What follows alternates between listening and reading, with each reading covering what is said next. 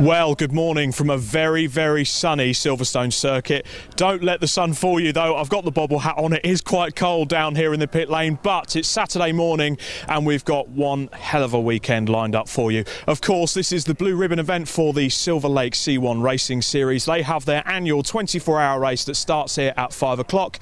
And over the weekend, myself, Andy McEwen, Andrew Mather and Scott Woodward will be taking you through all the action while 51 C1s tear their way around the Silverstone circuit. But that's not all the action. This first stream is for all of the support races, so we've got action from the ZEO Prototypes. We're very excited to see those monsters out on circuit with 25 of them going for glory. We've got the BRSCC Fiesta 240 Championship with the turbocharged cars at the front and the Vinyl Detail ST150 Challenge on the same grid just behind them, fighting out for the 2-litre tin top glory there. And finally, to practice for the 24-hour endurance race, we've got another endurance race for you to feast your eyes on with some superb cars in that, as Scott Woodward will certainly tell you, and that is our SuperSport Championship, and we've got a 2-hour race there later on. Now, I will tell you a little bit about qualifying yesterday. Team Trojan were on the pace. They had 2 sessions last night. Team Trojan on the pace certainly in qualifying, and they will be starting on the front row with JW Bird. So a lot of testing going already. I know, of course, the support races have also been out testing as well, and the ZEO Prototypes did definitely look the business. I, for one, certainly, I'm looking forward to the Fiestas because you can't beat a bit of fast-paced turbocharged saloon car action. But don't forget those ST150s as well. They will certainly be going for glory, and we'll be giving them some brilliant coverage over the weekend. I do just want to say as well, our best wishes to Paul McCullen, who's relaxing at home after being a bit unwell for a bit. So Paul, if you are watching, keep well. Everyone down the pit lane here is hoping to see you back in the paddock soon. Now, I'm hoping we've possibly got a commentary team in place, and we have got our wonderful team here starting, which is Andy McEwen and Andrew Mather. Boys, I don't know about you, but I'm really looking forward to this one. Over to you. Yeah, thank you very much, Rob. I certainly am looking forward to this. Always a real highlight of the season, the C1 24-hour event at Silverstone. My second time covering it. Andrew Mather alongside me. I believe your first time at this event, but you are not unfamiliar with a C1 or two. Yeah, great to be back once again, covering some C1s. Did a bit of coverage a few years ago at Anglesey, but yeah, this is my first time here for the 24-hour, the blue ribbon event of the year, and great to be back at Silverstone as well. Good weather at the moment, dry conditions, but very much looking forward as well to these support races that we're kicking off things here today, particularly with the Fiesta's first up out on circuit. We saw some great racing from Benny Snetterton. Yeah, fantastic season opener a few weeks ago at the opening TCR UK event of the year. You may remember if you tuned in at home to enjoy that event. We got lots of good touring car action, not just from the TCR drivers, but the Fiestas well and truly were up for the challenge as well, and they put on 3 great races within the ST240 category. Zach Lucas won a couple of races, Alistair Kellett won the third, and Zach Lucas had a bit of a nightmare in that third race, so it's Kellett who arrives here with the early season championship lead, Zach Lucas second, Albert Webster in third. Similar kind of story really within the ST150s, where we had a couple of race victories for Ethan Rogers, then he non-finished in race 3, so Matt Pimblett arrives here, the race 3 winner, as the championship leader. So 2 categories racing at the same time, the newer ST240s at the front, the older shaped ST150s at the back. Both of them always hugely exciting, and after qualifying this morning, a few interesting stories to go through as well, because it was an interrupted qualifying session, I believe, Andrew. A couple of delays and interruptions to the session, and that's led to a slightly jumbled grid. It was one of those qualifying sessions you had to get a banker lap in. You had to get out there, get on with the business, and get a good lap time in, because there were some disruptions in the second half of the session, which in terms of overall time left us with a very, very jumbled up order. Some of the 150s ahead of the 240s. That won't be the case on this grid as we're going through it ahead of the race. The 240s starting their own grid ahead of the 150s. But yeah, it was very much one of those qualifying sessions which rewarded drivers who got up to speed early on in the session. Alistair Kellett then on the pole position, the championship leader, Albert Webster alongside him. Ollie Turner looking for good results here. He had potential at Snetterton, but wasn't quite able to deliver on it for various reasons. He's got Spencer Stevenson for company row 2, John Cooper and Ulick Burke row 3. Matt Luff, the reigning Civic Cup champion, starts 7th alongside Fiesta veteran, although as you're seeing we have this slightly amended grid now, which actually sees everyone from about 5th place, I think, jumping up an extra spot on the grid. So as the grid continues to scroll through your screen, getting towards the back of the ST240s now, and one name in particular that we need to point out is Zach Lucas. Zach Lucas, twice a winner at Snetterton, like I said, second in the championship. He was 3rd last year, and he had a bit of a nightmare in the qualifying session and will be starting, I believe, at the back of the pack. In now to the ST150s, where Michael Blackburn was on our grid sheet behind Ethan Rogers, but they've swapped that around now on this amended grid. So Blackburn with the ST150 pole ahead of Ethan Rogers, and the rest of the ST150s filing in behind in not necessarily quite the order that we were expecting. But quite frankly, around here, Andrew, I'm not expecting the grid positions to be all that significant, because it is a track where you can overtake. Even at tracks where it's supposedly difficult to overtake, the Fiestas seem to find a way of doing so. Wide open spaces, long straights here at Silverstone. We're in for a good race, I think. Yeah, a bit big on the full Grand Prix circuit will very much lend itself to the drivers having lots of opportunities to make a bit of progress up through the order in the next 20 minutes. And as you say, Snetterton was a tighter course, not as wide. We saw lots of overtaking there, so we're fully expecting what should be a really good race here in the Fiesta ST240s and the ST150s. Indeed so. So the grid, they're making its way, well, the field making its way around towards the grid. Fairly lengthy process this at the start of the race, because a green flag lap around the Silverstone Grand Prix circuit takes a little while, as you can imagine. 3.6 miles in length, the Silverstone GP circuit. And as Andrew said, it is at the moment looking better perhaps than ever. The sun is shining. It's a very, very pleasant morning. Expected to get hotter and hotter as the day goes on, though, perhaps getting up towards the high teens, maybe hitting 20 degrees at one point. Now, in these sprint races, that's not such an issue necessarily, but we've got some much longer races, clearly, coming up later in the day, so that's going to be a challenge for the drivers if the temperature continues to climb. Perfect conditions for us, though, and the spectators that are making their way here to Silverstone this morning, and in beautiful conditions. No cause for concern as far as the weather is concerned, that is for sure. Tips for the race win, then. I mean, hard to say, really. Alistair Kellett is the easy pick, starting in the front of the championship leader. I'm intrigued, though, to see how Ollie Turner gets on here, though, moving up from other one-bay categories. He's done some VW Cup racing in the past, and Ollie Turner was plagued with mechanical issues at Snetterton last time. He's qualified well, Andrew, though, and I think he's definitely, certainly on for a podium, maybe even an outside bet for a race win. Yeah, he'll be looking for a good steady start, wants to take advantage of that strong qualifying that he's had this morning. He's definitely shown that speed. I'm also keen to look out for the ST150s. I see Ethan Rogers there, newly liveried number 11 car from last time out. Can he continue the good form that we saw at Snetterton? As you mentioned, Andy, a little bit behind in the championship because of his DNF in race 3, but Ethan's very much shown that he's the driver to beat in the ST150s. Yeah, he and Matt Pimlett had 3 fantastic battles at Snetterton. It was a shame we had that non-finish for Ethan in race 3, because those two were inseparable, quite frankly. But this weekend we've got people like Michael Blackburn, Thomas Eichen, Dan Robinson, all up there in the hunt as well for ST150 victories. So it's going to be well worth watching the second category of cars, that the championship that sort of was born out of the STXR challenge, which was based up in the northwest of the country for a number of years, which itself came out of the XR challenge for XR2 and XR3s over the last number of decades.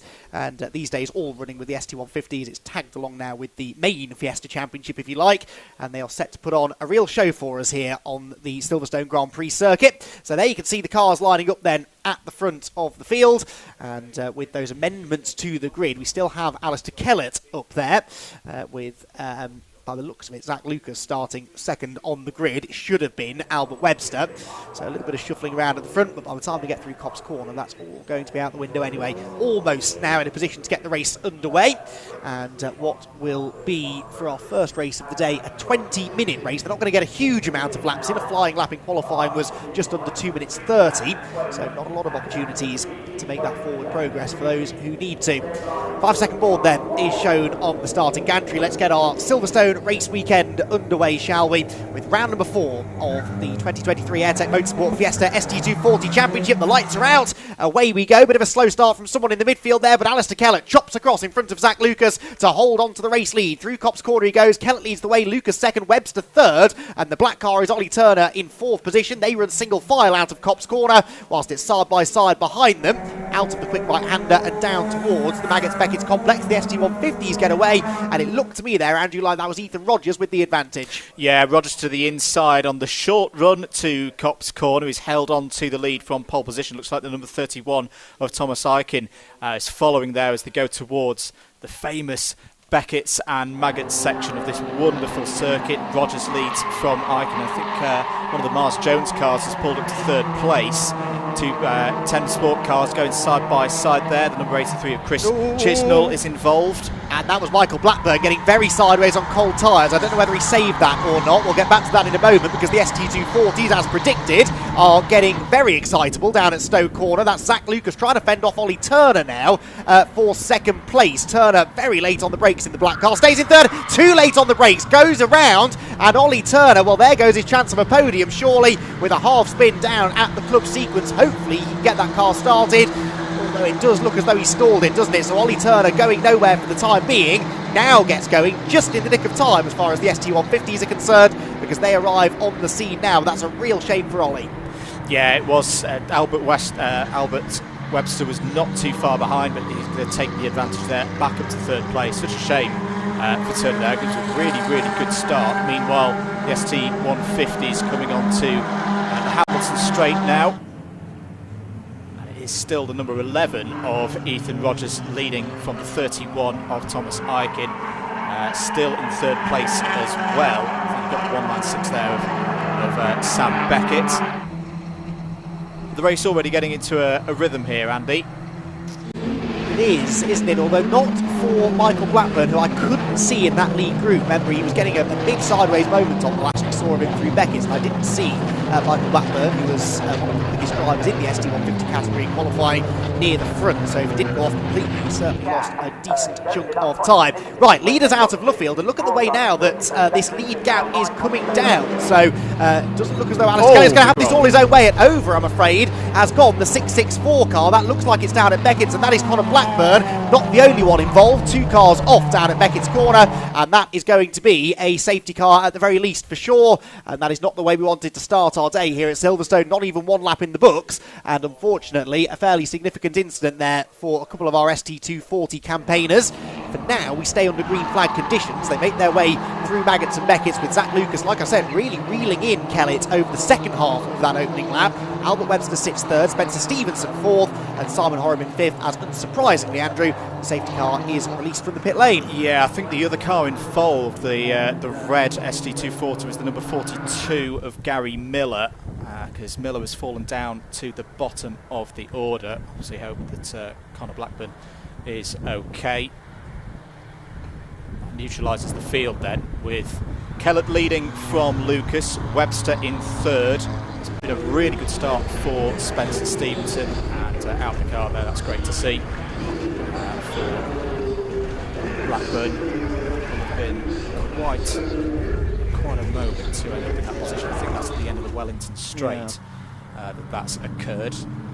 Also a really good start, Andy, for Simon Horriban. Gained 4 positions on that first lap in the 240 class. It's up to 5th place. Indeed so, and also I noticed big moves made by the 777 car of Sean Reynolds a bit further back. In the 150s, Rogers does lead from Eichen and Robinson at the moment, the top 3. Michael Blackburn losing 3 places as a result of that moment through Beckett, so he's down in what is, I think, 7th in class at the end of the opening laps. The ST150s also having a bit of a shuffle around there, but Alistair Kellett and Zach Lucas, unfortunately, their battle that was starting to develop there is put on ice as the safety car makes its way out onto the circuit. No choice but to scramble the safety car, of course, with 2 cars off in a dangerous position and one of them inverted. Clearly the safety car is required. Now, black car coming towards us there, that is the Ollie Turner machine, and that is a little bit of bodywork, I believe, hanging loose on the back of not the 69, but the car just behind him there, which I'm guessing is as a result of the spin that he had. So whether he jumped or was pushed, I'm not sure, but either way, Ollie Turner's dander will be up, and he is probably the only driver happy to see the safety car out. We're not happy to see an accident, of course, but it has perhaps saved Turner's race. It has. He'll be hoping that the incident can be cleared as soon as possible, because the clock keeps going over. So there was a problem there for number 7 of Adam Clark, Adam Clark, who's just pulled over to one side to allow 2 drivers behind to go through. there is the scene down at the end of the Wellington Straight through Brooklands corner.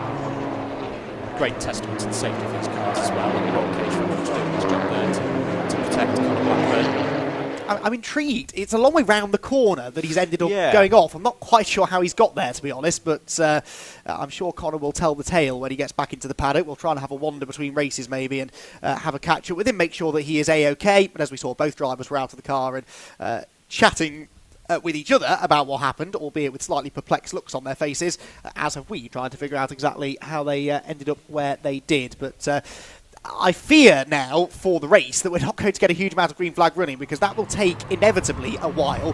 The Gary Miller car is easy enough to move, that's on its wheels, but they first of all have to right the Conor Blackburn car, then they have to establish whether it can be towed, whether it needs to go on the flatbed truck.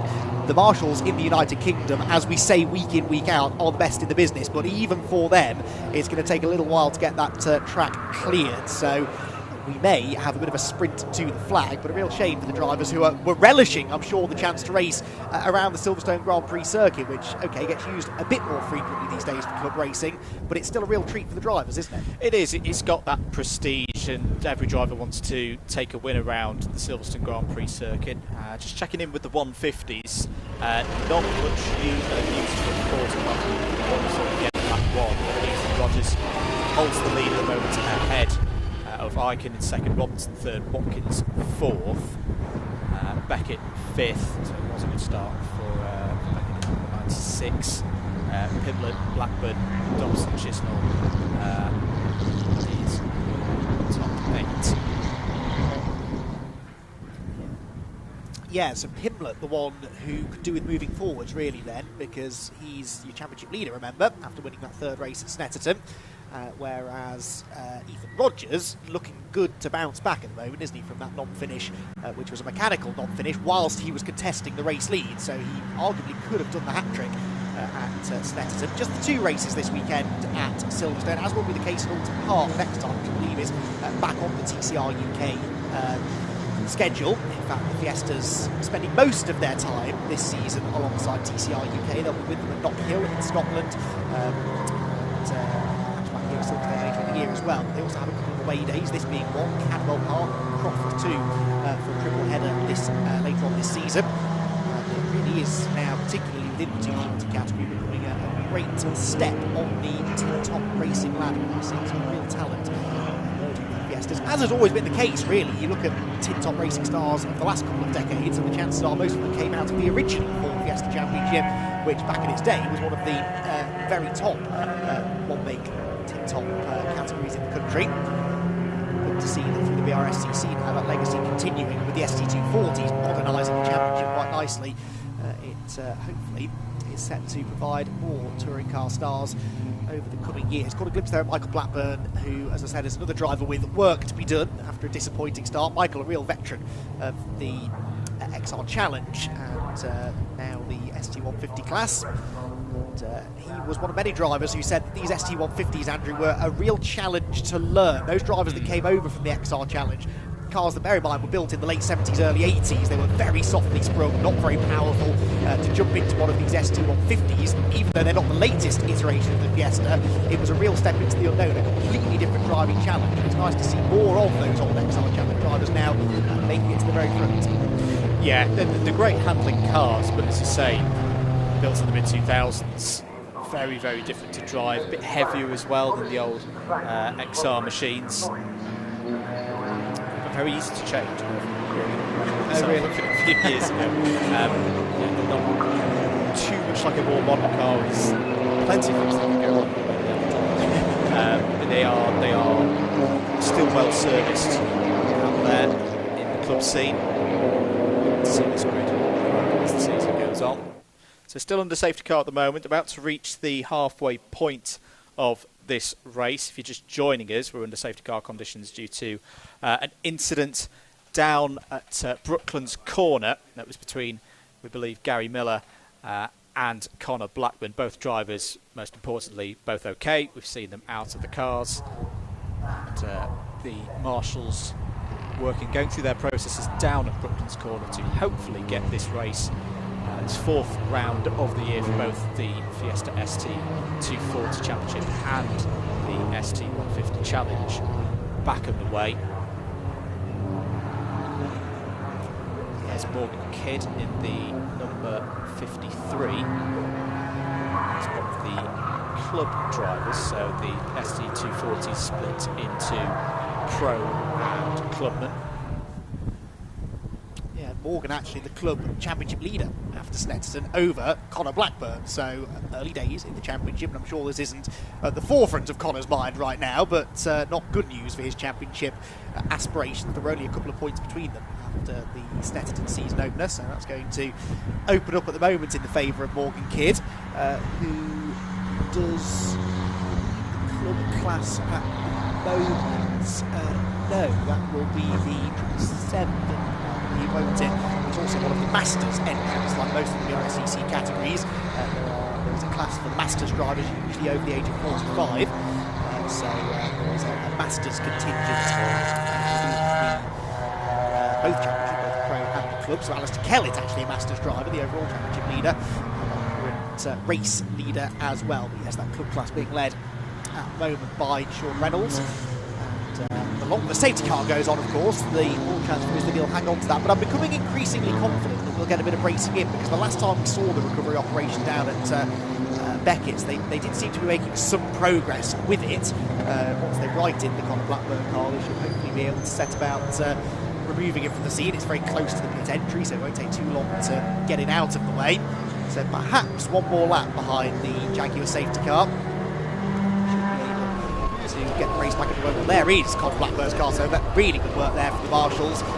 Quiet, some good work from the team to get that car out again later on. I somehow doubt that we will see Conor Blackburn, because it's a relatively short turnaround. We have got the SuperSport Endurance Cup race between now and the first ZEO Prototype Series race between now and the second Fiesta race, so around about 3:25, which gives them 4 hours. What do we reckon? You've worked on the Fiestas, maybe not the 240s, perhaps not having to work on that sort of repair work, but 4 hours, even so, that's pushing it, I think. Yeah, the windscreen itself, you can change those around fairly quickly. I think the concern will be if there's any chassis damage on the roll bars there over the top of the cage. But I'm sure the team will give it their best efforts to get that car back out to the circuit for race number 2.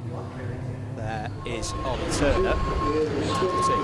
Safety car lights are out, so that indicates that we will hopefully be going back to racing conditions, green flag conditions, when they next cross the start line. I mentioned as well the ST150 is to right and sat in a very good position at the moment, Andy.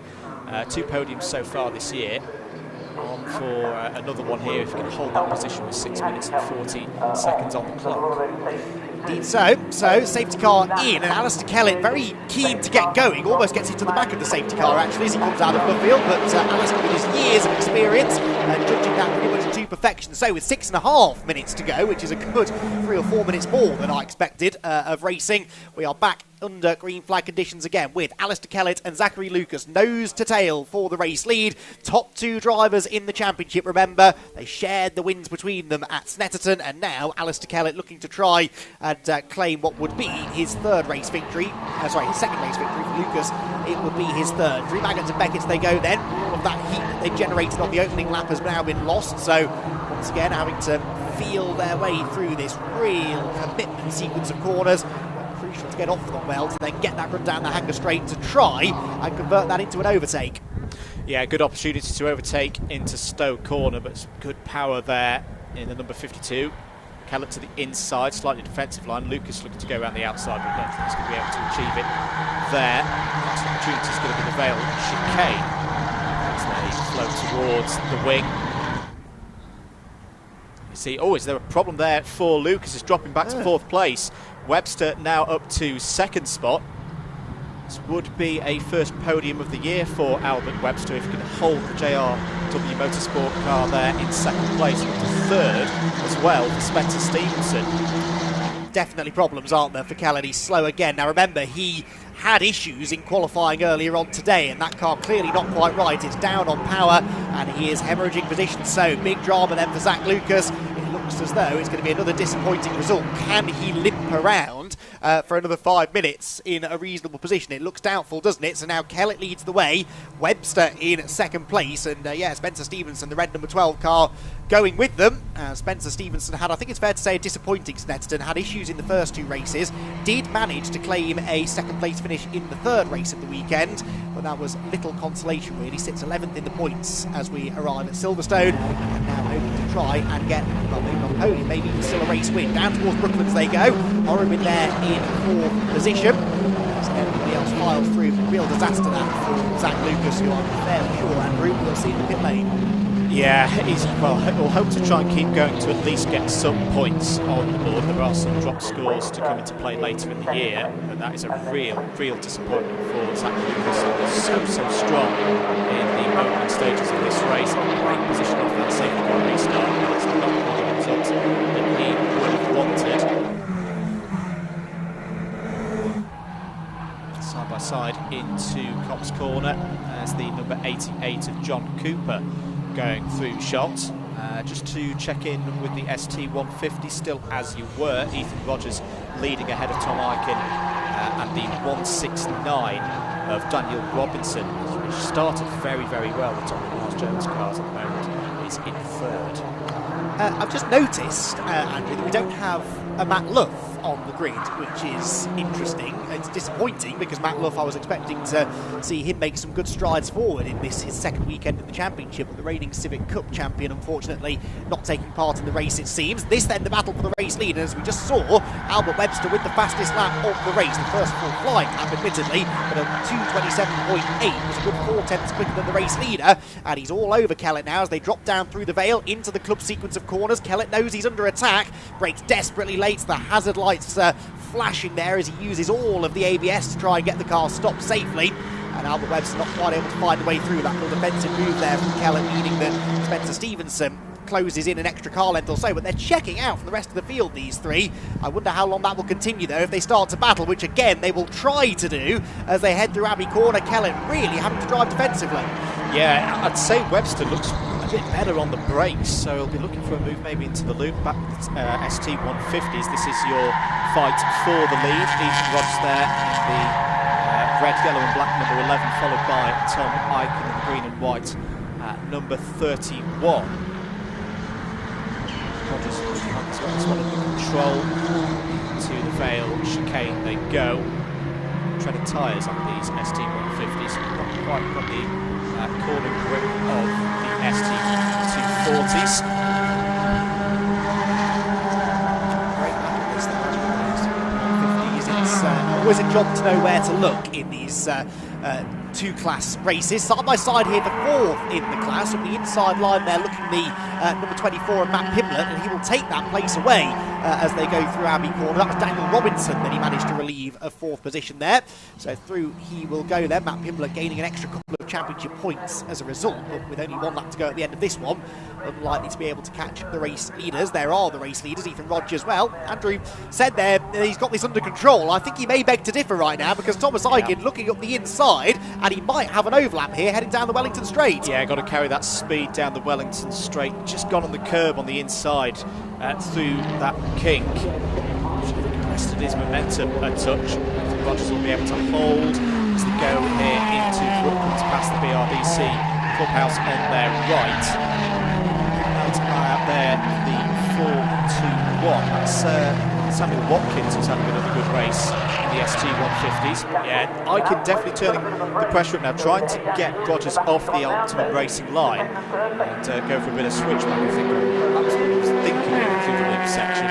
Not quite able to do so. He's got 1 more lap here of the Silverstone Grand Prix circuit to take what would be a great win in the ST150s, but for now Ethan Rogers holds onto the lead. So final lap of the race begins then. In the ST240s there was no change in the position. There still hasn't been a change in the position, but actually Alistair Kellett on this final lap now starting to assert his authority, isn't he? Webster way wide up the curb coming out of club. Watch out for crash limits, whisper it. We don't really want that to be interfering in the race results, but the drivers all know the rules. They've got to stay within the white lines, and Webster pushing hard there with a bit of an understeer through club, holding on to second place, the former Fiesta Junior front runner Albert Webster. really now starting to look like a contender in the 240s. He defends into the braking zone at Village. Stevenson looks around the outside line, and Spencer Stevenson desperately trying to get one step further up the podium. It would be worth an extra few championship points, as well as Kellett runs wide through the loop too. So even Alistair Kellett struggling for grip. I'd be interested to hear from the drivers after the race exactly what the conditions are like out there, because the track temperature, you'd imagine, is quite high, and it doesn't look like there is an abundance of grip right now. Down towards Brooklands End, the time has ticked down to 0, so the checkered flag awaits them at the end of this lap. And can Albert Webster hang on to this second place? Has he got anything for Alistair Kellett as well? If Kellett makes another mistake, you can be sure that Webster will have a go. And the right-hander at Luffield Corner they will head. I think Kellett should be good now. And barring a big problem coming out of the final corner, Webster for second should be a formality too. Out over the curbs they go, flat out through Woodcote Corner. And round number 4 of the 2023 AIRTEC Motorsport BRSCC Fiesta ST240 Championship is won by Alistair Kellett. He goes back-to-back in a way, because he won the third race at Snetterton, gets his second victory of the season here at Silverstone. From Webster second and Stevenson third. In the 150s, Andrew, looking good now, isn't it, for Ethan Rogers? The battle again for second, though, is the one to watch. Yeah, similarly, Rogers, I think, has just held a little bit in reserve on that last lap, and now Tom Aiken, who was all over the back of the race leader one lap ago, is having to really, really work hard to hold on to this second place. It's the 4-2-1 of Samuel Watkins just behind. Watkins is going to try and do a move perhaps into Brooklands, looking to the outside now as they come to the end of the Wellington Straight. It's going to be hard on the brakes.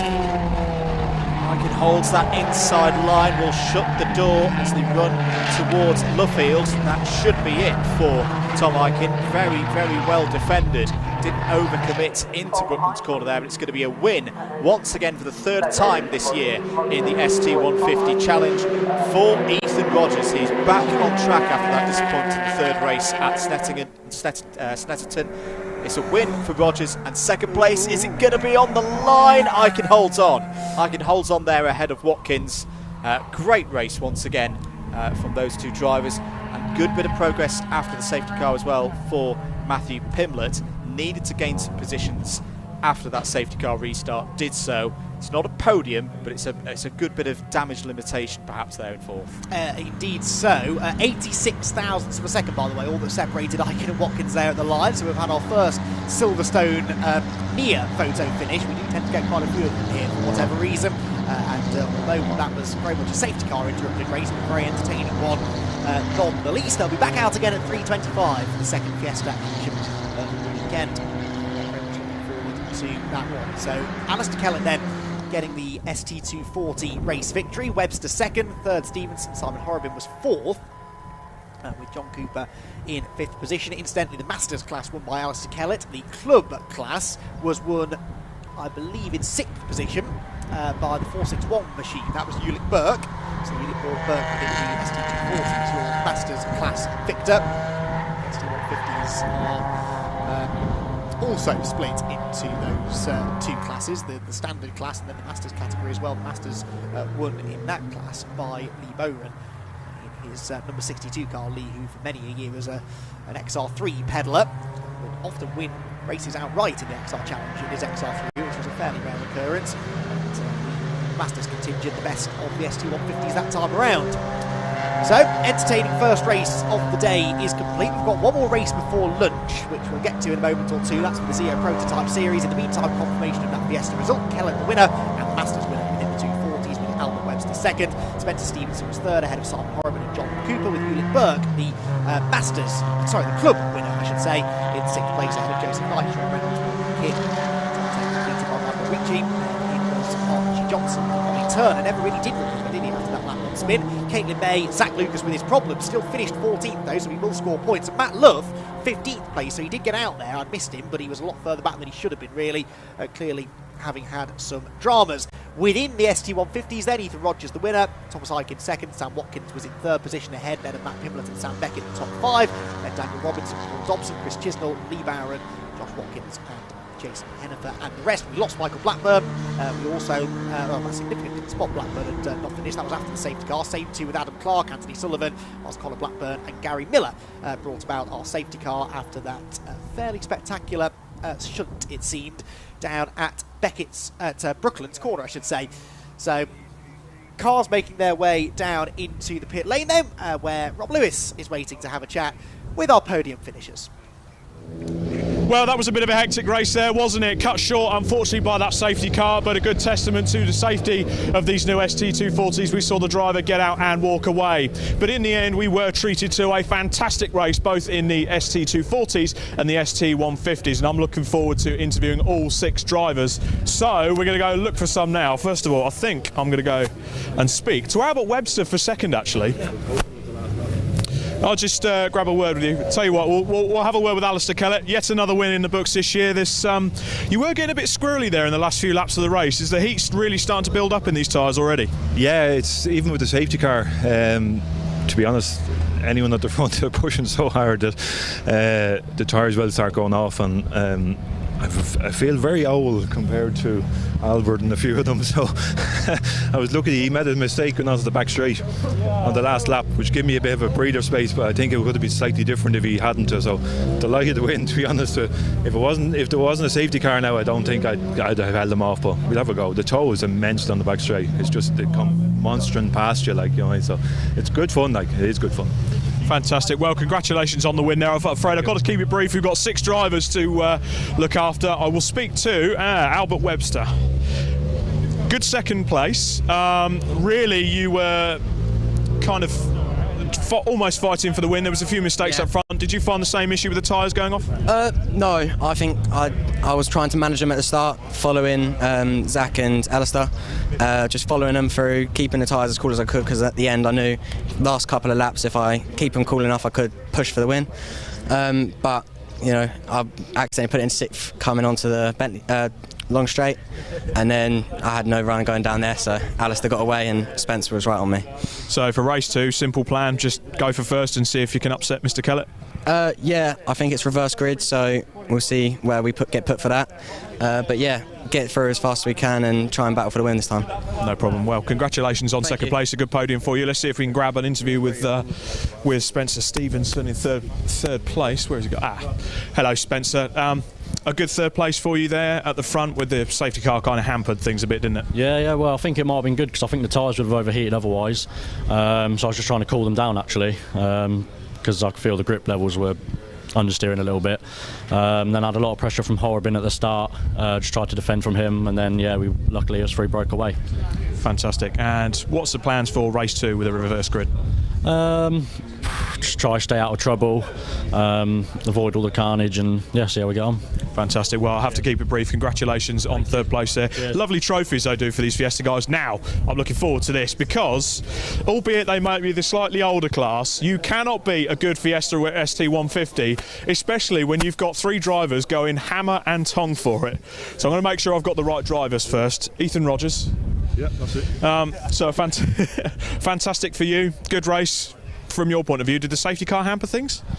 Yeah, yeah. The safety car helped me, I think, because Tom was really quick. I managed to keep him behind me, but thanks to Sam battling with him, he let me get away, and that helped me, to be fair. So really, they did you a favour? Yeah, Sam helped me out, to be fair. Yeah, but yeah, it was a close race. I mean, the 2 fast lads behind me, and I was lucky that them 2 was battling to get away. But I did well on the start.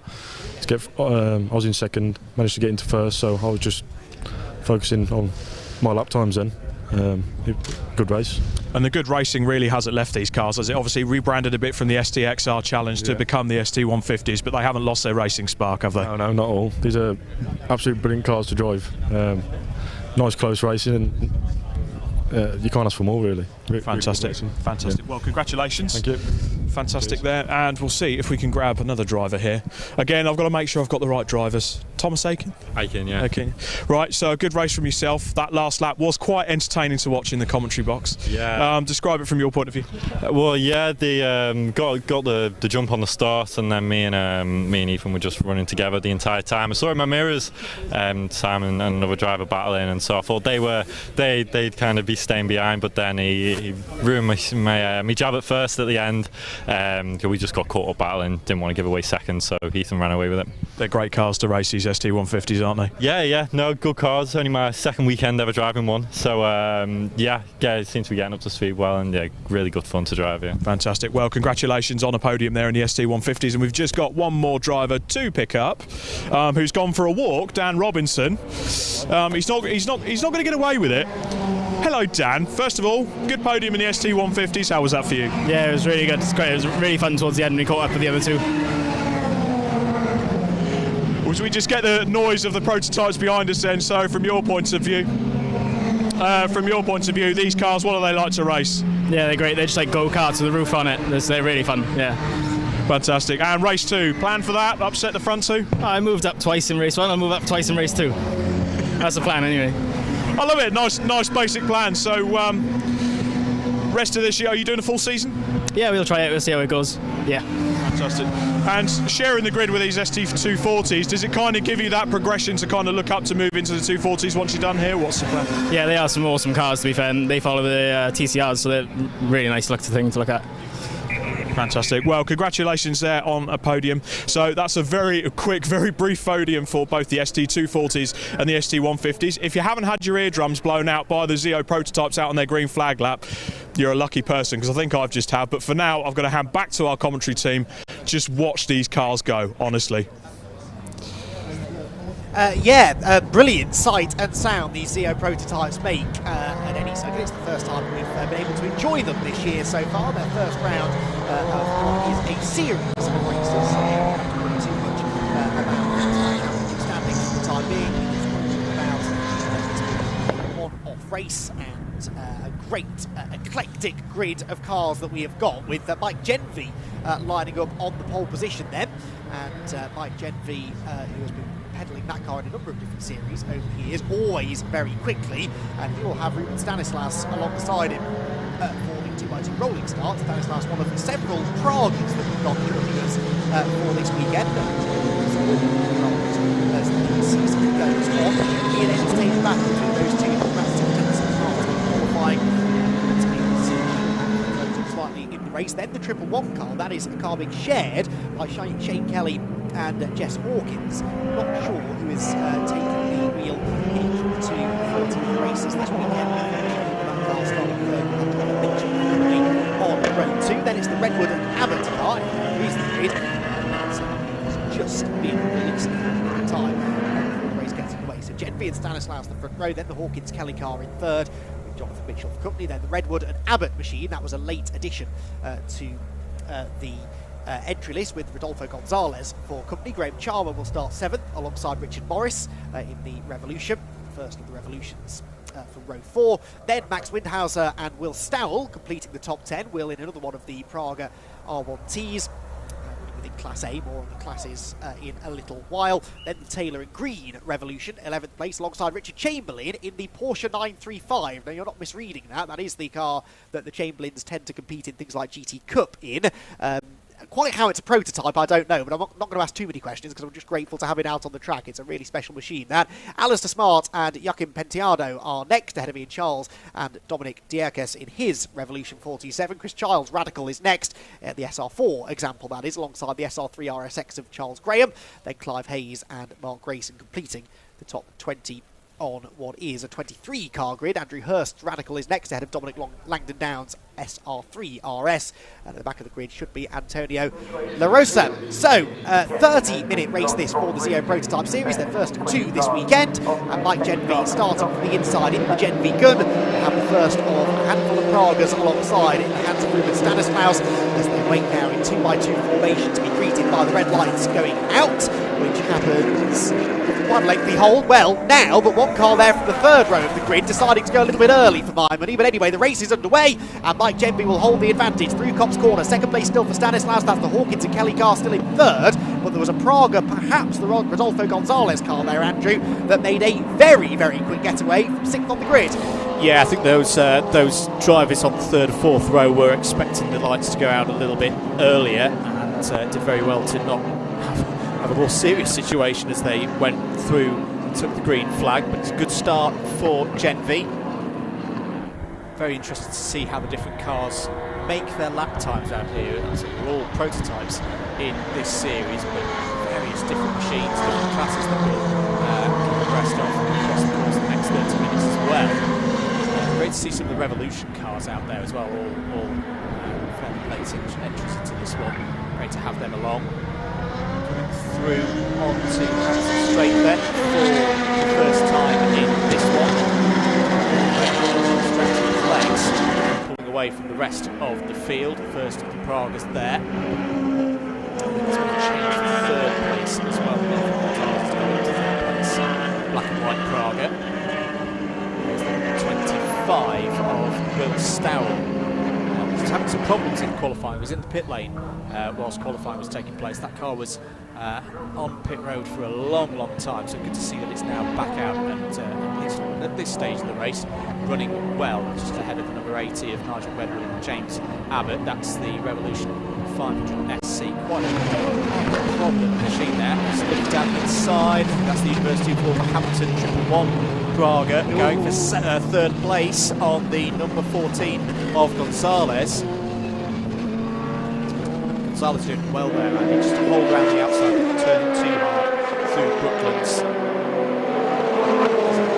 Easily a bit of contact there, couldn't it? Shane Kelly, Jason Wiggins, whoever it is in the 111 car, saw it coming. This is a brilliant battle, this for third position. Gonzalez having made a good start, now perhaps not quite able to run at the same pace as the 111 car behind, and it's creating a bit of a concertina effect, isn't it, with the 74 machine of Jonathan Mitchell also joining in the battle.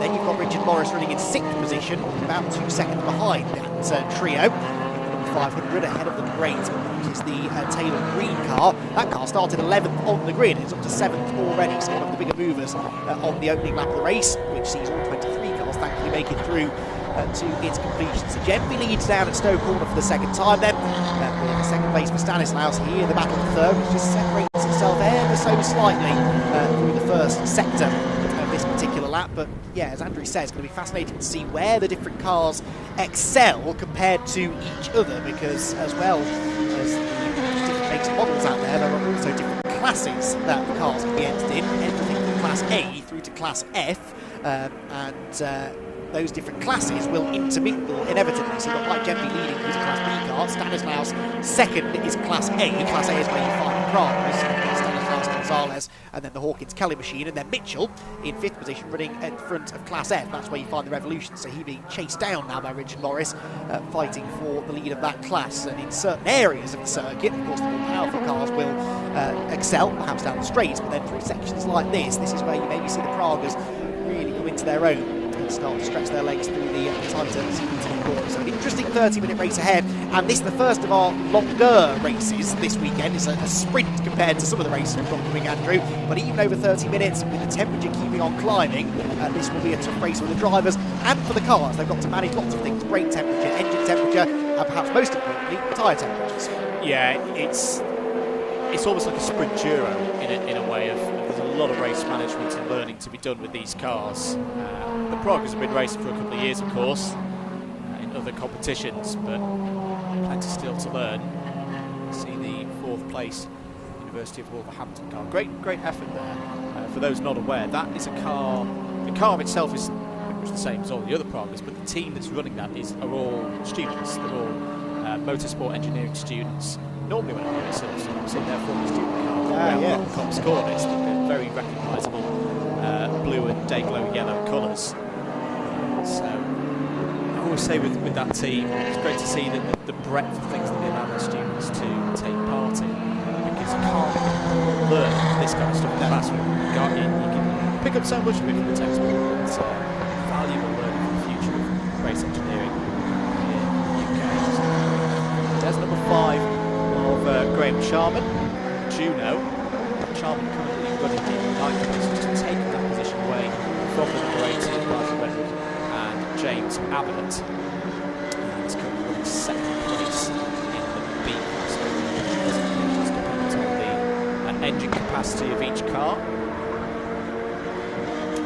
So, out of the corner, Chamberlain there in the Porsche makes his way through. And that car, the Chamberlain car, is I think a Class E entry, excuse me.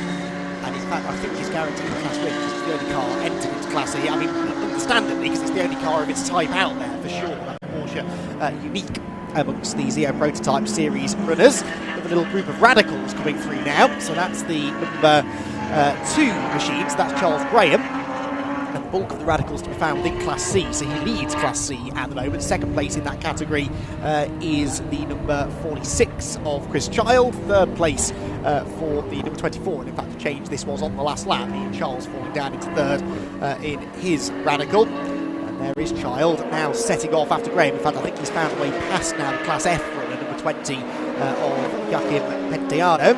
So the first 2 within Class C now running nose to tail. Back across the line we go, 3.9 seconds now between now, hang on, Mike Genvy down to 4th place. So the driver who led the opening couple of laps down to 4th that time around. And that is a spin down at Brooklands Corner for the number 12 of Clive Hayes. That car was smoking quite heavily during qualifying, noticed earlier on. It's now got some trim hanging off and has had a rotation down at Beckett's. But what has happened to Mike Genvy on our timing screens, Andrew? He is shown 4th and 6 seconds off the new race leader, Ruben Stanislaus. Yeah, he only had a 2 minutes 6.5 last time around, which is more than 8 seconds slower pace than sort of 35 earlier in this race. Good to see that number 12 back out there. Just right, look at that during qualifying.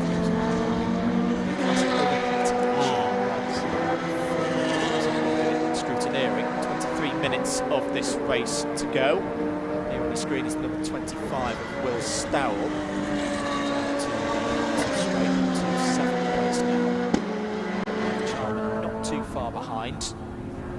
On battle for 3rd place, still as he was. Oh, sorry, no, 2nd place now, went in with Genvy having problems and falling down. It's still number 14 of Gonzalez ahead with the 111 of Hawkins and Kelly. Our entry. Brooklands, the Pragas making themselves right at home, aren't they, within the ZEO Prototype Series now, filling out the 1, 2, 3 positions in this race. Like Genvy should have the pace to do something about that, though, with 22 minutes to go. But apart from the fact we don't really know what lost him that time in the first place, hopefully, if it wasn't a mechanical issue, he should be able to find a way through. The Genvy gun always does perform well down the straight, and you can see that there, picking up a bit of a toe past the pits and peeking to the inside. But then the Pragas, they handle so well. They generate a lot of aero, despite not looking quite as aerodynamic as the Genvy gun itself, which now gets up the inside into maggots. That was a low percentage move being attempted there by Genvy, and I think he realised it and backed out of it. We have a real race on our hands, I think, now. Mike Genvy, no doubt about it, still has the pace to win this race, but to even have a chance of that, he's got to try and clear these two as quickly as he can, and perhaps down into Stoke Corner could be the opportunity.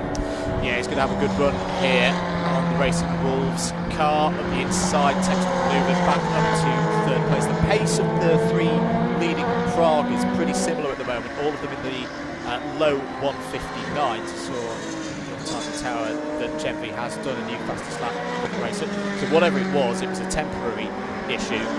Genvy gun car is back up to speed, now looking for a way past Gonzalez for 2nd place as they run past the wing. Gonzalez tries to defend to the inside, but I think it's going to be to no avail. Back into 2nd place. Good move there, good commitment from Genvy. Now he can set about trying to catch the lead.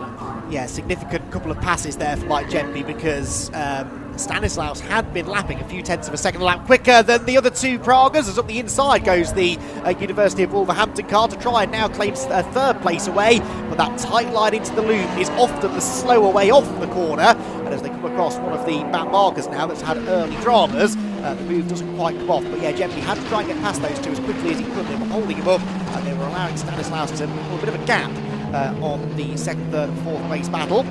Makes his way now through the left-hander at Brooklands, the right-hander at Luffield, out to the main straight now to complete their 5th lap of racing. 10 minutes down then in this what's already been a very entertaining race. Genvy even in traffic there, managing to set a 58.5, so 2 full seconds quicker than the leader.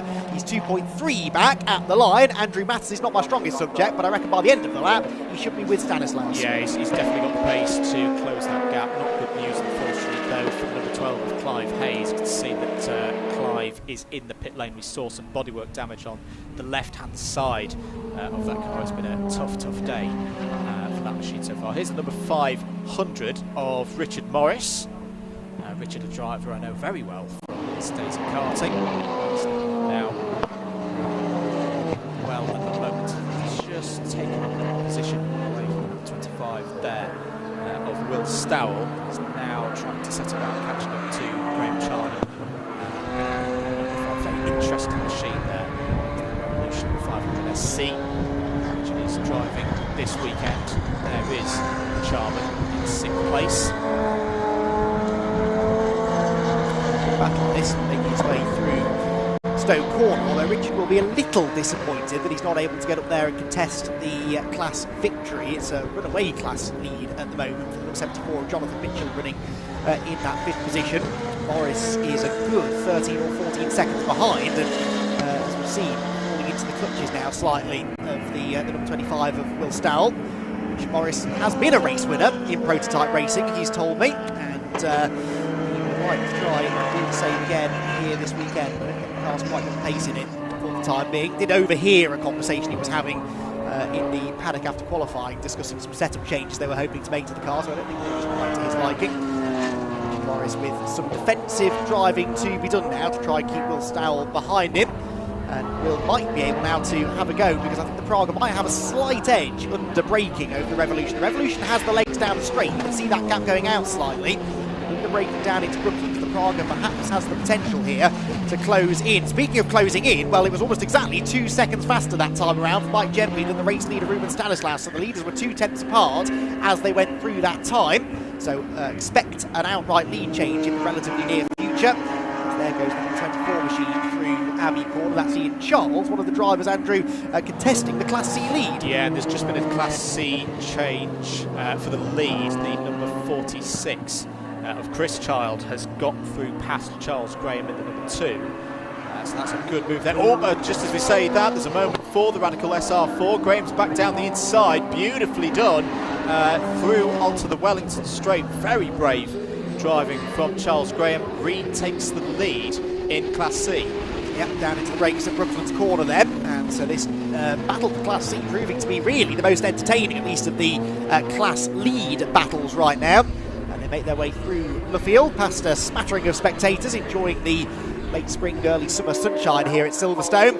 And let's wait and see now where the move might come, because once already Charles Graham has been overtaken here, and I think it might happen again now. Down into Copse Corner, side by side they will run. Up the inside line looks Charles, and although he was behind at the line by 2 tenths of a second, he is ahead as they come through Copse Corner, and this time we'll hope to try and make it stick. He's not quite as quick off Copse Corner though, and they're side by side again now down towards Maggots and Beckett. It's a brave man who tries a pass around the outside there though, and despite a bit of a flash of the lights there, I think ultimately Graham just having to accept there that he'd lost out on that occasion, but they seem pretty evenly matched. 2 different radicals here, again, both, even though they're within the same class, generating their lap time in different ways, and that's creating a really entertaining battle. That's indeed super stuff from Ian Charles. Back with the battle for 3rd place. We've got to change for 3rd place here, because the University of Wolverhampton 111 car, yes, has got ahead of Rodolfo Gonzalez there in the number 14, and there's been a change for the overall lead. Genvy, after the problems in the early stages, battled his way back, taking that position away from Ruben Stanislaus, and now has a lead of over a second. Yeah, so Mike Genvy back out in front then by a second, as we've said, over Stanislaus in second, and Ruben now really needs to actually be watching his mirrors, because he lost a lot of time in that exchange. It was off camera, but we can imagine that he put up a bit of a fight against Mike Genvy, and actually maybe that wasn't the sensible thing to do, because Mike was always likely to find a way through. He's clearly in a quicker car and he's driving it very well. Stanislaus' battle really is with the other Pragas, to whom he lost a couple of seconds that previous time. In fact, 3 seconds slower he was than the University of Wolverhampton car set a personal best lap last time around. So whether Shane Kelly or Jess Hawkins in the car, we don't know, but it's going very quickly, and you can see visibly now the gap coming down between 1st and 2nd in that class, 2nd and 3rd overall. Change for 3rd place in Class F to report. The number 80 of Nigel Redwood and James Abbott has found a way past the number 8 of James Taylor and Roger Green. So that's two of the Revolution 500 SC cars swapping positions there. That's 9th place overall as well. And also, our Class C battle has changed back again. So Charles Graham had retaken, in fact it's done it twice, Charles Graham had retaken the Class C lead, but has once again lost it at this point of the race to Ian Charles. Something tells me, Andy, that race is going to keep going on for the remaining 14-15 minutes that we've got in this race. It's super stuff. It's even harder to keep track of, given the fact that we're talking about Ian Charles and Charles Graham. So our timing screen has Charles leading the class from Graham, but that's not Charles Graham. That's if you're following what I'm trying to say. So that took me half the race to try and figure out. But here they are on your screen, down through Stowe Corner, and it is the 24 car back out in front, and perhaps now able to start to make a break. I do think that this is probably the rightful corner for these two cars. The number 24 car, the PR6, performing better down the straights it seems, but strangely the number 2 machine, you can see there, much better through the technical section. So despite being a much bigger car, the SR3 RSX, it's perhaps generating a bit more downforce. The headlight flashing is worth at least half a second a lap as well, and as a result the gap's coming back down again. Greatly prepared machine, this Charles Graham, now through, and again, a bit of cutting. The chief executive of Daytona Motorsport. So hello to everyone at Daytona Milton Keynes and Sandown Park. I'm sure tuning in and relishing this fight. Yeah, through this section in particular, down the inside again is Charles Graham onto the Wellington Straight. We've seen him do that before, and retakes the lead in Class C. Fantastic battle there. The manoeuvrability of the SR3 is really remarkable, actually, and it looks good on the brakes too. So I'm beginning to wonder if that headlight flashing is actually something to do with the ABS, a bit like we see on the Fiestas, because it does seem to be doing it under braking. So perhaps it's not Charles Graham getting a little trigger happy on the headlight flasher, but as drivers do tend to do, particularly in multi-class racing. But it's happening under acceleration now, so answers on a postcard, everyone. Not quite sure what's going on there, but it's certainly attracting our attention, as is this Class C battle, which has 12.25 minutes or so to sort itself out. They're starting to drop now slightly the third placed car in the class, which is the number 46 of Chris Child in his SR4. Three different makes of Radical here, top three positions of class, but it's now becoming more of a two-horse race, really, as we move into the final third, towards the final third of this first of 2 ZEO Prototype Series races of the day. Back at the front of the field, and Mike Genvy is not getting away. In fact, on that previous lap, Andrew, was slower than Stanislaus in second place. This race ain't over yet. No, it's not. And with a bit of slipstream now for Stanislaus, 0.6 of a second behind. As the Class C leaders there in 427. The opportunity to Child there in third to close back up, so the lead has changed back again in Class C. The number 24 ahead of the number 2 once again. You see the tighter line, it's the slow corners where the number 2 is working better. Approaching the loop soon. Parts of sector number 1 here in Silverstone, 11 minutes to go. And with our lead battle overall, yeah, the number 35, well, we don't know what caused the hold up on lap number 3. Some technical issues. Well, again, we talked about the race management at the start of the race. It's only 30 minutes, but it's a quite warm day here on the track. Mike Genry's having to work very, very hard here ahead of these 3 Pragas. There's going to be an opportunity there for the University of Wolverhampton car down the inside to take second place and the lead in Class A. And now the car run by Jessica Hawkins and Shane Kelly is going to set about the race lead. There's also side by side between Stanislaus and Gonzalez. Gonzalez has got through in the black Praga there, the number 14, and with 10 minutes to go, Andy, this race has really come alive. Well, less than half a lap ago we were talking about Stanislaus for the race lead. He's now off the podium altogether. I mean, that was a remarkable sequence of events. Genvy's still the leader, then you've got the University of Wolverhampton car in second place, then there, third, Rodolfo Gonzalez. Well, that was a lovely opportunistic move into the loop there from the 111 machine to steal second place, and with it the class lead, remember, in Class A. So the Pragas I do hope they stick around in the ZEO Prototype Series, because they're producing some excellent racing and really taking the fight now to Mike Genvy, who must have a problem because his lap times have faded away to the tune of nearly 3 seconds from what he was doing earlier on in the race and in qualifying earlier on today. So Mike Genvy ailing a little bit, and with still 9.5 minutes to go, and now the Class C lead battle to put a lap on as well. This is about to get very, very busy indeed. There are the top 2 in Class C, top 3 in Class C, in fact, because they're all getting themselves back together now as the 46 Chris Child tries to reel them back in, although Chris goes very wide out of Stowe Corner. But behind them, the overall race lead group heading down into the Vale as well. Hard on the brakes they go, well out of the way goes Chris Child there, making sure that he didn't get in the wheel tracks of the race leading group. Doing so has dropped a huge chunk of time to the cars he's fighting for in class. Down towards as they come though, where to look? The Class C battle, the overall race lead is all exciting. Yeah, you really get the feeling at the moment that the 111 of the UW Racing car is just biding its time and looking for an opportunity. There may be a chance here as they go past Charles Graham there in the number 2. He's going to lose out here.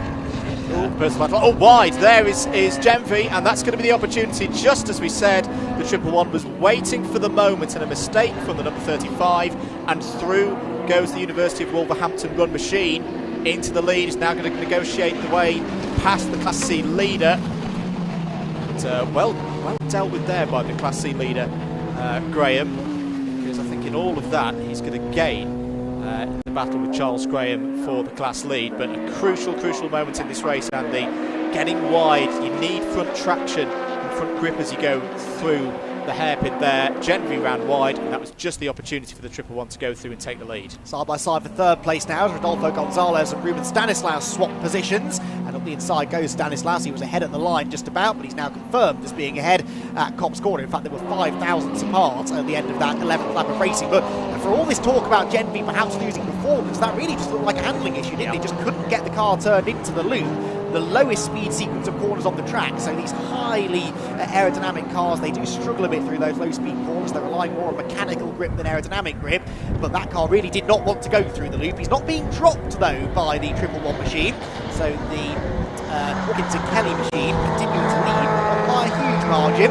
There your Class C lead. Now the one effect this did have is separating the Class C front runners, because the Ian Charles machine now has a sizable advantage over the Charles Graham car in second place, certainly more sizable than the University of Wolverhampton car has an advantage over Mike Genvy, who has not given up yet. I just wonder, one of the things I noted in pit lane during qualifying, particularly after qualifying, quite a number of teams being quite focused on tyre pressures. This field haven't had a lot of running this weekend in terms of free practice and qualifying. So I think there has to be a bit of guesswork, and it's such a long circuit as well for the ZEO prototypes. I just wonder now, is Mike Genvy backing off a little bit to get time temperatures back under control, to say maybe attacking the last 5 minutes or so? Because it does seem like with the slow corners, when he needs that front end grip through the loop in particular, he is struggling. But the car's squirming as it's going through Brooklands there. It's an interesting point, isn't it? Because these high downforce cars, we think of them as having an abundance of grip, but of course, the more downforce you're generating, the more force is going through the tyre. And so, okay, you're not sliding around the track in the same way that we saw from Fiestas earlier on, but you're really taking it out of the tyres. Remarkably even lap times that time around, though. 58.7 for the leader, 58.9 for Genvy, 58.5 for Stanislaus in third, so he's not given up here. Of course, he will have to clear Genvy at the moment to have any chance of fighting for a class victory, because it is the 111 that leads the way within Class A. Class B led by Genvy, Class F still being led by Jonathan Mitchell in his Revolution 500 SC, and then in Class E it's Richard Chamberlain, as we've said, the only entrant of Class C. Continues to see Ian Charles lead now by nearly 2 seconds. Down through Stoke Corner comes the lead battle, 5.5 minutes to go, and Mike Genvy, if he's going to make the move, where does it happen? This part of the circuit, all of a sudden that Genvy gun seems to have come to life. He looks up the inside, desperately late on the brakes, but just not quite close enough. It's a tricky corner to overtake into the Vale. So very much tight on the big curve on the inside. Genvy was right to just pull out of that one. There are going to be more opportunities, I feel, with the remaining 5 minutes on the clock.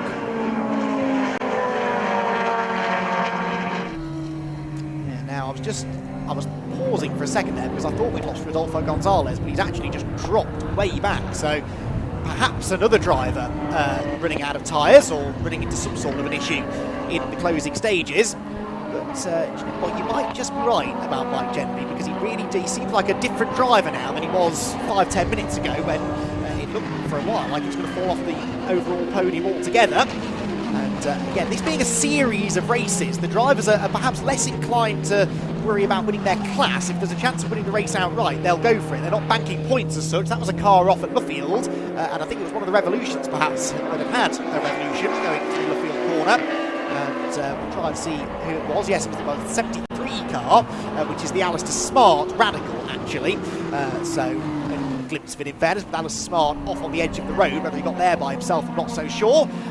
Through they go with time for 2 more laps, probably. I don't think they'll quite squeeze a third out of this. And Mike Genby, now could this be his chance? Because traffic through Beckett's for the race leader, and this will allow Genby to perhaps capitalise and carry that extra momentum down the Hanger Straight. Yeah, the Triple One's going to have to wait here for the run down to Stowe Corner.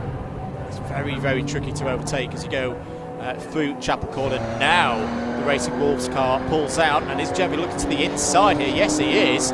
Is there going to be a move down into Stowe Corner, side by side? No, around the outside sweeps the Triple One. Stanislaus is coming back into this as well in the number 18. This is properly crescendoing into a scrap at the end, and down the inside goes Genby, gets it stopped on the inside. Beautifully done by Mike Genby.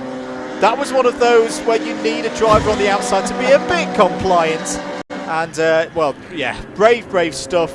The Triple One saw the 35 down the inside and thought, nah, I'll give you that one. That was a bold move, but a move worth the lead. I think he had a dress rehearsal of that a lap ago when he was maybe a car length further back, and he realised, oh, maybe if I really commit to that and I get a bit of cooperation from the University of Wolverhampton car, I might just be able to make that stick. So Genby back out in front then. The question now is whether or not he can hold on to the race lead, because of course he's been overtaken once already by the Triple One machine. There's nothing to say that it couldn't happen again. Down the Wellington Straight they will go, underneath the bridge and into the braking zone at Brooklands, where Genby starts now to build a bit of a cushion over the Triple One machine. They will likely have at least one more back marker to get past, I think, before the flag. They should catch Richard Chamberlain's Porsche before the end of the race, so I suspect that we're going to see one more back marker perhaps take its part of this, as into the pit lane goes the Triple One. No, from the class lead as they begin what could be the final lap, the Triple One car hitting trouble. Oh, that is gutting for the University of Wolverhampton effort. Not really sure what the problem is there. I've not seen anything come up on our timing screens regards any instructions from race control. I think that is just a mechanical problem for the Triple One that is going to take them out of this battle for the class win and the overall win. And surely now for Mike Genby, who's had to work very, very hard in this race, he's just got to bring it home now. Back on your screen, I think this is the 74 and the number, no, it's the number 76 going through. That is down in 16th and 17th places. Yeah, 76 is Dominic Dierkes, who I meant to mention a while ago. Actually came into the pit lane in the early stages. Okay. Don't know why. Was it an in and out job? He wasn't in very long, but Dierkes, that's why he's some way adrift of the other revolutions for the time being. There goes 46 through Cops Corner. That's the Ian Child car running third within its class. The Class C leaders are back together again, incidentally, so I don't know if we'll have a chance to check in on them over the final lap, but Ian Charles and Charles Graham are getting themselves back together, only 6/10 apart as they started this lap, which may or may not be the final lap. They crossed the line with about 2 minutes to go, and they're lapping at around the 2-minute flat mark. So if Mike Genby decides to just release the right foot a little bit in the final few corners, he could probably make this the final lap, especially given the fact he's got a 1.6 second lead at the start of the lap anyway, over Ruben Stanislaus in second place. They have now put a lap on the Chamberlain Porsche, which is a great addition to the championship. Like I said, its credentials as a prototype are perhaps a little dubious, but it's a fantastic car to have on the grid, and Richard Chamberlain, who's pedalled that car very successfully against very modern GT machinery in the past, unfortunately in a class of his own this weekend. Leader going through. Now, will they show the checkered flag lap early? I wonder. Waiting for the timing screen. No, they are going to give them one more lap. So Mike Genby squeaks through with a 3-second cushion and one more lap around the 3.6 mile Silverstone Grand Prix circuit to enjoy. What I will say about that Porsche 935, it's a proper race car. I was watching it down through Cox Corner early this morning, spitting flames on downshifts. It is a joy to watch if you're at the side of the track. But here on the final lap, Mike Genvy started from pole position, had a problem in the early stages, lost some 8 or 9 seconds and had to find his way back through those 3 Pragas at the front of the field. This has been a super race, Andy. It's been hard work for Mike Genvy, but we talked at the start of the race about race management. He has been brilliant with it across the course of the last half an hour. He has. I can't wait to hear from him with Rob Lewis down in the pit lane, because I want to know what happened with the moment. I also want to know how much he was then managing the situation after that. Certainly once he got back into the lead battle, lost the lead again, and was he just biding his time? Did he always know that he was going to get the race victory back? I mean, it's been a fascinating race this for Mike Genvy, a typical Mike Genvy race, really. He's a real thinking driver, and he really had to think about this one, that is for sure. Now, the other battle I wanted to try and pick up on was the Class C battle, but that battle, Andrew, is really no more, because it was a slow lap there for Charles Graham. Perhaps he was letting some quicker cars through, and he dropped about 4 seconds, so Ian Charles now looking good for the Class victory.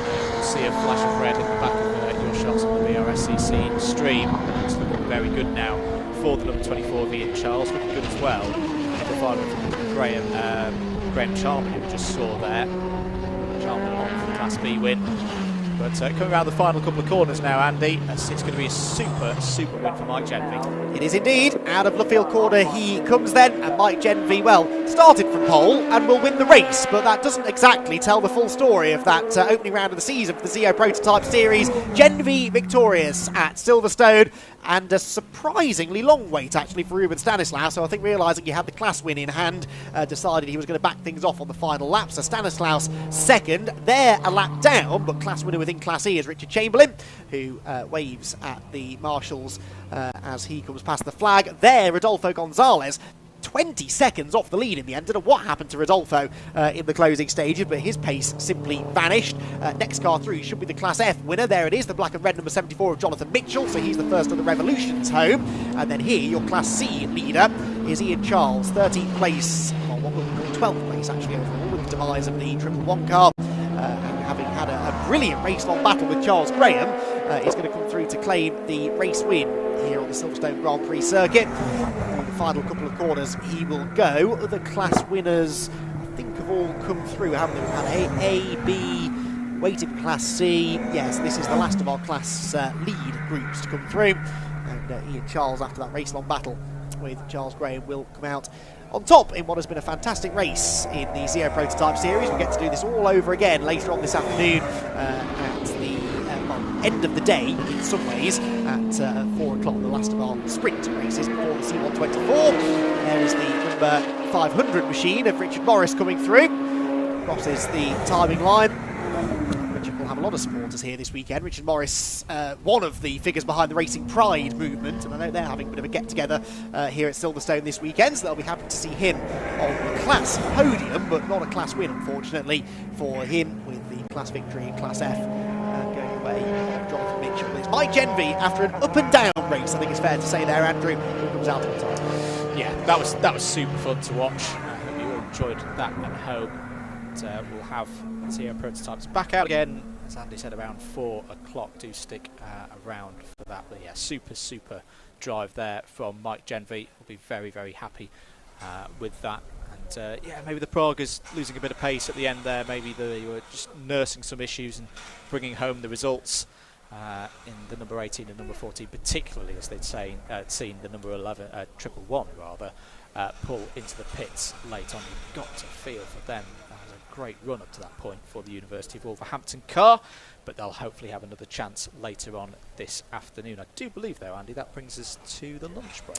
Does indeed. We're going to hear from, I guess, class winners, maybe, down in the pit lane, or we'll have to wait and see who actually turns up with Rob Lewis, who's ready and waiting. In the meantime, confirmation then, at least provisionally, of that result, with Mike Genvy the winner, Ruben Stanislaus second, Rodolfo Gonzalez in third, and Jonathan Mitchell in fourth. And the gold-plated drivers are the ones who won their class. So Class B for Genvy, Class A for Stanislaus, Class F for Jonathan Mitchell, ahead of Graham Charman, Will Stowell and Richard Morris. Then the rest coming through. Ian Charles was the victor in Class C, and Richard Chamberlain the winner in Class E, based on the fact that he was the only entrant in that class. There were 4 retirements in the end. We documented the 111 car. We also lost Alistair Smart with that spin at Luffield, although I think he made it back to the pit lane to retire. An early retirement in the race was the number 12, which was Clive Hayes, after that spin down at Brooklands. But one that I didn't spot was a second visit into the pit lane for Dominic Dierkes. So he retired, I think, at the start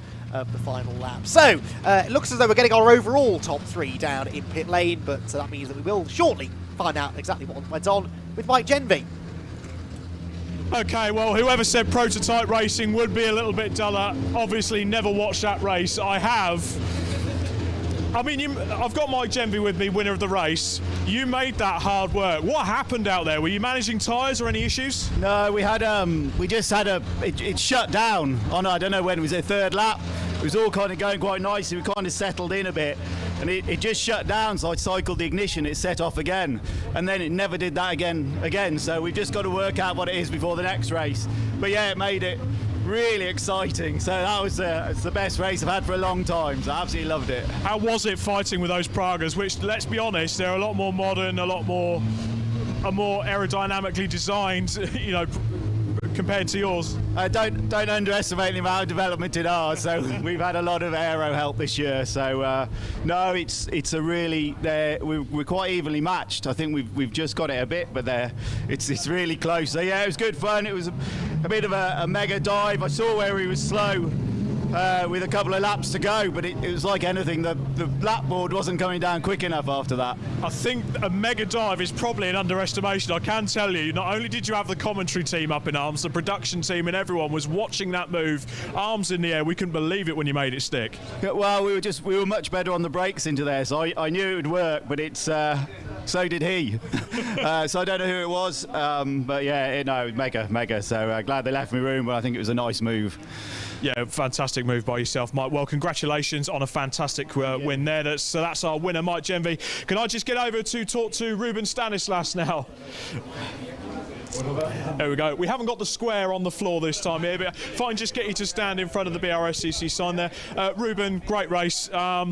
Mike certainly made it good fun cutting through you guys. How was that race for you? It was wicked. I mean, 3rd race in the car, still getting used to the car, the track, trusting the limits of it, what it can do, what it can't do. Halfway through, I felt the tyres are going off a little bit, so I thought, ease off a little bit, don't chase for Mike and end up ruining the race. So we wanted a podium, we've achieved that, so I'm happy. Yeah, fantastic effort. I mean, what is it like racing these Pragas on that grid? Because there's such a variation out there. It's crazy. I mean, we came from only a few cars on the grid battling with like 3 other Pragas, but to have a full grid of 20, 25 cars is amazing.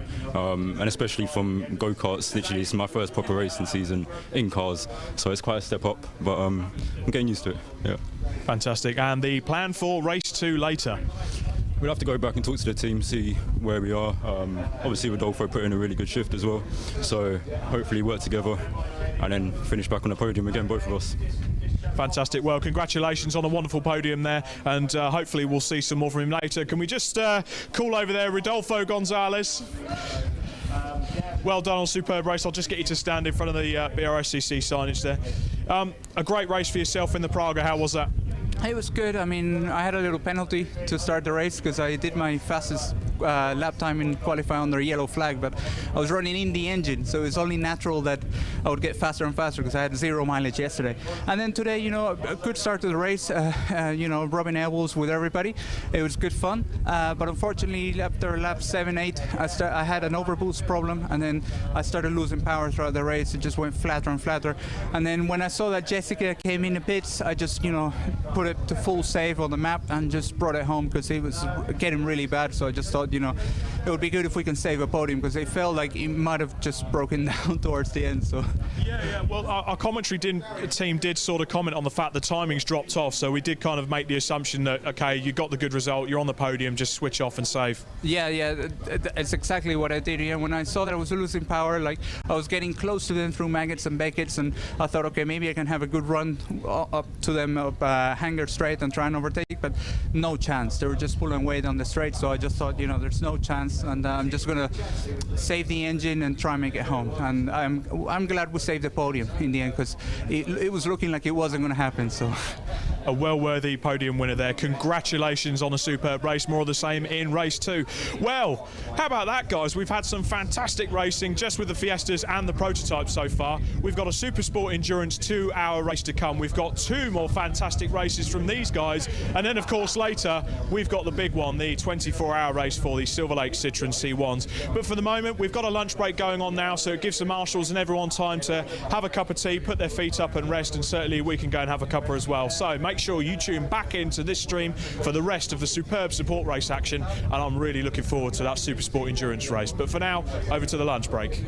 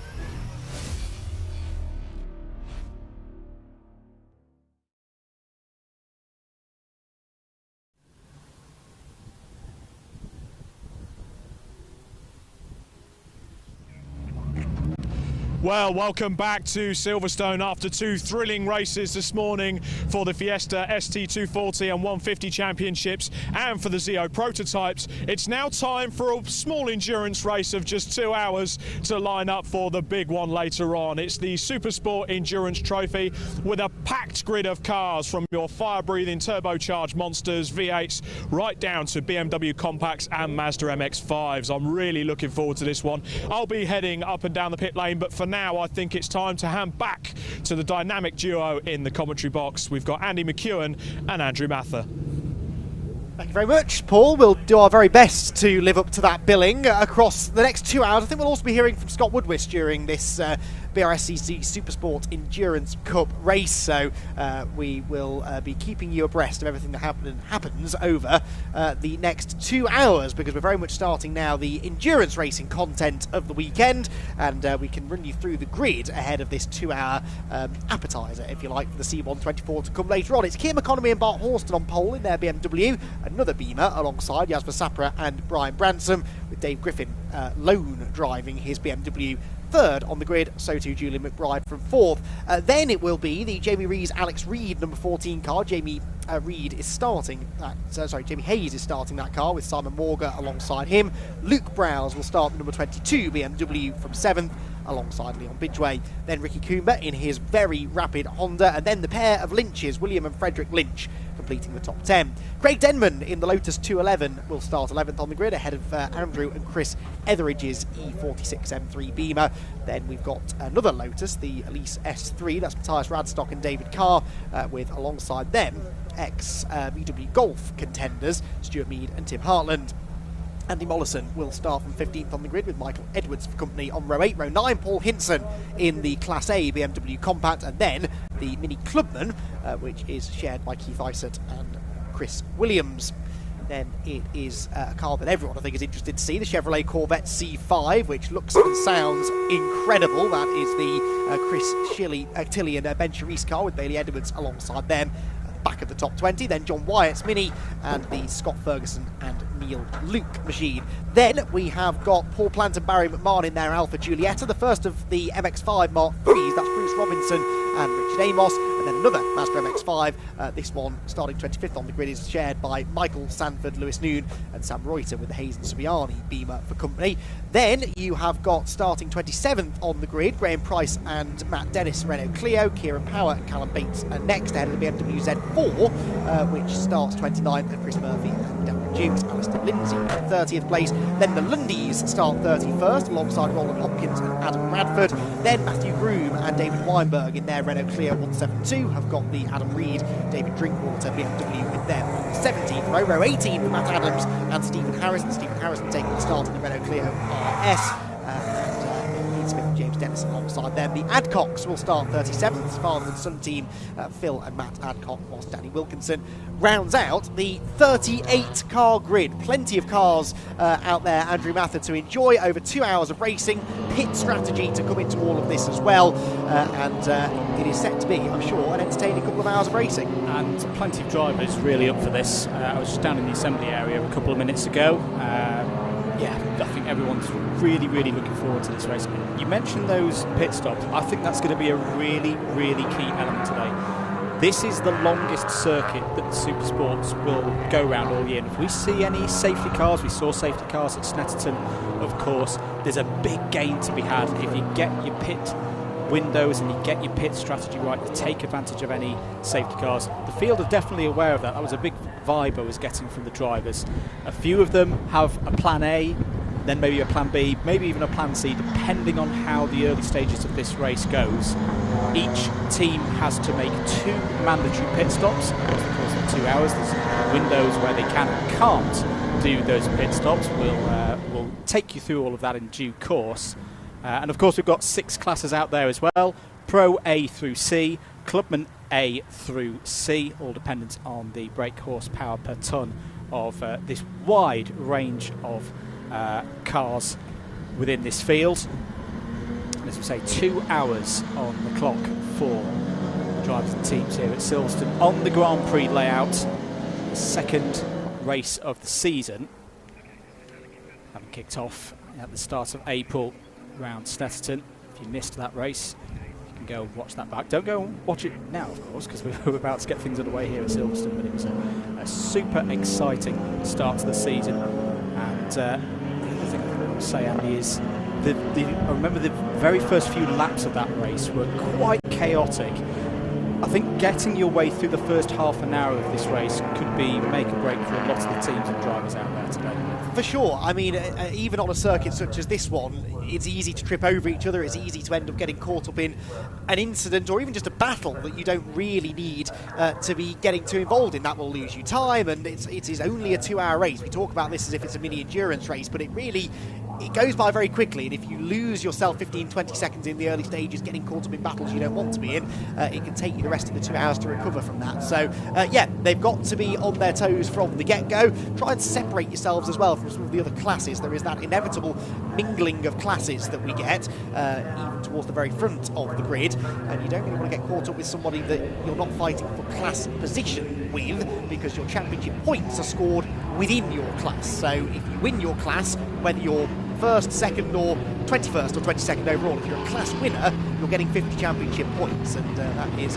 of some real significance. So yeah, want to be battling against cars within your class, and not getting caught up with those you don't need to be racing with. What a fantastic sight they make though. Great variety. There are not many championships out there in which you can see a Chevrolet Corvette sharing a grid with something like a Renault Clio or a Mazda MX-5, and in the BRSCC SuperSport Endurance Cup, that is exactly what we will see in the spring sunshine here at Silverstone over the course of 2 hours. Then the second round of the championship, the first of 2 visits to Silverstone. It will finish here actually at the end of the year on the Silverstone National Circuit, but this time around it is the full majestic Silverstone Grand Prix layout, all 3.66 miles of it, and it's an all BMW look at the front of the grid. Then it is Bart Horston starting the 1 Series, it's Brian Branson alongside him in the grey M3, and as the red lights go out, the rolling start will get underway now, and 2 hours of racing begins at Silverstone. Pretty even start from both of the front row starters there. Luke Browns was trying to make some moves in his green BMW but couldn't go anywhere, and it will be Horston who leads them through turn 1. Branson second, Dave Griffin holding on to third. There, the big green Beamer of Luke Browns trying to squeeze its way between a Seat and a Lotus. Already the variety on the grid showing as they head down through Maggotts and Beckett. The X-British GT Vauxhall VX220 is up there in 5th position as well, after looking quick last time at Snetterton, only to run into problems later on in the hands of Simon Borger. All cleanly through composite seams, through the Maggotts Beckett sequence, out onto the Hangar Straight. So far so good. Yep, clean starts for everybody, which is what we want at the start of this 2-hour race. As we saw back at Snetterton, it is the number 21 BMW of Kian Economy, Bart Horston. I put a question mark next to Bart. He was quite late into the assembly area. I'm pretty sure it was Bart Horston at the wheel of that car early on, or side by side there, I think between the Browse BMW and is that one of the Lotuses coming through as well. Round onto the Hamilton Straight then for the first time. It's a quartet of BMWs leading this race. In the early stages, side by side once again between the Lotus and the BMW. Luke Browse was in good spirits when I spoke to him in the assembly area grid, and here comes the Kumba Honda Civic as well, 3 wide almost as they go through the very fast right-hander of Abbey. That's the Lotus of Leon Bidgeway in there as well, the blue and white car. Kumba in the Honda actually didn't gain anything out of all of that in the end, despite the opportunistic look up the inside. There goes the Scirocco, that's the Mead and Heartland car. Who did I say was starting that? I think I said that it was Tim Heartland at the wheel for the opening stint of the race. Through the loop they will head, and there the BMW Compact, that is Paul Hinson's car, expected to be one of the front runners within its class as well. Still this battle continuing, and now finally Kumba does find a way ahead of Leon Bidgeway. Sets off after the BMW, so Kumba is in a Class A car, the Honda. Bidgeway runs in Class B. Browse also in Class B, so the BMW and the Lotus, believe it or not, are in the same class. The Honda, though, is not in the same class as them. It's technically in the higher class for the Class A cars, which we mainly find at the front of the field. Top 3 overall at the end of the first lap, all running within Pro A, as Ricky Cooper in the front-wheel drive Honda tries to find a way past the rear-wheel drive BMW, as we have already our first issue, perhaps. This is the 63 Lotus, which is crawling its way out of Luffield Corner, heading towards the pit lane. I suspect that is Michael Edwards in the Lotus Elise, and, well, I'm not even convinced, Andrew, that car has the power to get into the pit lane. Yeah, it looks like it's lost all motive power there. There is the Chevrolet Corvette. It's loud, it's yellow, it's exactly what a Corvette should be. Great to see one of those C5s back out on circuit. It's been a while since I've seen them live. The 190 will just about be able to make it. They've put a 1 on there, because we have got another 90 car out. Oh, hello. That is not the line through Maggots and Beckett's. Was that an MX-5 that was going gravel tracking? That looked almost as if it was a steering failure of some sort going through the Beckett's complex there. The 93 car rejoining. Now, where did that car go that had exited stage right? There it is. It's the 37 car. Driver looking perplexed at the wheel, but it's ended up at an even odder angle than I expected. So I'm not quite sure what's going on there for the Scott Ferguson started car. But that perhaps our second retirement of the race already. So you said it's a matter of surviving the early stages. It seems like rather than getting caught up in on-track incidents, it's mechanical failure starting to strike early. Yeah, and I just wonder whether we might even have an early safety car here. I think it might be a bit too early for drivers to take advantage. And the impression I was getting from a lot of the teams down in the paddock, you've got your 2 stops.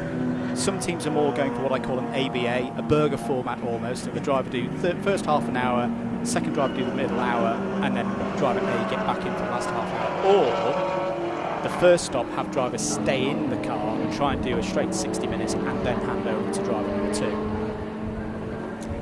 It was an intriguing part of the race at Snetterton, especially because we did have safety cars at Snetterton. That really blew the race wide open. Those who didn't capitalise on that really were losers come the end of the race, quite frankly. There is the Bruce Robinson Richard Amos car. It's Richard Amos starting that white MX-5. Richard, one of the winners within the Mazda MX-5 Super Cup, which will be out next to Anglesey in a week's time, battling away there with the Barry McMahon started Alfa Romeo Giulietta. Any grid that has an Alfa Romeo on it immediately becomes more interesting for me, and well, Richard Amos nearly made sure there wasn't an Alfa on the grid anymore, because he got very, very leery in the Paddock Motorsport MX-5, nearly clattered into the back of the Giulietta, but thankfully they managed to avoid touching into Brooklands Corner and position stay as they are. The Alfa McMahon running in Class AG, and that's a guest car therefore, so not really part of the full championship, but still well and truly in the thick of the battles here through the midfield. I think there's some damage on the underside of the Mark III Mazda MX-5. That's looking more akin to mine at home than the race car at the moment. So that I think it's the under tray that's coming off.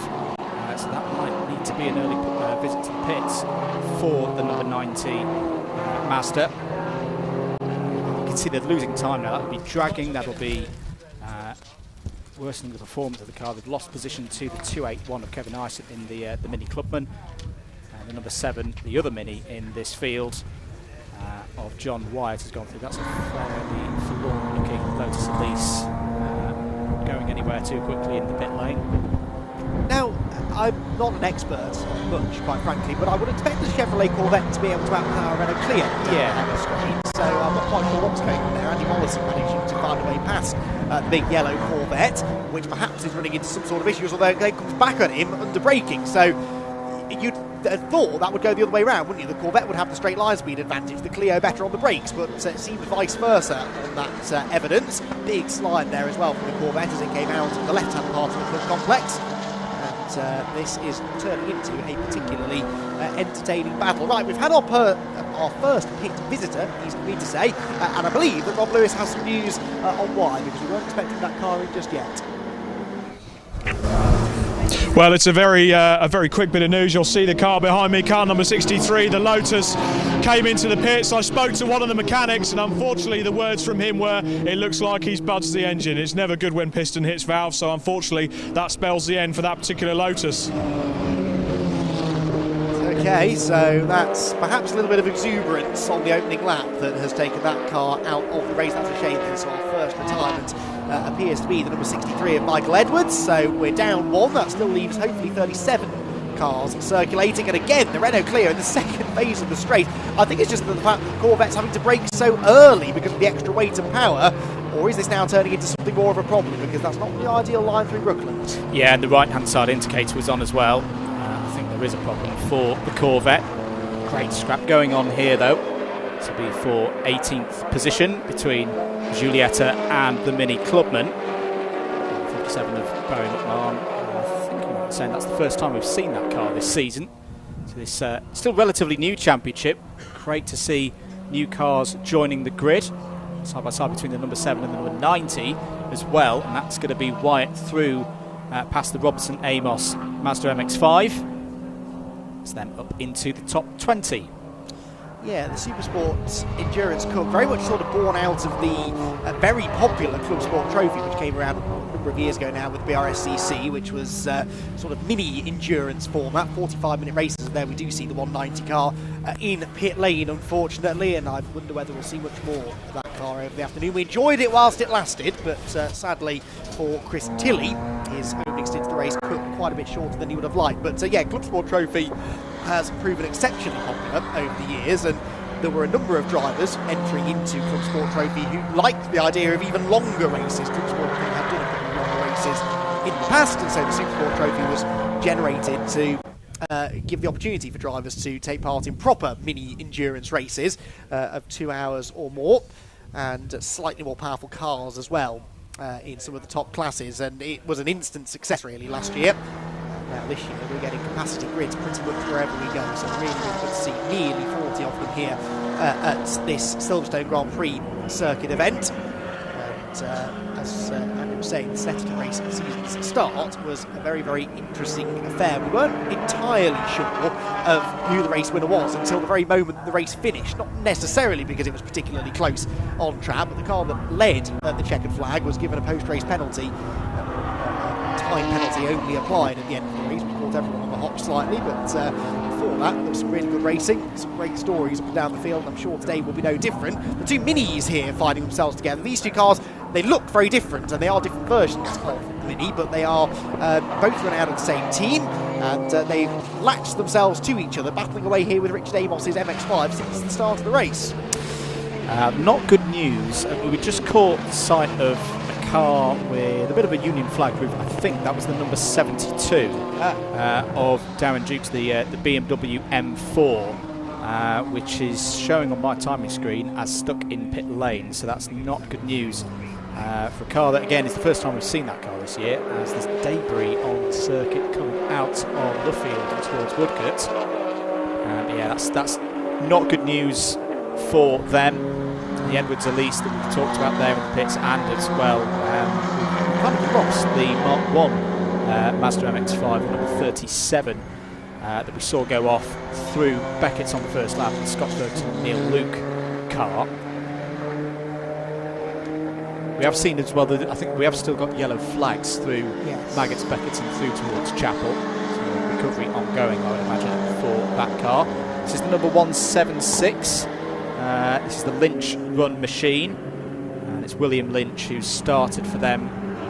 That's the edges of the top 10 at the moment. So 2 Lynches in 10th, number 32 of Bidgeway. In fact, no, they've just gained a position, or they've just lost a position, as I should say, to the number 14 of Hayes and Reed. It's a change for 8th place.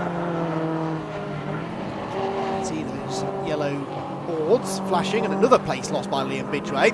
So that's the 14 car going back past, I believe, isn't it? The Hayes and Reed Seat, but then the Lotus, of course, much better acceleration off the tight corners and powers straight back through. Luke Rouse continues to battle here with Ricky Coomer, again, both of them in different classes.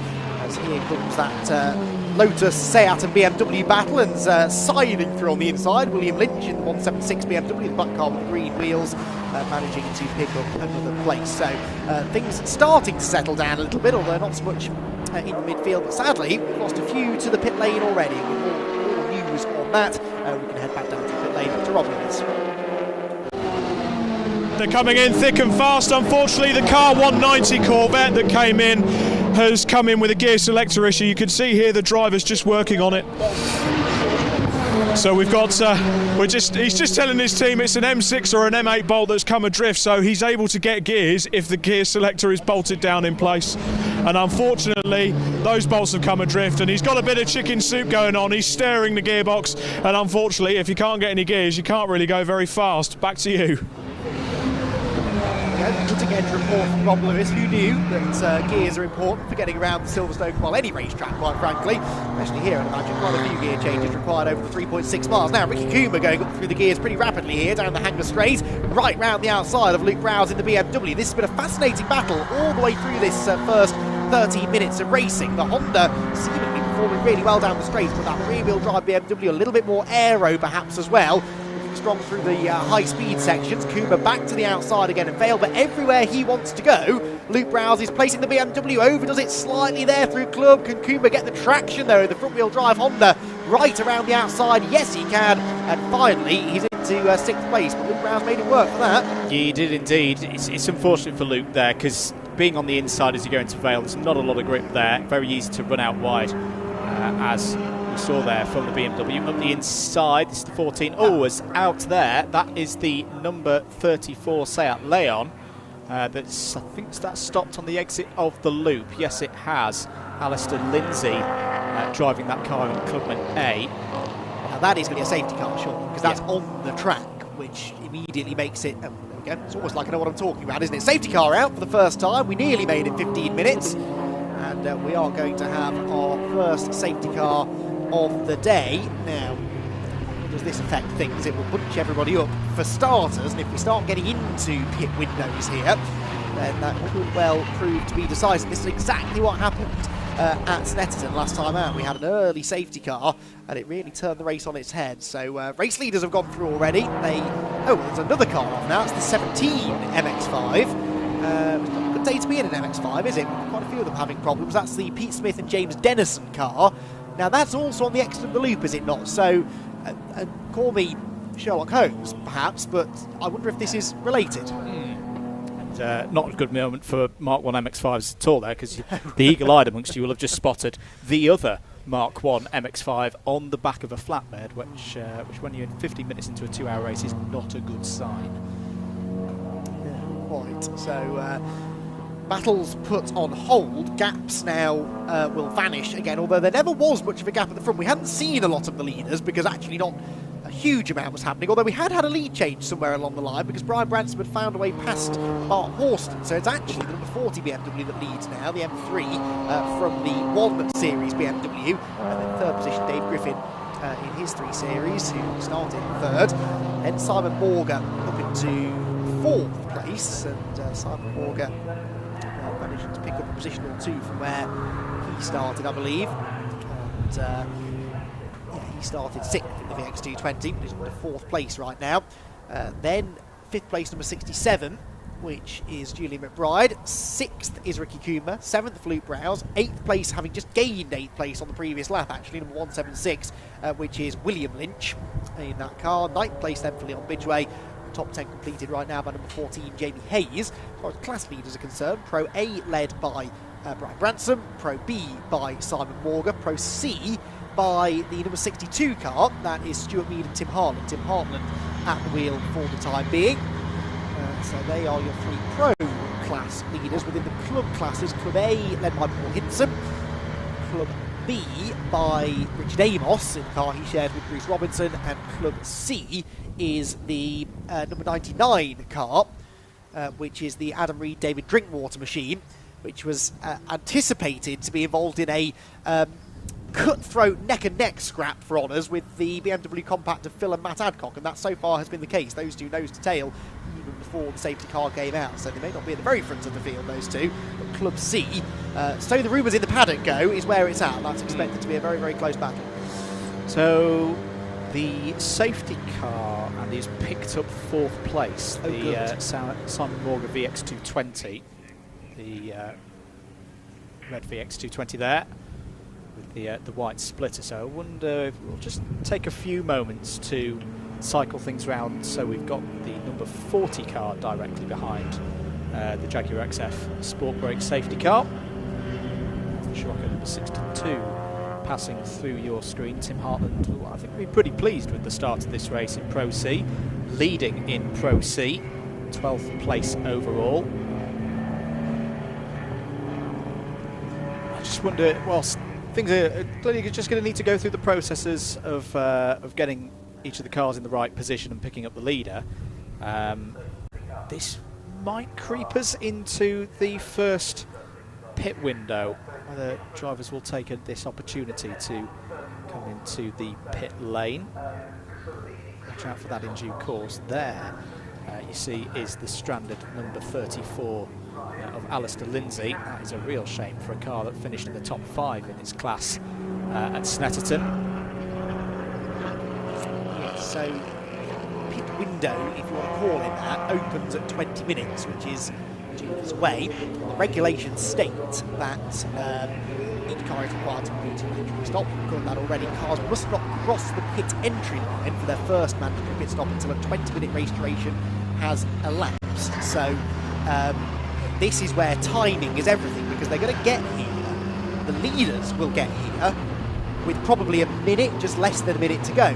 The back of the pack might actually get to pit entry after we have gone past 20 minutes. Now, it won't have an enormous effect on the overall race leaders particularly, because those back of the field are of course running in different classes, but you can see how this can really mess up your race if you end up on the wrong side of this. A mandatory pit stop has to last at least 3 minutes, so behind the safety car you won't lose a lap, but under green flag conditions you would go 1 lap down, so that's why it's a massive advantage to pit behind the safety car. The timing of this event, now Keith Dyson looked as though he was going to come in then realised, no, we're a minute too early. I'm sure the team would have been hoping and praying there that he didn't go and pit too early. That would have been a penalty for sure, and actually I think the majority of them will filter through here before we get into that pit window, which means that next time round, Andrew, if we are still under safety car, no, hang on, is this is Phil Adcock, who always has been a bit of a renegade within BRSCC racing ranks. His timing, I'm afraid, is not too good here, because he's going to get to that pit entry line about 20 seconds too early, and Phil Adcock, who really is one of the big characters of the paddock, he is the first usually to take the mickey out of himself if something goes wrong, and I think we've just given him some new material, because this might get him in a spot of bother, I suspect. Yeah, and the trouble is he's going to come down the pit lane and think, aha, I've done a good thing here, and then realised, I've gone in 20 seconds too early. I don't think he is just going to drive down the pit lane. Now, I suppose in a way, he hasn't lost too much there. No. He's lost track position, but he will be able to just drive, effectively give himself a drive-through penalty. Yes. Cycle to the back of the field and rejoin the queue. Let's just having a look at the driver tracker as well that we've got in our commentary position here. For just those wondering, well, where is the race leader? They're basically at the back of this train of the whole field. They're just coming through Chapel now. Are the 40, the 21 and the 43. Pit window is now open. We have passed, and there goes the 129. Clearly did not sit in there for 3 minutes. His team may have taken the mickey out for that one. It's like, too early, mate. You're not actually. It's like that moment when you're in the airport. Yes, I'm going to get on the plane first. And you realise, no, the boarding queue means you've still got a 10 minutes to go. Yes, still was there nice and early, but he'd forgotten his priority boarding pass, hadn't he? So has had to go back to the back of the queue, meaning he will fall behind the leader now. He was likely ahead of the leader in the queue, and he's now put himself a lap down. So yes, I don't think that will go down terribly well, unfortunately. But we shall see how this works itself out. There will be some sort of a wave by, you would hope, at some point. But this now gets further complicated by the fact that the pit lane's open this time around, so they'll try and do a wave through, but you won't necessarily have the race leader behind the safety car. So we are making this up. If it sounds like we're making this up as we go along, it's because we are, because we don't really know how this is all going to pan out. But in theory, I expect pit lane to be a busy place this time around, because the recovery clearly is still ongoing. There is the number 34 car of Alistair Lindsay still being dragged unceremoniously away. So we're going to have another lap behind the safety car, and that means that if they're on their toes, the teams will be calling their drivers in this time. Keep your comments in. Hope you're enjoying the stream here on the BRSCC YouTube channel. If you're new around here, why not give that subscribe button a press. We are just gone past 22 minutes into this 2-hour race. Second event of the season for the BRSCC SuperSport Endurance Cup. Andrew Mather and Andy McEwen on commentary duties for you at the moment. And yeah, that was a rather wonky looking, forlorn purple Mark 1 Mazda MX-5. As an MX-5 fan myself, I don't like to see that. No, same. I'm with you on that one. There could be nothing worse as a driver. You know, you've had a moment, an accident, or your car's broken down. You're already counting the cost, and then you turn around to see your car at a very precarious angle being loaded onto the low loader. But the recovery crews know what they're doing. It's far easier for us to sit here in the commentary box and pass judgment on it. They know exactly how to get a car away safely and efficiently, and they will do so fastest time they can. Car did appear to have settled down properly on the low loader. Right then, place your bets, everyone. Who's going to play this right? Because at Snetterton, I was building this up in near identical circumstances as a no-brainer. You had to pit behind the safety car. You were going to lose too much time otherwise, and only about half of them did come in. So hopefully they've learned, and we'll now see everyone dive in. Simon Morgan's definitely coming into the pit lane in the Vauxhall. He's not the leader, remember. He is in 4th place, but was the car picked up by the safety car. Is everybody else going to follow him in, I wonder? No, Ricky Cooper has stayed out. Anybody else? One or two further back are staying out. Now, the only benefit to that, really, Andrew, is that you avoid the madness that is 30-odd cars pitting at the same time. But there's ample space here at Silverstone for them to do so, and I do think that those that are staying out now will ultimately lose out. I guess maybe let's tick this one off your bingo cliche card. Safety cars breed safety cars. If you're in Ricky Cooper's shoes, you're thinking, well, I'll go for one a little bit further down the road and get track position. I think where this is an absolute no-brainer is if your plan was to do the ABA. If a driver was planning to do 30 minutes in green flag conditions and then hand over to their second driver, you absolutely, for the sake of 5 extra minutes for your second driver, and there's going to be at least 3 of those under safety car, you bring the car in now, get your driver changed over, get one of those mandatory pit stops out of the way, and keep things relatively to your schedule as you were planning. As I say, I talked to a few of the teams who were planning to do that anyway in the assembly area some 45 minutes ago. There's a bit of service for the 77 MX-5, the Mark III. That's the Michael Sanford, Lewis Noon and Sam Reuter car, and they were one of those cars that were planning on a 30-minute stop anyway. So that will be Lewis Noon out of the car. Apologies, we're not quite sure which driver is getting in. Now, am I right in saying here that none of our top 3 pitted? I think you're right. Yeah, I think the top 3. And now, okay, so now we've got, whilst the pit stops are going on, the safety car is allowing the rest of the field, apart from the top 3, I'd imagine, to cycle through and pick up the number 40 of Sapman Branson. Well, this is terrible news for the top 3 because they are going to have to spend an entire lap at safety car speed, and those that, at least those that are getting waved through, have half a lap at speed. They're losing less time here by staying out an extra lap, whereas these 3 cars, the grey BMW, the blue, black and red number 21 BMW, and then the number 43 machine in similar colours behind, those 3 are going to be big losers here. They were probably assuming, look, we've got basically a lap on the field here, we can afford to pit a lap later, avoid the chaos and confusion of a full pit lane, and not lose any track position. But the exact opposite is going to happen now. So, as I said, these safety cars, they turn the races on their head. You've got to be on the right side of that strategy call, and I'm not convinced those top 3 cars are. We'll wait and see. I've made a note of all of the cars that have stayed out, so that in 90 minutes, when we're inevitably proven wrong, we can look back at how they ended up back at the front. Perhaps that was the winning strategy, but I don't think that's good news for those top 3. No, I'd agree. Good news, though, for all Corvette fans out there. Bad news for eardrums of those around the circuit. They're not wearing ear defenders. The 190 is back out on circuit, as you saw there. It's the bright yellow Chevrolet Corvette C5. They've clearly found the right bolt and hopefully the right nut as well to get the gear linkage operating again. So good news, that car is now back on circuit, back in the race. But how many laps do they reckon. 32nd position overall. What I don't know, and I think this came up at Snetterton as well, is whether that can count as a mandatory stop, because I don't think they crossed the pit entry line within the window. They were in the pit lane when the window opened, but I think they still have to come in and serve another 3-minute mandatory pit stop. These are the cars that are pitted. Simon Morgan the first out, and he was the first in. But interestingly, Leon Bidgeway has gained something out of that, because he was a couple of places behind the Vauxhall and is now coming out directly behind it. So Leon Bidgeway getting himself back into play, perhaps.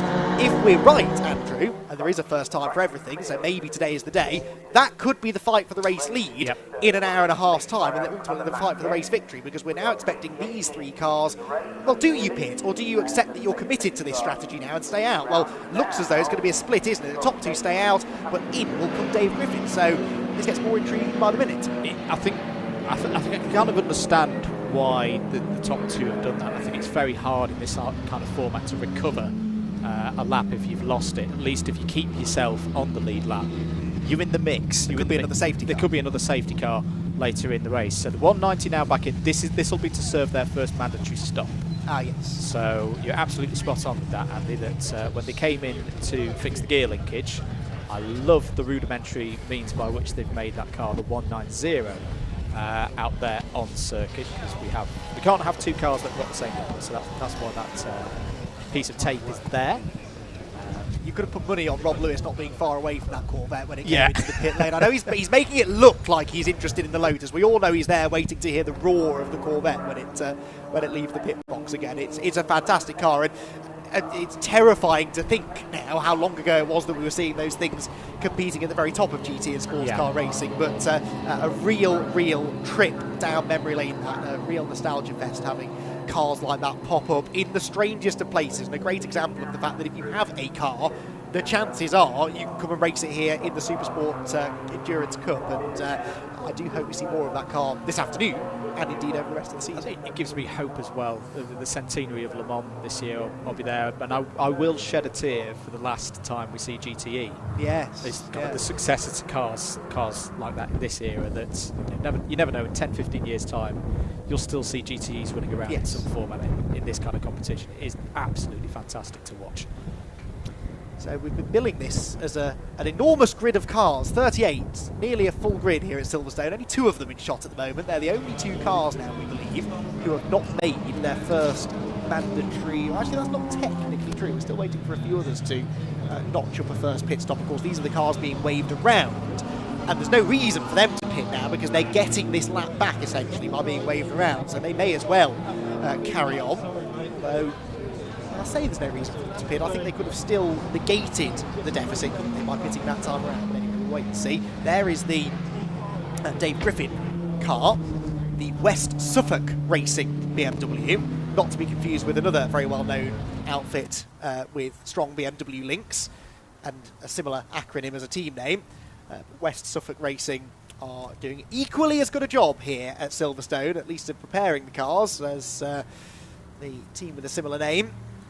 And although they may not be on the right side of the pit strategy here, those cars, that car and the 1 Series of Bart Horton and Kim Economy, have been very, very rapid indeed. So the cars that have had the wave round have caught up. We've now got this really weird situation where we've got essentially 3 strategies going on. We've got those that pitted, those that got the wave round and didn't pit, and those that didn't get a wave round and also didn't pit. And technically a 4th strategy really for the Dave Griffin car, which didn't get a wave round but then still made a pit stop a lap later. So this is going to be a very topsy-turvy restart. The hope here, if you are either Brian Bransom or Bart Horston, is that we don't have a safety car for another 45 minutes and an hour. They can disappear up the road and try and at least limit the damage done. They won't make up 3 minutes, but they can limit the damage being done against those who have had essentially a free stop. So cars still in pit lane at the moment. The Luke and Paul Browse number 22 season pit lane. The Kieran Power and Callum Bates number 24. That was one of the cars that we mentioned. There was in trouble at the start of the race. The 888 Graham Price and Matt Dennis Renault McGann in Club A is in the pit lane. That's a car that ran well at Snetterton. It was 3rd in its class. And the 129 are in as well. Is the bright yellow Phil Adcock, Matthew Adcock, BMW M3 Compact, which we saw has already had one trip to the pit lane, but it was a little bit early on the gate, so that's why they're back in now. Just to recap, we have had problems so far in this race for the number 17 of Pete Smith, the Mazda MX-5 Mark 1. Is going to interrupt myself there because the lights on the safety car are out, which would indicate to us here, Andy McEwen, that we are ready to go racing once again here at Silverstone. We are indeed. So, a safety car period that in the end lasted just under 20 minutes or so is now coming to a close. The race-leading BMW then, now still in the hands of Brian Branson, leads ex-GB3 racer Bart Horston in second position. Bart's actually been racing over in Germany in one-make BMW racing for the last season or so, so he's familiar to the BMW brand, and he's in an all-BMW battle for the race lead, but those two really need to try and pull a gap on the rest of the field if they can. Third place in the race is Ricky Coomber there, the white Honda, and fourth position, number 176, which is the William Lynch machine.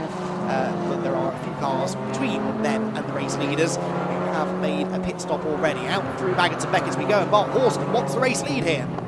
Definitely does. He's going to try and set a move here into Stowe Corner, get the slipstream down the hanger straight under the bridge. Branson staying to drivers left at the moment. Down the inside looking there is Horston for the lead of the race side by side as they go through Stowe Corner. Work out as they run towards Vale. It is the number 40 on the inside. Well defended there by Branson. Got to get it stopped though. We've seen quite a few overtakes in this region of the circuit already today. For now, Andy, that is the number 40 holding on to the lead. Yeah, Brian Branson doesn't want to give this one up, but I still think that this battle is not really worth having right now because they're holding each other up, they're losing time. Their objective in this part of the race should be to pull a gap on the rest of the field because they're third in the queue, a lap down, but third in the queue is Simon Morgan, and he essentially, we believe, is the race leader once all of this first round of pit stops are done, because that's the highest placed car to have made a pit stop as far as I can tell. Actually, it's not, is it? Because the time screen may not have updated. I'll get back to you on that at the end of this lap as to who the highest placed car is to have made a stop. There may be some that have just kept hold of the lead lap, courtesy of that wave around. Down onto the Wellington straight we go. Bart Horston looking to try and make a move on the braking here. The slightly smaller 1 Series, you would imagine a bit better under braking, but these two cars seemingly very, very evenly matched for the time being. And as they head through Brooklands at the end of the first lap of racing after the restart, it is still Branson in front. Well, we saw at Snetterton a lot of bravery in this number 40 car. It can be pedalled very, very quickly by both drivers. Brian Branson is doing a fantastic job with this. Simon Lawler in the VX220. Behind him is the number 14 Seat Leon of Jamie Hayes and Alex Reid. That is for position. That is definite. Those are two cars on the same strategy. Now we start to see. So I think what we've got here, Andy, is on our timing screens, Morgan in 10th. Anyone from 9th upwards has not stopped as of yet. Except Griffin and Browse have, but remember they got the wave around and stopped. So as I suspected, actually, that was an advantage to you because they managed to pit and stay on the lead lap, whereas Morgan, Reid, Bidgeway, Denman, they all fell off the lead lap. Now they'll get back on the lead lap once these two pit. But the damage has kind of been done against the likes of Griffin and Brown. So actually the battle for the net race lead is between cars 43 and 22, and it's not much of a battle at the moment because Griffin is some way ahead of the green BMW of Luke Brown. So West Suffolk Racing have got one car very much in the fight, and that is the number 43, the 3 Series, which is probably somewhere towards the back of the queue. Approaching the middle phase of this race, 1 hour and 23 minutes to go. There's the number 62 Scirocco, Tim Hartland. He may have changed driver now to his teammate Stuart Mead. Having a battle with the Renault Clio 77 of Andy Mollison. First time we've seen that car this year in the SuperSport Endurance Cup. In fact, let's have a brief rundown after we've had the overtake here between the 281 Mini Clubman to the inside, the number 25, that's Paul Hinson. Yes, it is. So here's BMW E36 Compact goes through there. Let's have a quick rundown of the class situation. So on the road at the moment, is there a problem there for, I think it was that number 92 of Craig Denman in the Lotus 211, I think it is. So is there another car having trouble here? This was a car that was running quite well in the early stages of this race, but that is not at full velocity and maybe making an unscheduled trip to pit lane. Meanwhile, here comes the VW Scirocco down the inside of Paul Hinson's BMW. Textbook manoeuvre into Brooklands. Very, very nicely done by whoever we've got in the car now. This is the phase of the race where the strategies are out of line. Tim Hartman's still in the car for them. Starting was it not? Yep. And they have pitted, I believe. Yes, they have. So that should now be Mead at the wheel. Assuming they change driver there. There, the 25 BMW makes its way through Cobb's Corner, which I think is still leading its class, Paul Hinson, from Andy Mollison in the Renault Clio. So that is a battle for a class lead then. The black BMW there is battling with the Renault Clio not far behind him for a class lead. And that is some way down. Well, actually, they're 14th and 15th overall, those two, within the Club A category. So also the lead of the club race, if you like, the club race that's going on. They've got the white BMW between them at the moment. A fight essentially for a class lead right now. As into the pit lane has just come the Lotus 211. You see that many of those racing these days here in the UK at least. So nice to see one in SuperSport this weekend. So goes Julian McBride. That car started 4th, remember, and is now 16th and a lap down as a result of the varying pit strategies that we've got on at the moment. The gap is only 0.4 of a second between Brian Branson and Bar Horston. Battle now going on. The best part of 10 seconds ahead of Ricky Coomber, who is in 3rd position. Also haven't stopped. So top 6 cars at the moment owes a pit stop along with the number 180, which is the Hopkins and Radford machine. There, coming towards us there, we believe, is the net race leader, the number 43 BMW, turning its way through Abbey Corner, and that is Dave Griffin. So by virtue of staying out the first lap that the pit window was open, getting a wave around and pitting the second lap, quite by chance, has worked out for them. Without the wave around, they'd have been nowhere, but it just so happens that the timing was right, and it goes to show that sometimes you need a bit of luck in this game, don't you? Do indeed. Here's the number 66 of Hazen Subiani. This is your Club B class leader. The car behind is the Wyatt Pro C7. They're not in the same category, but having a good scrap out there coming down the Wellington Straight, and surely the Mini will pull to the inside, try and get it done on the brakes into Brooklands. The 66 BMW, very compliant, no need to really fight that one too hard at this stage of the race. Through goes Wyatt into 19th place overall. Animal field they go. And another car just came to that was the other Mini coming into the pit lane and just spotted out of the window. Now I'm not sure whether these are scheduled stops or whether these are problems. And that would have been a scheduled one because I don't think Keith Isert had been in yet. So Isert making his way into the pit lane. Now that's an intriguing time to pit because we're not that long after the safety car. We're not at the hour mark yet. I can't see much merit in pitting right now unless there's an issue with the car, which we perhaps can find out from Rob Lewis down in the pit lane. But either way, Keith Isert pits, and that means that now Dave Griffin moves up into 6th place overall as the highest placed car to lead pit stop. And actually the 180 car as well, Peter Bradford, making its way to pit lane as there Paul Hinson slides his way through right-hander Stoke Corner, and Andy Mollison, the Renault Clio behind him, still trying to close in for the class lead. I think eventually the overall race leader comes up behind. Of course, 2 mandatory pit stops, so it's worked out nicely for that car now, but there's nothing to say that if another safety car comes out, they'll be on the right side of that again. So they haven't got this race in the bag yet, that is for sure. I was just looking at the lap times as well of our leaders on the rows and our cars that we've got the net leaders once these pit stops cycle through. And it's not huge amounts of time, but the 40 and the 21 are quicker at the moment than the number 22 and the 180. 2:19 last time around as Sapper, Ransom 40 and the McConomy Horston 21 go over the line. Those two continuing to circulate nose to tail, and off the fastest. They're in 19s that time, 19, mid-19 for both of the top two. So this had to be the plan for them now, really, put in the stint of their lives and go as long as they can, really, before they pit again.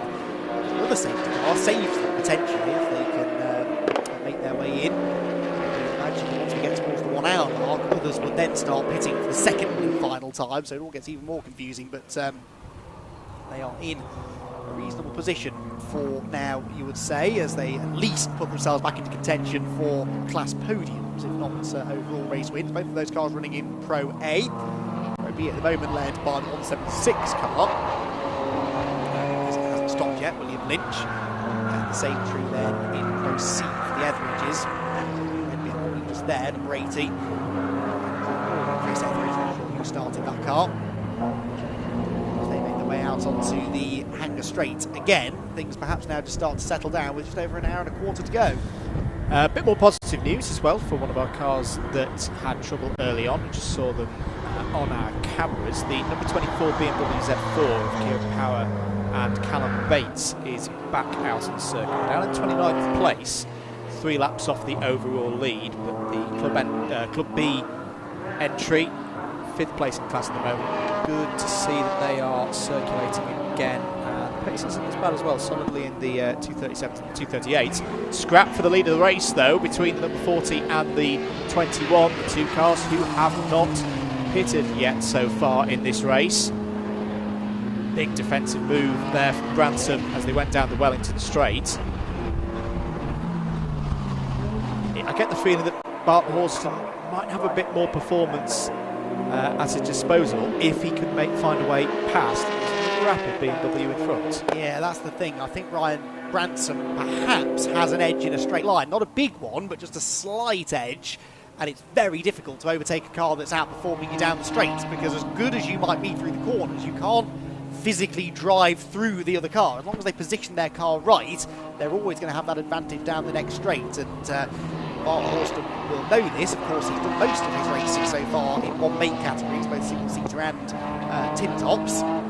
But this, although they're both BMWs, they're clearly generating lap times in slightly different ways. The 1 Series on a slightly shorter body, just changing direction a bit better there through Maggotts and Beckett's, but then Hanson lights the afterburners and just gaps him down the straight. It's been incredibly frustrating, this for Horston. I'm sure he's enjoying the challenge, but I think over the course of a lap he could potentially go a little bit quicker, but it's going to be a challenge to find a way past Ransom in the near future. Oh, that is a car pulling over. That looked a bit like the yellow BMW Compact, did it not, of Phil and Matt Adcock? If it is, they've pulled off at exactly the same place that they spun off in the Club Sport race here earlier this season. I think it was. I think they've rejoined now behind, perhaps, unless I'm getting my yellow BMWs mixed up, because there is the Adcock car in the background as here comes Horston up the inside into Abbey Corner. Has to bail out of it there as they were going on the inside of the Corvette to put another lap on it. Bart Horston still not able to find a way through. I just wonder if that was a problem under braking for the 129. Back out on circuit again now, providing a good degree of entertainment out there on circuit. Great entertaining scrap here between Branson and Horston for the race lead once again onto the Wellington Straight.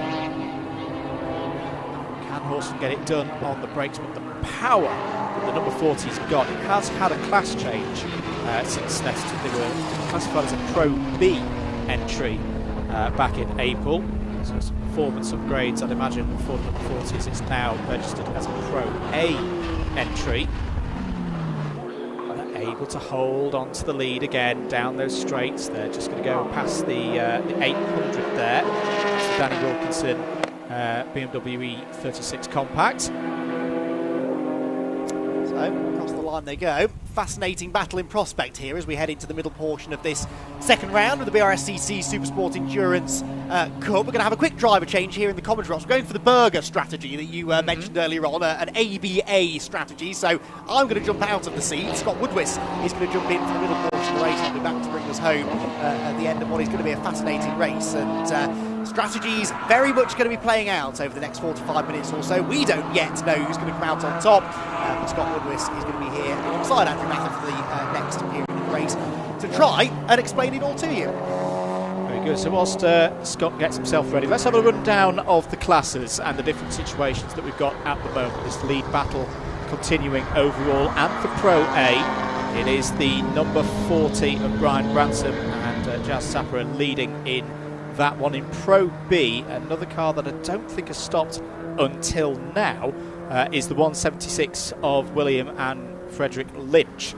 So they are your Pro B leaders at the moment, but expect that lead to be handed over to the Browse effort, the 22 that has stopped. In Pro C, it's a similar kind of story. It's the average number 80 that is yet to stop. They've gone for the long game. Their BMW M3 E46, for now at least, still holds the class lead. So that's your leaders in Pro.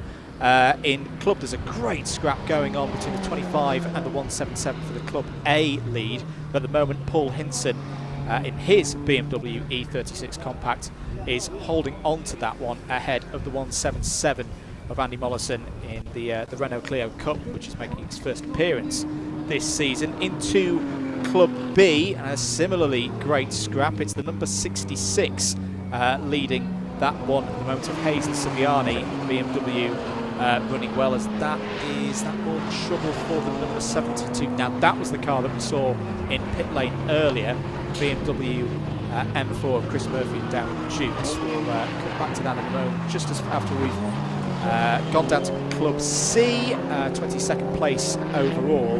The leader in that one, the number 99, another BMW E36 Compact. That's the Adam Reed and David Drinkwater car. And it was your winner at Snetterton as well in that class. So a good start once again for them. Those are your 6 class leaders at this stage of the race. 50 minutes into it here at Silverstone, and a very good afternoon to Scott Woodwis for the first time here. Thank you very much, Andrew. I must say, I think for your first time at BRSCC comms, you're actually doing quite a decent job. I'll say that off back in many cases. Yeah, great to have you with us, and hello to everybody on the stream. I'm sure you'll see me briefly before the start of the C1 24 hours coming up, but I have to say this has been one of the races that I've been looking forward to. I look forward to all the races on a race weekend typically, as we see the 72 BMW back in after its problems earlier on. But this is a race in particular I've been looking forward to because of the fact it's got such a wonderful variety of cars. The grid, it's a big grid as well, and the fact that it's a brand new full season championship. Had a couple of pilot races over the last 2 years. Now it's come to fruition with all the feedback and all the interest. There's some wonderful cars in the field. That was actually a bit of a focus on the red cars. Shot that Simon Moore in one of the unique cars in the field, which is the Vauxhall VX220. There's a fun fact about it, and it's fun if you like, which is that car used to race back in the days of British GT, when they got to the days in the early 2000s when the class system kind of opened up a wide variety of different cars to take part, and that was one of them, the Vauxhall VX220. What makes contact with the Renault Megane of Price and Dennis, the 888 car, was running 23rd and at the moment a 3rd in Clubman A. But that car used to be run by Colin Blower Motorsport, and now it's in the hands of Simon Morgan, who used to run a rally in the past, but now he's taken the car over and brought it out. He was in good contention at Snetterton before he had a mechanical issue that put him out of the race in the closing stages. It looks as though right now he's having quite an enjoyable battle at the moment, scrapping on the Lotus 32 guys, trying to make a dive down the outside to make a move here. This is, I think, just about, this is all for positions. This is all between these 3 guys for 8th, 9th and 10th. So there are other cars in there. We've got Leon Bidgeway in the 32 blue and black Lotus Exige. That car running currently sat at the moment in Pro B. So this is all for the Pro B final step on the podium, this one. 3rd, 4th and 5th in the class. The other car, which is the Hazel Reed Seat Super Copper, which started quite high up the grid in the top 10. Currently sat at the moment in 9th place. Into the pits now comes, I believe for the first time this race, the Saprat and Branson BMW M3, which comes in from Pro A 2nd place and 2nd place overall. This is the first of the stops. The other couple of front runners we're waiting on are 2 more of the BMWs. The leading car, which is the McConomy and Horston car, and the Etheridges, who are currently sat in 5th position at the moment. But I just saw there the mechanical flag, the meatball flag, as we call it in the karting circles, has just come out for the number 80. So the Pro C leader is, which I don't think has made its first mandatory pit stop yet, is going to have to make an unscheduled pit stop now. Oh, there's a bit of traffic trying to be dealt there. That was the number 99, Drinkwater and Reed BMW, class leading in Club C. To deal with the situation there with this battle that we were talking about, 8th, 9th, 10th, Lotus Elise and the Super Coppasay Leon pulling through there. Got to say, that was super driving from everyone involved there. That could have been an incident. It wasn't. They're all still running in the race. It's been a big opportunity now for Simon Morgan to break away in that VX220. Yeah, definitely. He was talking about it. I think I've seen one or two of the news articles that got produced by the fact that he brought the car back out. And he was talking about the fact that that car's got quite a lot of turbo lag in it, so like old school turbo lag in it. So you have to try and, almost like an old school 80s F1 car, you have to kind of just put your foot down, let the turbo spool up, and eventually you'll get like a surge of power as it comes through. Yeah. So that Vauxhall is proper old school turbo tech, I think, in the early 2000s, whereas the two cars behind, I think the Lotus must be naturally aspirated at least, if not supercharged. I think there must be a small little turbo in the sets of the Combat, I believe. That was quite smart driving from everyone involved. It was quite opportunistic from Leon to try and squeeze his way through, but in this particular part of the race, when you're battling someone for position, particularly for a class podium, you have to have the element of being able to go for one for moves and try to bend the stick. The saying is no risk, no reward, but there is a fine line you have to balance between taking a risk that pays off and taking a risk that can potentially ruin your race and push you further back down the order. This battle for third is starting to get a little more spread out now between the Vauxhall, the Lotus and the Seat. I say three rather different cars. Of course, the Vauxhall and the Lotus, when they're issued together, the Vauxhall and Lotus have a rigid, similarly different platform at least in the XT20, so they're kind of not too different apart from a slight body styling change in the badges. But of course, it's two small little mid-engine sports cars against a front-wheel drive, almost sort of tin top-like Seat Super Copper machine. And incredibly, the Super Copper car has got enough pace in it to at least keep the two small sports cars in front within its sights. So we're heading towards the second half of the race with about 5 minutes and 5 and 3/4 minutes to go until the first half of the race is complete in this second SuperSport Endurance Cup race, which is playing out rather nicely for a few drivers at this point. Indeed. It's not good news at the moment, though, for that number 80. There it is, the car that was leading in Pro C, but Andrew and Chris Etheridge. And I just wonder, is there a bit of training bodywork perhaps around the back?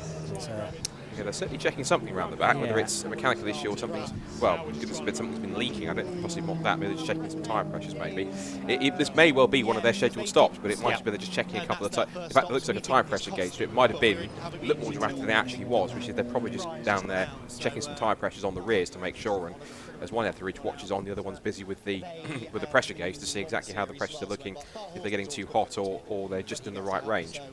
Now, I think, have we not had the number 40 as the Corvette is coming back into pit lane now? And I know I thought that we'd at least seen the last of that car, but thankfully the Chris Tilley and Ben Sharich Chevrolet Corvette, which I think undoubtedly for many people, at least for me at least, it's one of my favourite cars in the build. When I saw that coming on the engine system, I thought, I can't wait to see that in person. It looks the car, it's in the proper Corvette yellow colours with black sort of rear end, and it's a proper throw little V8 rumble as well. If that is an unscheduled pit stop, I think they should still have the benefit, though. This will be their second stop within the pit window. Within the pit window. Yeah. They did come in very early on, so they had the gear linkage, gear shift problem, which they fixed with some applications of some new M6 or M8 bolts, one of the two.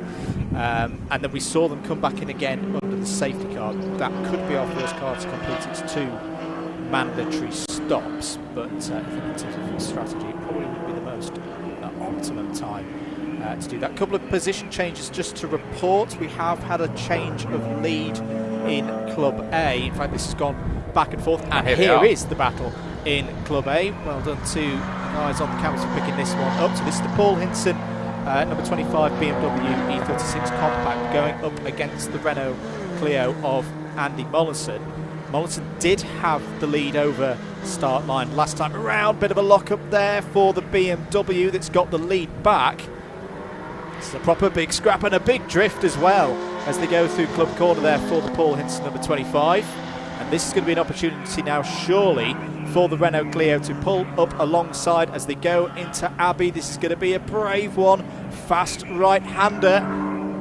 And through goes Mollison. That was a brave move. And good driving from Paul Hinton as well to recognise that the Clio was on the inside. This battle won't be done. But it's into the lead then in class for the Renault.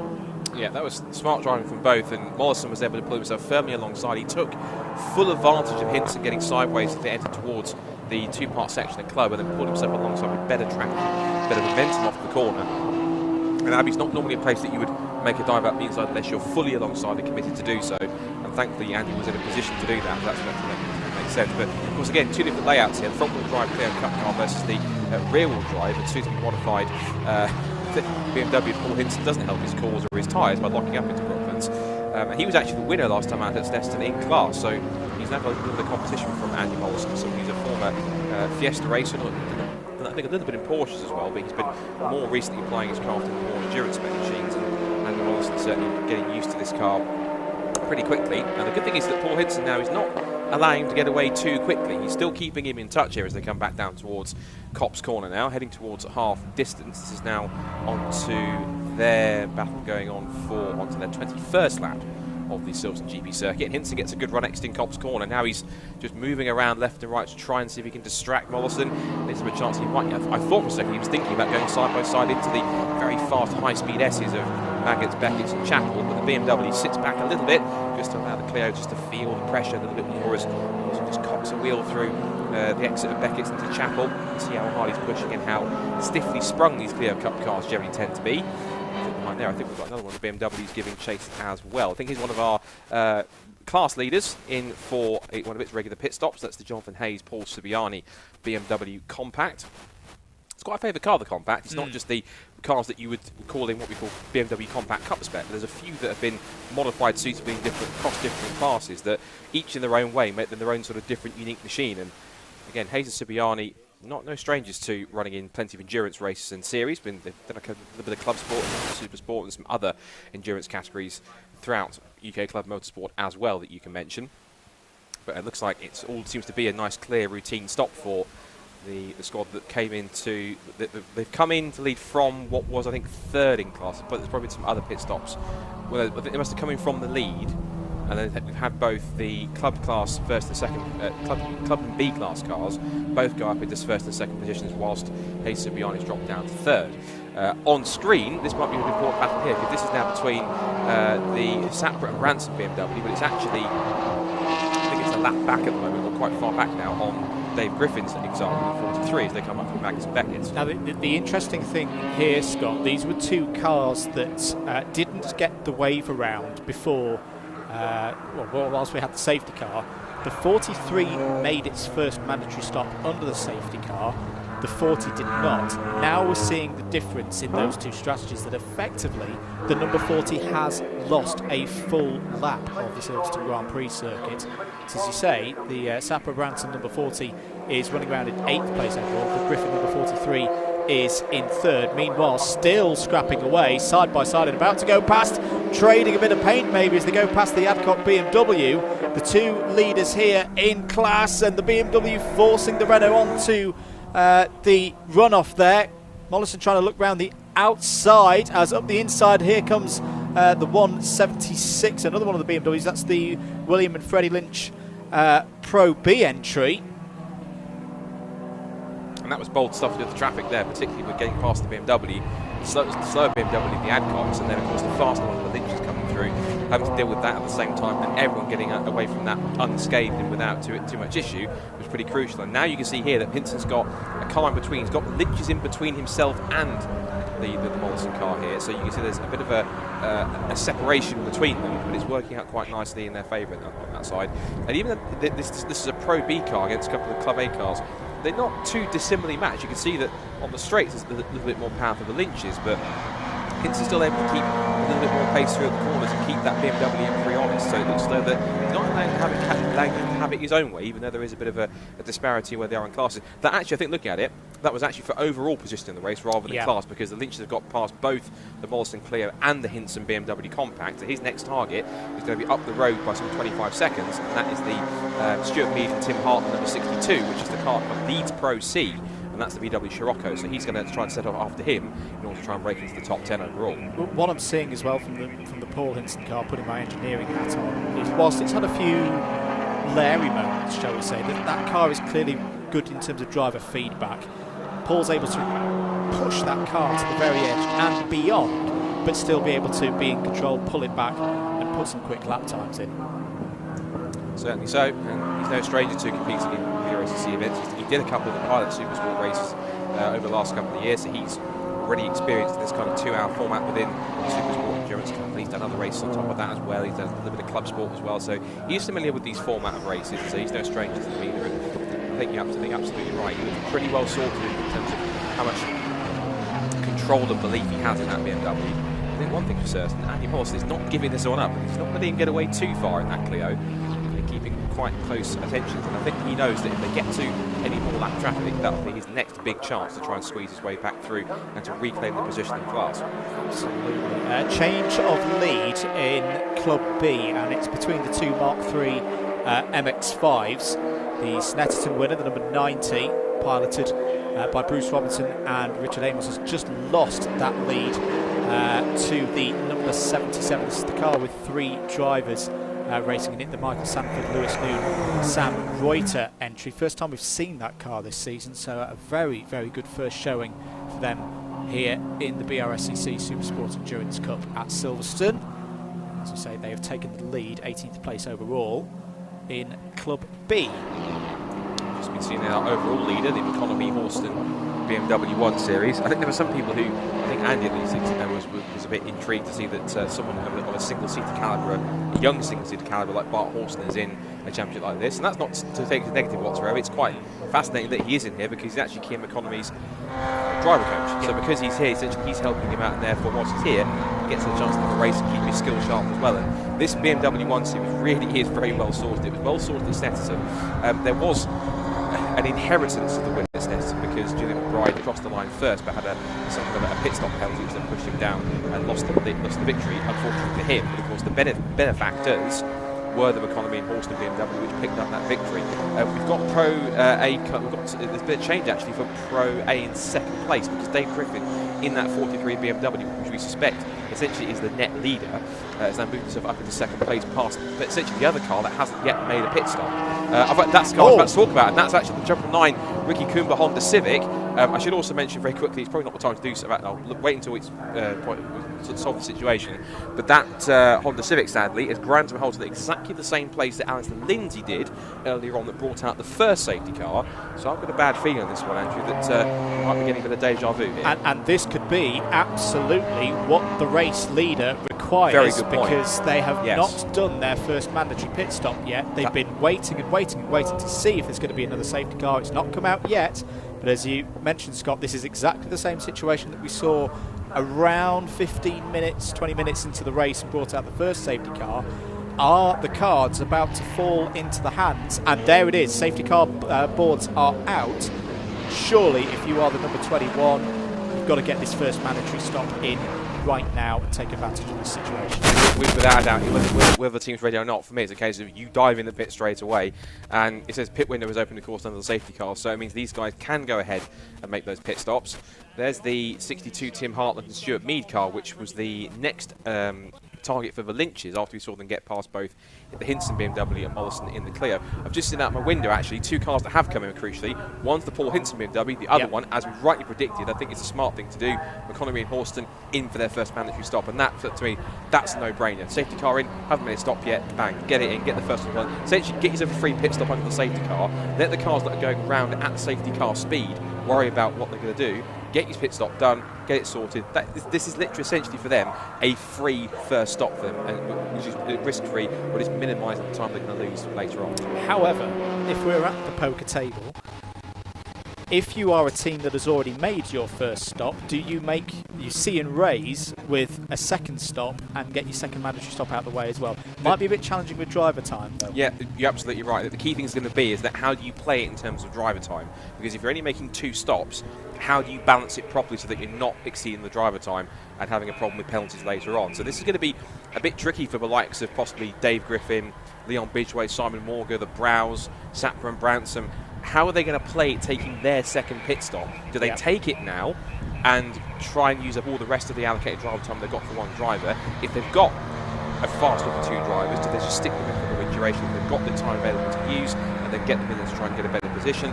In fact, you can see here that if you're listening on the commentary or just reading our minds, because in the pit lane now, Dave Griffin in the BMW, the Leon Bidgeway Lotus, Simon Morgan in the Vauxhall VX220, the Browse in their M3. I think it says that the Kumba Honda Civic has got back to the pit lane, but last time we saw it, it is actually still stopped on circuit as far as we could see. And as you can see, if we're just behind the barrier there, the pit lane, to no surprise, is a hive of activity for those what should be for many people their second stops, but for the likes of McConaughey and Horst and everyone else, it's their first pit stops. There's the Rob Boston Racing team with the 777 car. That's the 77 car. That's the Sanford, Noon and Reuter machine. And it's good to see Rob Boston racing in this series. Rob Boston's one of those guys where he does like his long distance and his endurance races in cars like these. He runs into cars in Mazda MX-5s, in Lotuses, he runs cars in Ginettas, he's run cars in nowadays TCR and GT Cup and British GT. And he's one of those kind of all-round kind of team bosses and engineers and builders of cars where it doesn't matter what kind of car he builds, he never builds a bad race car. And he never seems to engineer a bad race. It's a case of he knows exactly what to do, and it has the knack. Whether it's racing in Lotus Cup, whether it's in sprint races or Mazdas, whether it's a long distance race, or it's stuff like a TCR touring car or a GT3 or a Mazda MX-5 or something else. He always seems to be able to find, with the help of his team that he has, to find the knack in each of the car setups to be able to get the maximum out of it. And this looks like a really well sorted little Mazda MX-5 Mark III they've put together with a front splitter and a rear wing. And that car's coming, of course, from the Club B class lead. So I think for a first go in SuperSport Endurance Cup with that Mazda, I'll take my hat off. I'd like to say I'm pleasantly surprised, but at the same time, it's Rob Boston. I'm not quite that surprised because he is quite well sorted when it comes to this kind of racing and these kind of race cars. He's quite good with a spanner, is Rob. Indeed. Just to mention, because we saw them on screen having a great scrap before this safety car came out, there has been a change in position through the pit stops, I think, for second and third place in Pro C. It's the Matthias Radstock 122 has got ahead of Bailey Edwards, number 33. And as that happens, look at that, safety car lights are already out, safety car is in, so it's literally a one-lap safety car. One, because we saw Chris 2 Lotus fight to get into pit lane first. As that happens, the Lynches lead the Andy Mollison Clio 3, and that's key because Mollison hasn't stopped, but Hinson has. So now at this point in time, Mollison will have at least a lap over the Hinson BMWs as he comes back out from his pit stop, as racing gets back underway. But the interesting thing is that this is going to be quite intriguing to see. It was only because interesting to see. It looked as though, even though we thought that the Kumba car had stopped, it looked like it was a momentarily like a Control-Alt-Delete reset of the Honda Civic.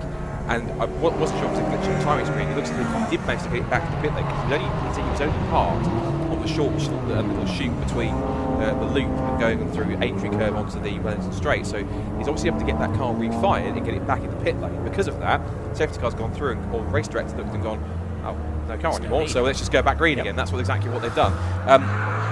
One point I was going to make before I figured it was probably the wrong time to do so, you see the leaders completing their first pit stop, is if you've seen that Honda Civic on track, I know there were a few that will look at that car and have the same thought, which is that not a TCR car? I can confirm, because we had that inquiry at Snetterton as well, that car is not a TCR car. It looks very much like one with like a TCR type style body kit on it, but it is a Honda Civic that has been built from the ground up to be a proper ground-up built race car. It just happens to have a kit that makes it look like a TCR car. The regulations state that we're not allowed actual TCR cars in the championship. So for those who might look at it and thought, well, hold on a second, is that not a TCR car? It can confirm, we've confirmed it, Ricky Kumba himself, that is a self-built car, and so it's not a touring car in many cases. And that hopefully should be the end of that one. When it comes to the leader, though, the refuelling is in, no pun intended, full flow. That's complete, as we see the fuel going. You see the level of the fuel in the fuel churn just quickly sort of depleting as the rest of the field goes in. Which just remind me your full name again. There with balaclava and goggles and also fire extinguisher and race suit to make sure that they are super protected in any situation. I can see that Rob is down there as well, so I'm sure we'll be able to get a conversation possibly with, I'm guessing, Bart Horston. It looks like Kian McConomy, who is being strapped into the 21 BMW 1 Series. So when they come back out, I imagine it will be Dave Griffin who will then take over the lead. The key thing, of course, for them is that the lining up an interview shortly with the leader. Actually, that's interesting. Has the McConomy and Horston car coming twice in as many laps? Because we saw it come in the first time on the safety car. I think it's gone out and then come back in again, because on the timing screen it's showing this as being its second stop. So I wonder if Bart Horston has finished his driving stint for today, hand it over to Kim McConomy, and at the safety car, I wonder, this could actually be a blinding piece of strategy from these guys, because if they're going to pull this one off, this could be quite the situation. But the Sapper & Branson BMW that's gone through is now in second place. It's showing to be 2 minutes 38 seconds behind. So that second and third going through, these guys might even have a full lap through that first pit stop on the safety car. And if that's the case, this really is severe advantage, almost total advantage to car 21. That's actually, to me, that's actually a beautiful piece of strategy on a really fortuitous situation for their pit strategy. And you've got to give it to Bart Horston for he just kept pushing on. And we saw that period of the race where he was behind the Branson number 40, trying to find a way through. I think this was clearly their strategy. Once they realised they got themselves in that situation with the first safety car, and I'm sure that will get analysed to the nth degree later on, that was their target. Push, push, push, see if another safety car comes out, ideally around an hour. That is what has happened. So they're done now. That's their 2 mandatory pit stops completed. Where have they come out in relation to the number 43? Because we saw that made both of its pit stops under safety car conditions. So Dave Griffin driving that one. We should notice as well that number 14 has also been in, was running third before the safety car, and they pitted right immediately once we'd gone back to green flag. So the Seat Leon Supercomper has also completed its mandatory pit stops. For now though, we're going to head down to pit lane. Rob Lewis is waiting for us down there with some news. And you'd have seen the BMW 1 Series car number 21 pulling into the pits for its driver change. I've got Bart Horston, who's just jumped out of that car. How was that first stint for you? Pretty solid all round, I think. Yeah, I really enjoyed it. I had a bit of a battle. A bit annoyed I couldn't be in front when the other car pitted, but happy to at least pit in from the lead. So yeah, relatively smoothly. So what's the strategy? Is that your driving stint done? Yeah, that's my understanding. Okay, and the strategy going into the race, obviously we've had many early safety cars, so has that changed the way you guys were doing things at all? Or? Well, I think we can kind of expect safety cars in a championship like this. You've got a lot of cars out there in a lot of different classes and a lot of people with their own cars, so we saw this at Snetterton, so we kind of expected some safety cars in the strategy. Okay, and for the rest of the race now, so obviously you've got second driver going out. Have you got any more stops planned where he can just sit, take it easy and then send it back out? Yeah, we have to do one more mandatory stop. We're hoping to serve that under a safety car, so fingers crossed we get that and it lasts more than 1 lap. Right, if I see you doing any funny dance or anything like that, you're just praying for that safety car's come. I would never wish that, you know. No, of course, that's fair enough. So, about the championship overall then, what is it that brought you to this SuperSport Endurance? Me and Kia just kind of met each other recently, and we were talking about doing some work together, and he said, I've got this great car, this great championship I'm going into, the SuperSport Endurance, and I thought, it sounds really interesting. So I guess it was just a few words of convincing from Kia, and then I was really into the idea, and I haven't done much endurance racing or any endurance racing really myself, so it's just a great experience from that side, and I love driving the car. So. Fantastic. Well, congratulations. You guys are in a very good position, so hopefully you can bring it through and get that elusive class win. I'll let you crack on. Thank you. Okay, I think from what I was just hearing in my ear, we've got a car at the end of the pit lane. Yeah, absolutely. Bart also was talking about taking advantage of a safety car. This might be the second safety car, because one of the leading cars in the field, the Jansper Sapper Brian Branson BMW M3 number 40, which was running at one point just coming into this next lap in third place. That car has stopped at the top of the pit lane, and there's a lot of smoke coming from the front end as well. I'm not sure if it's either brake related or sometimes something to do with the engine can possibly come through the front wheel sometimes if the front arches. Either way, that car's hit another car's hit drive. That's the 33 machine. That's the Lotus of Edwards. And that car stopped on the exit of Copse Corner. That car was running 5th in Pro C at one point. It was running higher. That was one of the cars that was in that Lotus v Lotus battle for second place in Pro C before the last safety car.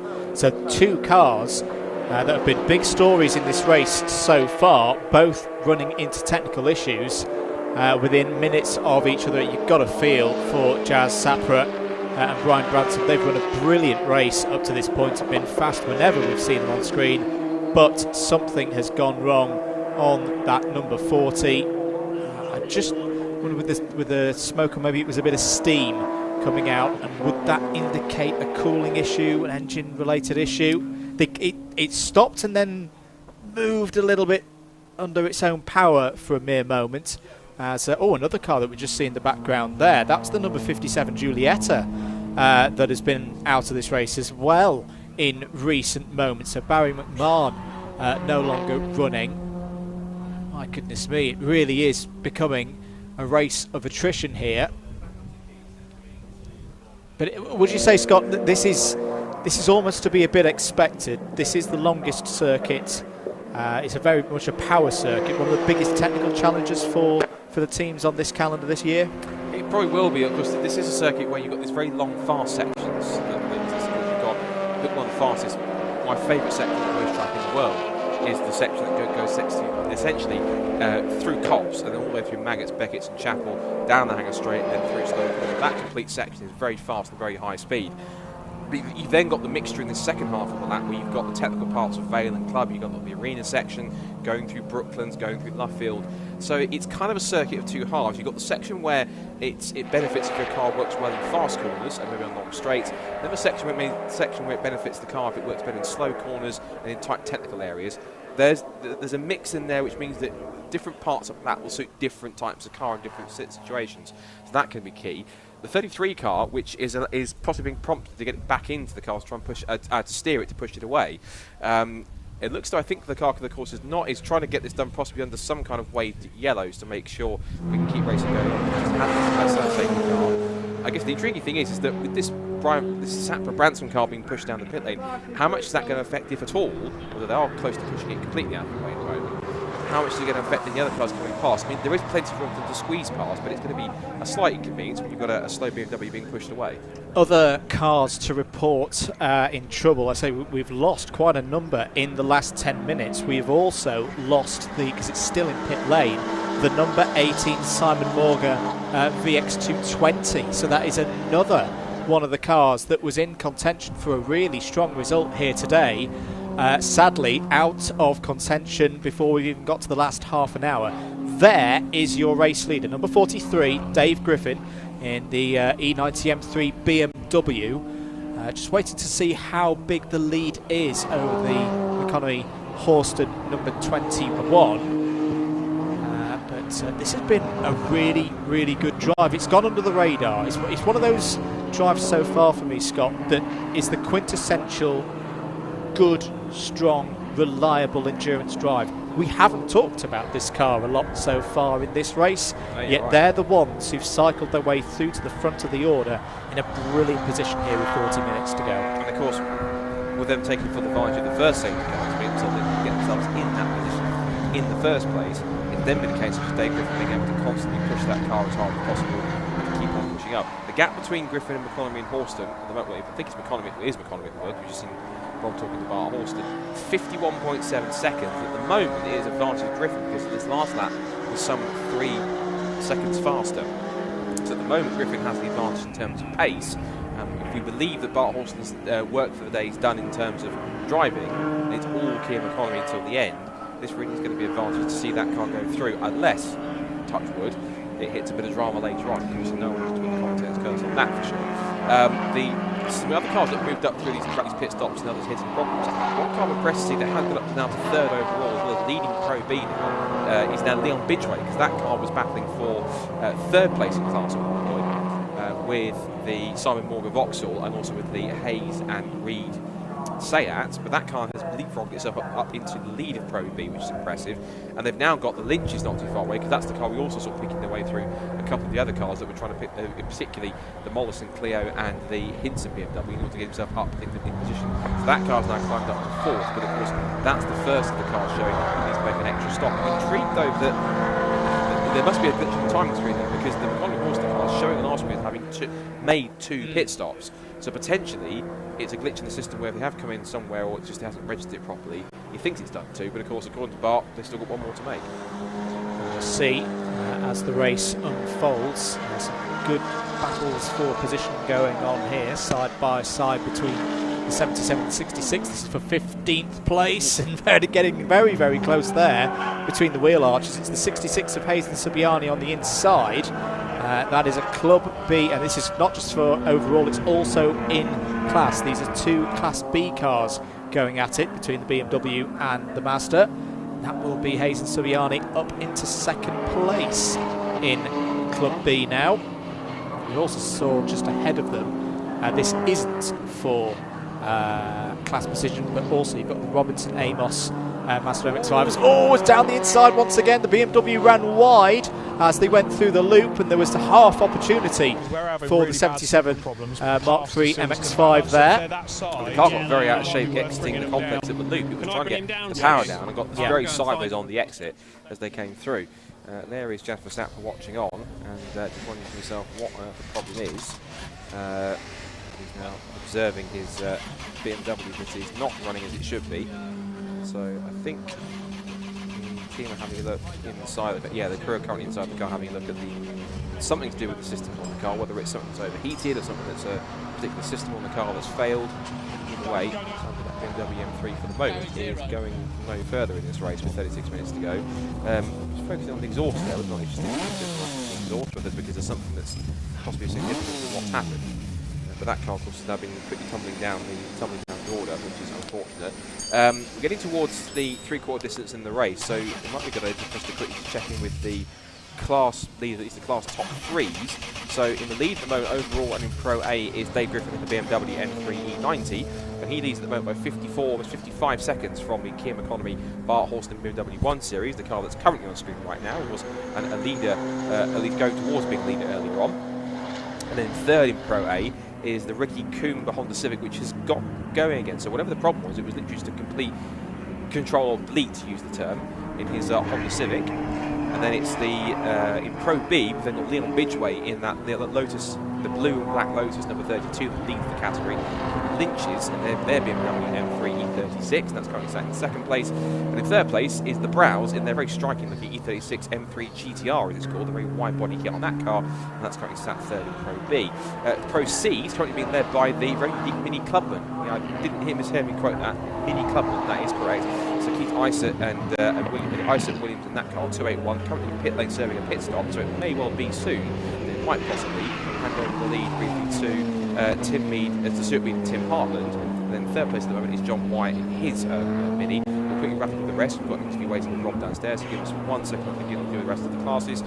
Club A is being led by Andy Mollison, the Renault Clio, that's Hinson of BMW.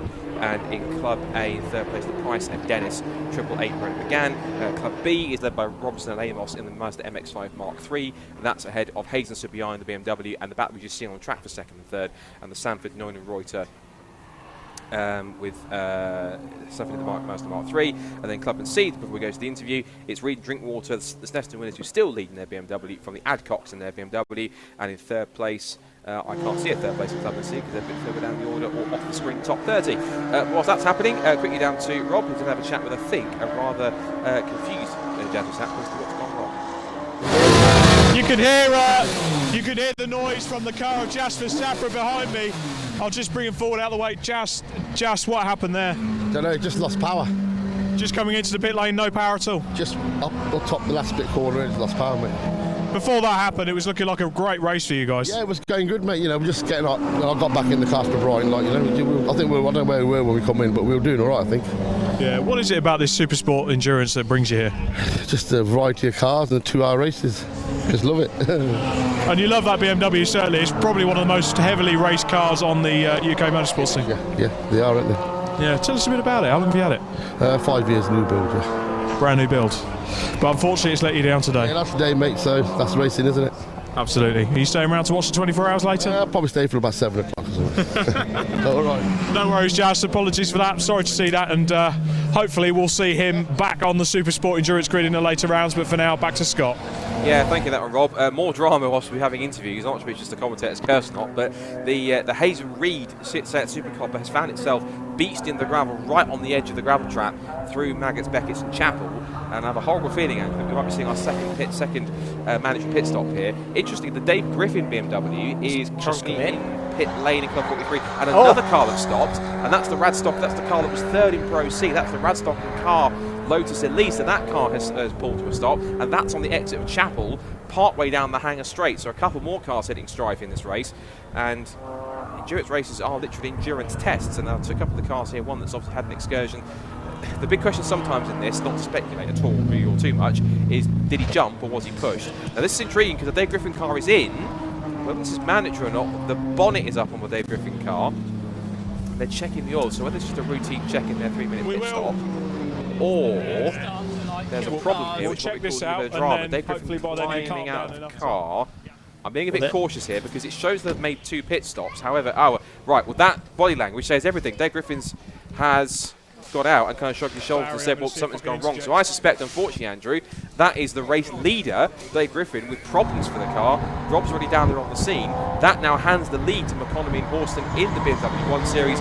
Drama for the E90 M3, with what was going to be 30 minutes to go, will look like a very straightforward lead. I think there's a Honda Civic that's getting a bit smoky, perhaps, and in trouble. I did note, whilst looking at the timing screen, Griffin's last lap time was a 2:33. Now, he had been running slower than his ultimate best. He'd been running 2:22s, 2:23s. I didn't mention it. I didn't want to curse it. I think by sheer thinking about it, I've cursed it.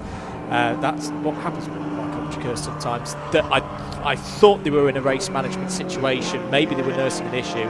That is a real shame for Dave Griffin to be out of this race. And as we say, the 122, the Radstock car Lotus, it was in 4th place in Pro C, but that was in good position on strategy. They were working their way back through. The number 14 Hazen Reed car, that was another car that had done its 2 stops, was going to work its way through. Now, we have not gone full safety car. All of these incidents being covered under yellow flags at the moment. If there were to be a safety car, though, that would be very, very good news for the William and Freddie Lynch 176, as well the Andy Mollison 177 in their respective classes, because they have only done 1 stop so far. We're about to pass through the 3/4 point and be into the last half an hour of the race. There is the number 22 Paul and Luke Brow's car that is now in 6th place, because it's just lost 5th place on that last lap to the Ricky Coomber Honda Civic.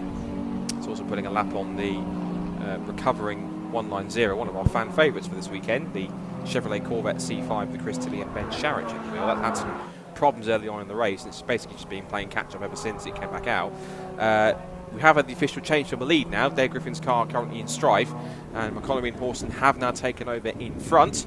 And there you can see there is the Tim Hartland Stuart Mead number 62 VW Scirocco, and that car currently sat at the moment in 9th place overall. A good spot on the time screen there, and that currently also leads the Pro C category. That's one of our class leaders heading its way down the straight. It's at the moment, so it's having almost slightly lonely part of the race here in the Samsung Motorsport compared to Scirocco. Striking looking car. It's not one of those cars in the field that it looks like a touring car, but I can confirm it isn't one. It's a very well built car with wide arches. Here's another one of our class leaders, which is doing exceptionally well at the moment. Well, it was a class leader. It's currently 2nd in Pro C now, chasing down the Mead and Hartland car, but this is one of the more unique cars in the field. This is a racing mini clubman, and of course these guys are no strangers to that. To endurance racing, particularly BRSCC or anywhere else. And that car running fairly well indeed, and looking fairly trouble-free. There's our Club A leader. There's the Andy Mollison and Renault Clio we saw battling earlier on, hints of the position. That car is currently sat in 7th place overall. Once again, just because there's the nice yellow Corvette just in the background, just charging behind it. Another one of the BMWs, it looked like, I think, Julian McBride's car, which is behind it there. McBride itself, actually, he's trying to pick up, if he can, another place overall, because McBride is currently sat in 4th in Pro B, but he's 8th overall and only about 4 seconds away. Yeah, there it is. You can see the white BMW underneath the red and blue striping on the side. That's Julian McBride's car chasing after for overall position, not class. He'll pick the 177. Right, down to the pit lane with Rob, and he'll have some more news for us on what's happening as we head towards the last half hour of this second Supersport Endurance Cup race. I've managed to find another interview. I've got Luke Brose from the Stowmarket Class B BMW M3. Luke, you got out the car and you were absolutely bouncing on the walls. How was it? Brilliant. Well, it's sunshine, Silverstone Grand Prix. You're an M3. It's not much better than that. Yeah, brilliant racing out there. We've sort of lucked in, really. We managed to do both our safety cars, pit stops, under safety cars. So, yeah, everything going to plan at the moment. Am I right in saying it's your first time out there this weekend?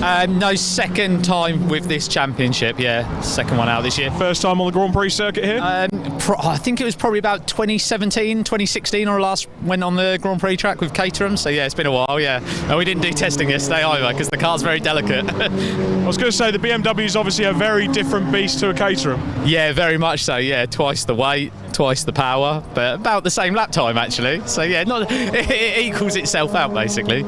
So your stints in the race, how did you kind of find it out there with the rising temperatures, coping with the heat and everything? Yeah, I mean, the first sector was sort of really nice, actually. We almost had like a 15-minute sprint race to the first safety car, and then after that you could feel the tyres starting to struggle and get sort of hotter and hotter. A lot of understeer on the high-speed corners as the hour came round, so you're having to sort of adapt your driving style, that sort of thing, you know, just coaster it into the corners a bit more and just look after the tyres to get to the end, and the car as well, because some of these BMWs seem to be dropping quickly, so we're just praying that ours lasts and look after it. I won't repeat what I said to you just before we line the interview up, because I'll probably get shot. Yeah, absolutely. Just keep quiet and yeah, just don't mention M3s anymore. Okay, well, in that case, I'll keep my fingers, my toes crossed. Good luck in this race, and a pleasure to talk to you. Yeah, thank you very much. No worries. Great interview there. That is the clubman spirit absolutely summed up in this championship. Back to Scott. Yeah, thank you very much for that one, Rob. We have heard in our ears from the producers, we believe actually, that not only is the Ford number 43 Dave Griffin car in the pit lane, we do believe, sadly, that it has in fact retired from the race, unfortunately. That's a real shame, because that was one of the top stories in the race, having benefited from that early safety car to make their first pit stop and then have that such a large lead. They took their second pit stop later on, amongst others, and then it was simply a case of a victory in the second safety car that there was, and then it was simply just a case of them trying to get themselves to the finish, and they had that lead about 55 seconds before the problem arose. I'm not sure if Rob wants to possibly head down to where Dave Griffin is to find out exactly what the cause was of the retirement if Dave was around. We can find out from the team. Key thing to note actually is that we've only got about another 10 minutes left of the pit window, because the pit window in this championship closes 15 minutes before the end of the race. It opens after the first 20 minutes so that drivers can't jump in and make their first mandatory stop straight away and take advantage of the loopholes. They put that in purposely to make sure that the first part of the race is kind of put in before they can actually start to think about any kind of pit stops to make it fair as possible. The end of the pit lane window is in the last 15 minutes, which means that as long as if you still have to make a second pit stop, which there's not really that many cars really that need to, anyone that consider has to, definitively, well, 2 cars actually I think I can see, no, just the one, it's the Andy Mollison Renault Clio that's out, that's just set a new personal best in 6th place overall and leader of Clubman A. And that car still has to make its second pit stop, so I wonder if the way that Andy's pushing on, he wants to try and get a couple of quick laps in so that he can try and keep himself ahead if he can, which is currently ahead by a lap or so of Paul Hinson BMW that sits in 2nd place, still trying to chase him down, although in the overall running he's 4 places back from the Clio in 10th position. We're seeing here, this is a switch between Club B and Pro C, Club B leader and Pro C in 3rd place for 13th overall. This is John White's Mini against the Mazda MX-5 of Bruce Robinson and Richard Amos. At the moment, both going hammer and Tom, 4th position, even though they're in 2 slightly different cars in slightly different classes. Yeah, they've been having a great scrap for pretty much since the last safety car. Just to run through, if you're just joining us, cars that if you're tuning in particularly to follow either of these drivers, apologies, it's not particularly good news for the cars that I'm about to read out. The Edwards number 63 Lotus Elise had problems on lap 1, didn't see the end of lap 1. The number 37 Ferguson, and Luke Mazda MX-5 is a retirement from this race after troubles in the early phases of this race. I think that one did get round the first lap, but had an instant down through Beckett's, which saw that one exit stage right. The number 72 Murphy Jukes BMW Z4, that was one that I think actually started from pit lane. It's been in and out a fair bit, but they're out of the running in this one. The Alfa Romeo Giulietta, the number 57, driven by Plantin McMahon. Unfortunately, we don't really know what happened on that one, but we have seen that on the back of the flatbed. The Smith Dennison Mark 1 MX-5 exited the race at the same time as the Seat Leon number 34, both of them retiring on the spot through the loop. We'll have more news on what was the cause of those later on. The Lotus 211, the number 92, that's the orange and black machine, was running really well for Denman, but has retired from this race. The Etheridge BMW E43 M3, that was running in the top 5, had a mechanical flag around the point of the first proper window of stops. We have not seen that car re-emerge from pit lane. The Power and Bates BMW Z4, the second of the Z4s, has also been having problems, the number 80, so they are out of this race with power issues, I believe. The Tilly Schreich Corvette C5, that is still running, so even though it's a little bit further down the order, it is catching up some of the positions that it lost earlier due to gear selector issues. The Edwards Lotus number 33 that was competing in the top 3 in Pro C, that has retired, and the VX220 Morga, but I do believe we've got down in pit lane Rob Lewis. Okay guys, just to reiterate the problems we've had in this race so far with the top cars, in particular the number 43 Griffin car. That's retired with a possible oil pressure issue, maybe a sensor. They didn't want to chance it. It's a custom build car. You know, the problem is with an oil pressure issue, there's only a couple of more laps you do with low oil pressure before you get the death knock, and these engines aren't exactly cheap. The car behind us is, well, in garage number 5A, we've got car 40 Jas Sapra. The team are still working on that car to maybe get it out and throw some laps with, but for some reason it's just not holding fuel pressure and has lost its power, so they're just trying to see if they can maybe get that one started and get Jas back out into the race. But for now, back up to our commentary team. I'll see if I can find out more in the pit lane. Thank you very much for that one, Rob. I did have a wild Andrew McEwen has reappeared back in the commentary box, so we'll give him a very quick summary amongst anyone else as we go into the last 20 minutes. And plenty has happened since Andy left, because of course there's been another safety car in the mix, a whole change around in positions, and what looked as though it was going to be quite a fairly straightforward win for Dave Griffin, as Rob's been explaining in the number 43 BMW. As we know, it's never that straightforward, because Andy then retired with what Rob just described, of course, as an oil pressure potential problem or sensor problem in many cases. So that car's now out of the race. The McConnell Horston car, which won at Snetterton, now leads the way at the moment by 55 seconds. However, according to Bart Horston's interview, the time screen is wrong, and there's the fact where his justification, he has to make one more pit stop. So this, in fact, is now going to hand the lead to the Leon Bidgeway Lotus Elise in car 32 that's currently sat in Pro B, leading Pro B at the moment. But this car having to make its second pit stop, even though there's a bit of a glitch on the timing, which suggests it had already made its first pit stop, so it's in for its second here. But they pitted under the safety car to save a bunch of time, which hopefully got them through to basically get them free pit stop in many cases. Quick recap, the class lead as well. It's Pro A that's led by the McConnell Horston car at the moment, and they're quite far ahead of the second place car, the Ricky Cooper Honda Civic, which is right there. Which will remind you again, yes, it looks like a TCR car. We can 100% confirm it is not one, but it's been built to look pretty much exactly like it, built from the ground up. So for those wondering, it looks like a sprint car, but it's not one, just to reassure you. That car is along ahead in second place in Pro A, and the third car in Pro A, well, it was the Dave Griffin car, but that car, of course, Dave Griffin says being out of the race. Pro B being led by this car, which will now take over the overall race lead. That's Leon Bidgeway in the Lotus Elise. That leads from Julian McBride, who won the Snetterton race on the road in his BMW M3, but he's some 50-odd seconds back. And in third in Pro B are the Browse in their BMW M3 GTR. Pro C lead is the Tim Hartland and Stuart Meads BMW Scirocco in car 62. That is in 6th place overall. Ironically, one place behind the car that leads Class A, which is Andy Mollison in the Renault Clio. He's up to 5th, a great drive from Andy Mollison, that Renault Clio up into 5th place. Again, that a Club A-class car that high up in the order. Well, they're looking at lap times. No, he's lapping the same sort of pace as the Scirocco, so it's pretty impressive there. Pro C 1, 2, 3. In second in Pro C, it's the Isit and Williams Mini Clubman. And third is the John Wyatt Mini in Pro C. In Club A, it's then Paul Hinton in second place. And then in Club A, it's Price Dennis Renner McGann in third place. Club B is now headed by the Robinson Lane Mazda MX-5 Mark III that also won at Snetterton. That's heading the Subiani and Hayes BMW, and then the third place car, which is the Sanford Noon and Reuter 77 car. On the screen, one of the BMW Z4s has come to a stop just on top of the Hangar Straight Extinct Chapel. We'll get to that in a second. Then in Club C, it's being led once again by another Snetterton race winner, which is the Reed Drinkwater BMW Compact, and that's the Adcox and their BMW, and the third place car, which I think is off the top 30 at least. In third place, I haven't got it on my screen, so there'll be another car in third place in that class.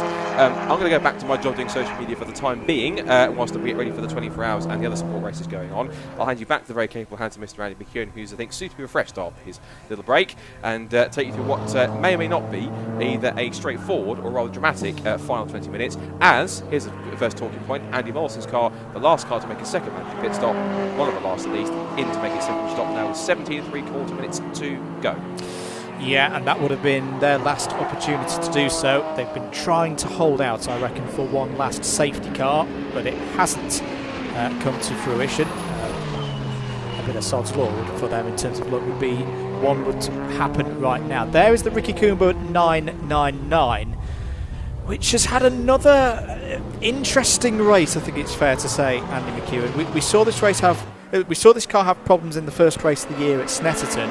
It had that short stationary moment where we thought it was going to be a trigger of another safety car for the second time of a car coming to a stop through the loop. But it's got going again. There seems to be inherent pace in this car that if Ricky Coomber and the team can keep working on it, I think this has got potential of being a race winner later in the season, but today's not been their day again. No, I would agree with that, actually. It's a well-sorted car, definitely, and it's a good all-rounder. It performs well down the straights, it handles well. For a front-wheel drive car, it seems to hold on to the tyres pretty well, too, over a long stint. So, yeah, no, I would agree with that, but as you'd expect with a car that has been built from the ground up by the team, there's the occasional teething problem, shall we say, and hopefully they can start to iron those out as the season goes on. They've got 6 races. This is only the second of the year, so I'm sure they'll be factoring at the very front on a few more occasions. And of course, they had put themselves in a good position after that first safety car, hadn't they? Had they not then subsequently had issues later on. So, intriguing final part of the race then to be had here. Leon Bidgeway, who, when I was last in the commentary box, we were talking about was losing ground, didn't look like he had the pace, was perhaps on the wrong end of the strategy. It's funny how these things work out, and the little Lotus now finds itself with over a 1 minute advantage over Julian McBride, who's kind of been there or thereabouts all race, hasn't he? Started 4th, been running in the top 5 pretty much all day long, and we'll wait to see where the Kia Maconomy and Bart Horston BMW comes out after its pit stop. There on screen we've got the Keith Ison car running second in Pro C, a class led by Reed and Hartland Sirocco a bit further up the road. And as far as close class battles are concerned, well, the closest, I think, is the one for second within Club B, isn't it? That's the Hayes and Subiani, number 66 car, ahead of the Sanford Noon Reuter. Sanford Noon Reuter car by less than a second. That's for second in Club B. Apart from that, though, Andrew, at this part of the race, because we've actually been green for a little while now, things are inevitably starting to spread out.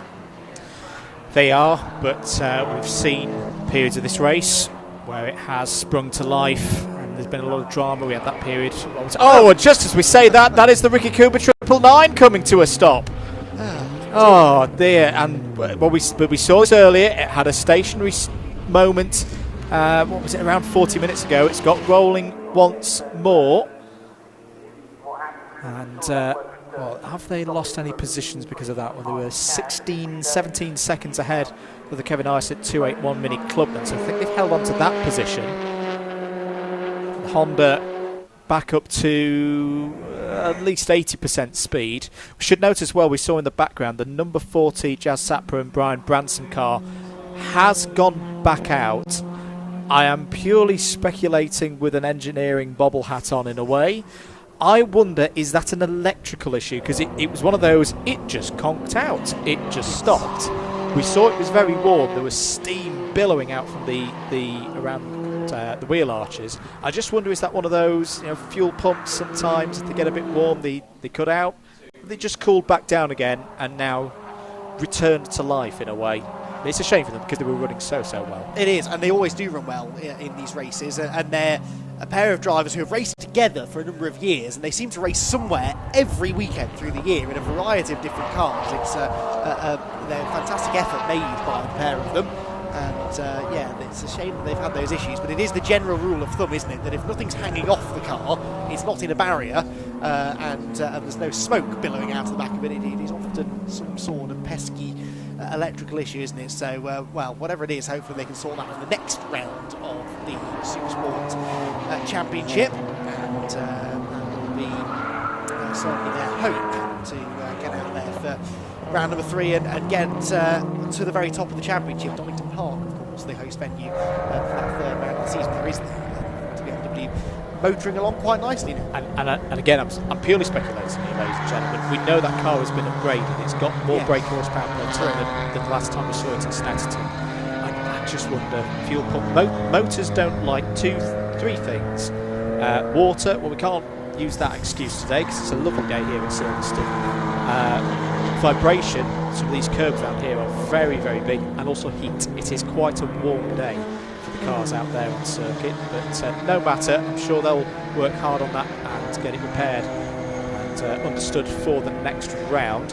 Here is a really good scrap on circuit. Now, ignore the 62 Scirocco in the middle of this, because you've got the number 77 Mazda MX-5, the Mark III model there, trying to chase down the Hayes and Subiani number 66 BMW. This is for second place in Club B class.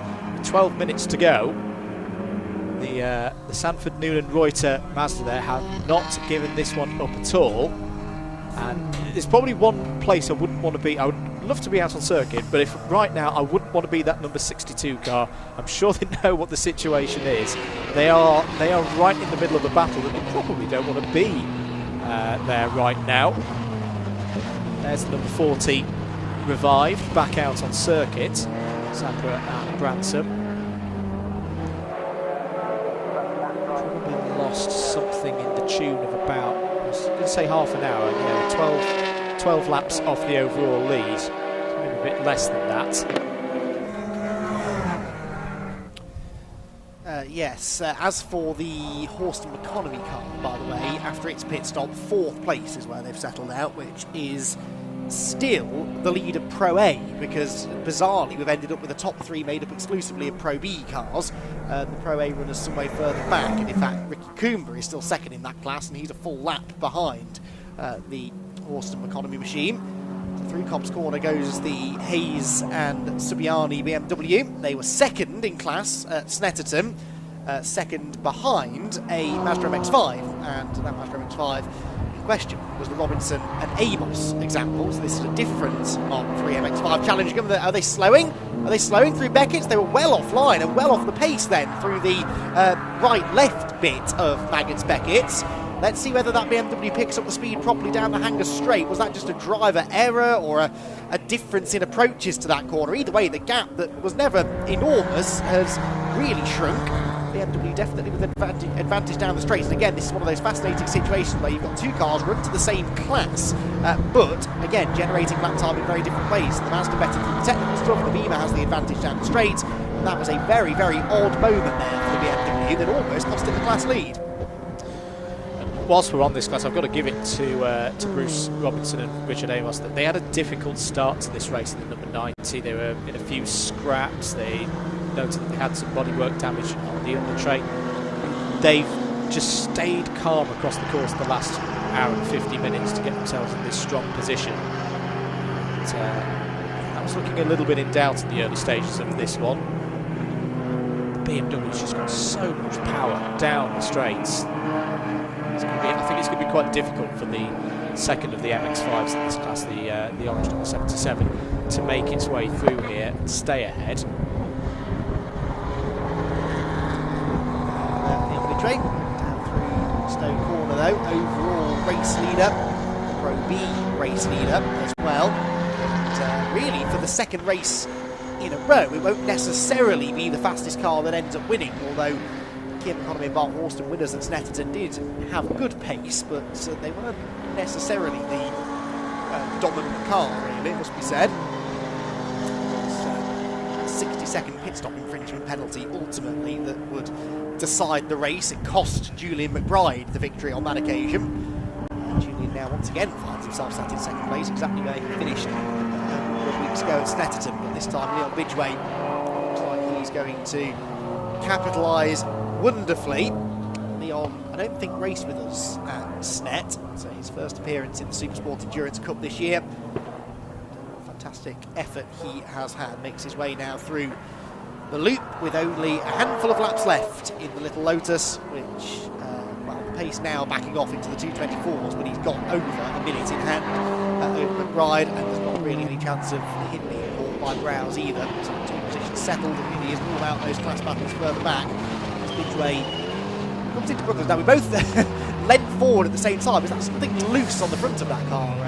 Yeah, I just wonder if one of the stay ties, no, the tie's still there on the front right corner, driver's front right corner of the splitter. But no, I thought I saw a little piece of the white portion of the front bumper having one of those almost jutting motions, as if it's if it was having a little bit of a tyre rub through and into Brooklands, which is a corner that has loaded up the front right a fair bit. There's Paul Hinson. What a race he's had. He's been very entertaining to watch in the number 25, but is winning out in that battle with Andy Mollison. But I will say though, only 3.3 seconds. Let's keep an eye on that one. 3.3 was the gap, and Mollison took 1.8 seconds out of Hinson on the last tour of the circuit. Now, if he continues at that rate, Andy, we're going to see a class battle here in Club A going on to the last lap or two. Yeah, that's interesting, isn't it? Because they've been on very different strategies, those two, and yet whenever they've been on track at the same time, so to speak, with the same part of their pit cycle, they've always been very close. And I did suspect with Mollison leaving that final pit stop as late as he did, perhaps he was going to cram further back, but it's actually worked out pretty much the same, 3.3 seconds between them, as you said, starting that lap. So quite a few battles to keep an eye on in these closing stages. There is Julian McBride, ever the bridesmaid really in SuperSport Endurance Cup. Second last time at Snetterton. Second, it seems he's destined to finish again, although he did get the class win last time, it's worth pointing out, in Pro B by 14.8 seconds over the Browse BMW. Well, he's a bit further ahead of the car at that green BMW this time around. Heads out onto the Hangar Straight, and enjoying very much the closing stages of this race. But yeah, let's monitor some of these gaps a little bit further back. Just had a change for 5th overall too. The Lynches have got themselves ahead of the Mead and Hartman Scirocco, which has really benefited from safety cars and pit stop strategies to get into the top half dozen. Was in the top 5 until that previous lap. Based upon their lap times though, I suspect they'll fall behind the Hayes and Reed car as well, but once more won't affect their class position. But yeah, Julian McBride must be wondering what he has to do to win one of these races. He's been quick both times, but things just haven't quite worked out in his favour. Good points for his championship bit though. The championship is scored here in the SuperSport Endurance Cup. It's all about doing as well as you can in a class with a high number of entries. The higher number of entries for a respective class, the more points there are available. So it means that sometimes you can get what seems like a bit of a discrepancy of a class win be worth less points than a second or a third in others, and that's simply because those classes have got more entries in them. So 44 points is the score for McBride last time around. This is going to be another good haul of points. Still a bit early in the season though to be genuinely talking about championship permutations. Next time these cars take to the track will be the weekend of the 17th and 18th of June at Donington Park. So if you're free that weekend, do try and get to Leicestershire for that one. Very, very good indeed. Just seeing as well, 5-minute time penalty for a missed pit stop for the number 40. That's the Jazz Sapra Branson car, just to compound matters for them. They have picked up that penalty. The other thing that happened on that lap was that Andy Mollison took 1.4 seconds out of Paul Hinson. He is 1.9 seconds behind him now, so that gap really coming down. There's the 14 Seat that was in the gravel a little while ago, and that car makes its way down the Wellington Straight, but we need to try and pick out, I think, the 25 BMW, the 177 Renault Clio. They are somewhere down the Hamilton Straight. Yes, so they are, so we'll try and pick them out for you then, because that is the most entertaining of our battles, at least for a class victory anyway, into the closing stages. And as the 14 car delayed, as I said earlier on, with its off coming out of Luffield corner, a class lead battle elsewhere around the lap. There is the car that Andrew just explained is being given a 5-minute time penalty for missing a pit stop. Now that might sound like a big penalty, but bear in mind the minimum pit stop time is 3 minutes, so it's making them basically serve that 3 minutes and then an extra couple of minutes worth of penalty on top of that. So they're running 23rd, they'll fall even further back, but it won't make a huge amount of difference for them really in the closing stages. Down the Sir Lewis Hamilton Straight goes Julian McBride, and we're not that far away, I think, from getting another update on that battle I just mentioned between the Hinson and Mollison cars in Club A, because they're coming towards the completion, Andrew, of their 42nd lap. They are indeed, and there they are. Just to mention, the leader is just heading into Maggots now, so if they remain at the pace 223.7 last time around, this is the penultimate lap of the race. If you're in the 177, you do not want to see that number 32 lift off and end it on this lap being lap 45. You want another lap after that to see if you can find a way past Paul Hinson's number 25 BMW. 100%. I think this, well, catching is one thing, passing another, as a well-known commentator once said, but the pace that Andy Mollison's got at this stage of the race is clear. He's got a clear advantage over Paul Hinson. The question will be, is he fast in the right bits of the track to be able to execute a quick overtake? He's not going to have time to waste here. Now that looks promising, because the Clio looks very stable under braking, doesn't it, into Stoke Corner. Really carries the speed into the right-hander nicely. And a little bit wide on the exit there for Paul Hinson, who will not want to give this up without a fight. So this is going to be a fascinating battle. He's driving almost defensively there into Club and snatches a break too. So we've said all race long that Paul Hinson's been exciting to watch, but now starting to look a little scrappy under pressure. I like that from Mollison there, flashing the lights down the hangar straight, saying, I'm faster than you. I'm pretty sure Paul Hinson is fully aware of that in his rear mirrors and is in no manner to move over. Minute on the clock. The leader is just coming through Aintree now, so I think there will be another lap after this, which is good news for Mollison there in the 177. Defender to the inside as they go through Village into the loop. Got to get a good run. Oh, and the back end's out, the rear axle stepping out there on the BMW, but is able to get, once again, we've seen this a lot from Paul Hinson today. He likes getting that BMW sideways, but it gets the power down, even in those oversteer moments. Good drive down the Wellington Straight. Leader is going to come up. There they are. So Bidgeway is going to come over to see what will be the last lap then. There's 20 seconds on the clock. So it will be a 46-lap race for Bidgeway. So there's a little bit of hopping around on the bodywork there. Back with our battle, Andy, for Class A. Still Hinson ahead of Mollison, but this is it now for Mollison. If he's going to take this win, it's got to be on this lap. Well, he's had one lap in relatively close quarters with Paul Hinson to figure out where he's quicker. Now he's got one lap to execute that and actually make the pass, and I do think that it's up either towards Stowe or through Village in the loop, where Hinson had that little moment a lap ago. But Hinson, of course, has the advantage of rear-wheel drive. He will get better traction off the tight corners, even if he runs a bit wide, as we saw. Mollison's car perhaps a bit more stable through these high-speed switchbacks through Maggots. Beckett's visibly closing in there through the left. But now what about the traction out of the right-hander through Chapel Corner and off down the back straight? This is 8th place, but more importantly, the Club A class victory on the line. And Andy Mollison, with a bit of a slipstream even maybe now down the back straight, is forcing Hinson to defend the inside line. Hinson's not going to move more than a car's width away from that white line, so Mollison has to go to the outside. He'll be late on the brakes, but Hinson's even later, locks up, runs wide. Mollison goes for the switchback, And was that the most costly of all mistakes there for Hinson? Has it opened the door for Mollison? Well, he's alongside, but now, Andrew, they've got to turn left. They have indeed. We've seen a lot of action through Vale and Club so far today. Another little lock up there from the BMW. Or on the inside there, but Hinson closes the door before they go round Club, and that could be the key moment, because now there's it was about 5 or 6 car lengths. It's more than that now for Andy Mollison. The corners ticking on by.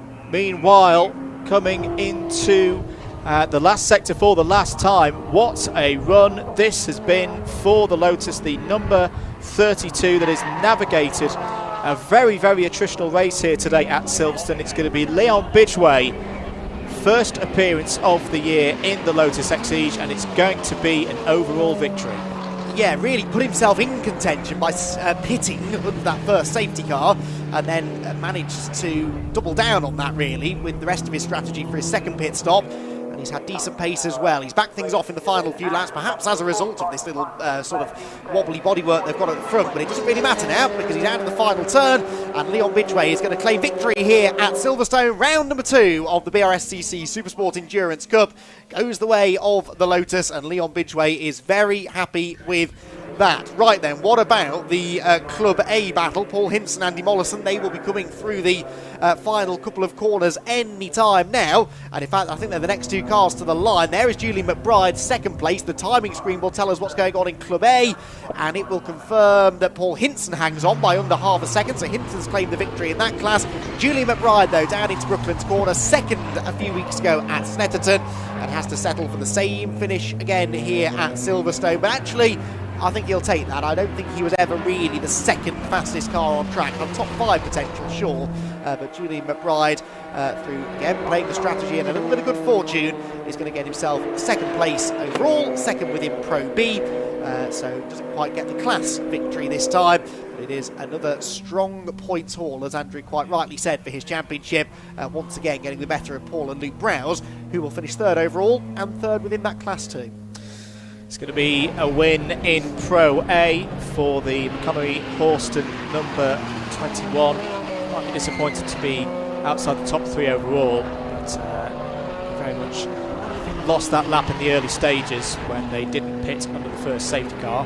They are going to take a win in Pro A. It is going to be a full complement of points from Pro A, so they'll be happy with that. The 176 of the Lynches is going to come across the line in 5th place as well. Good run for them today over the line.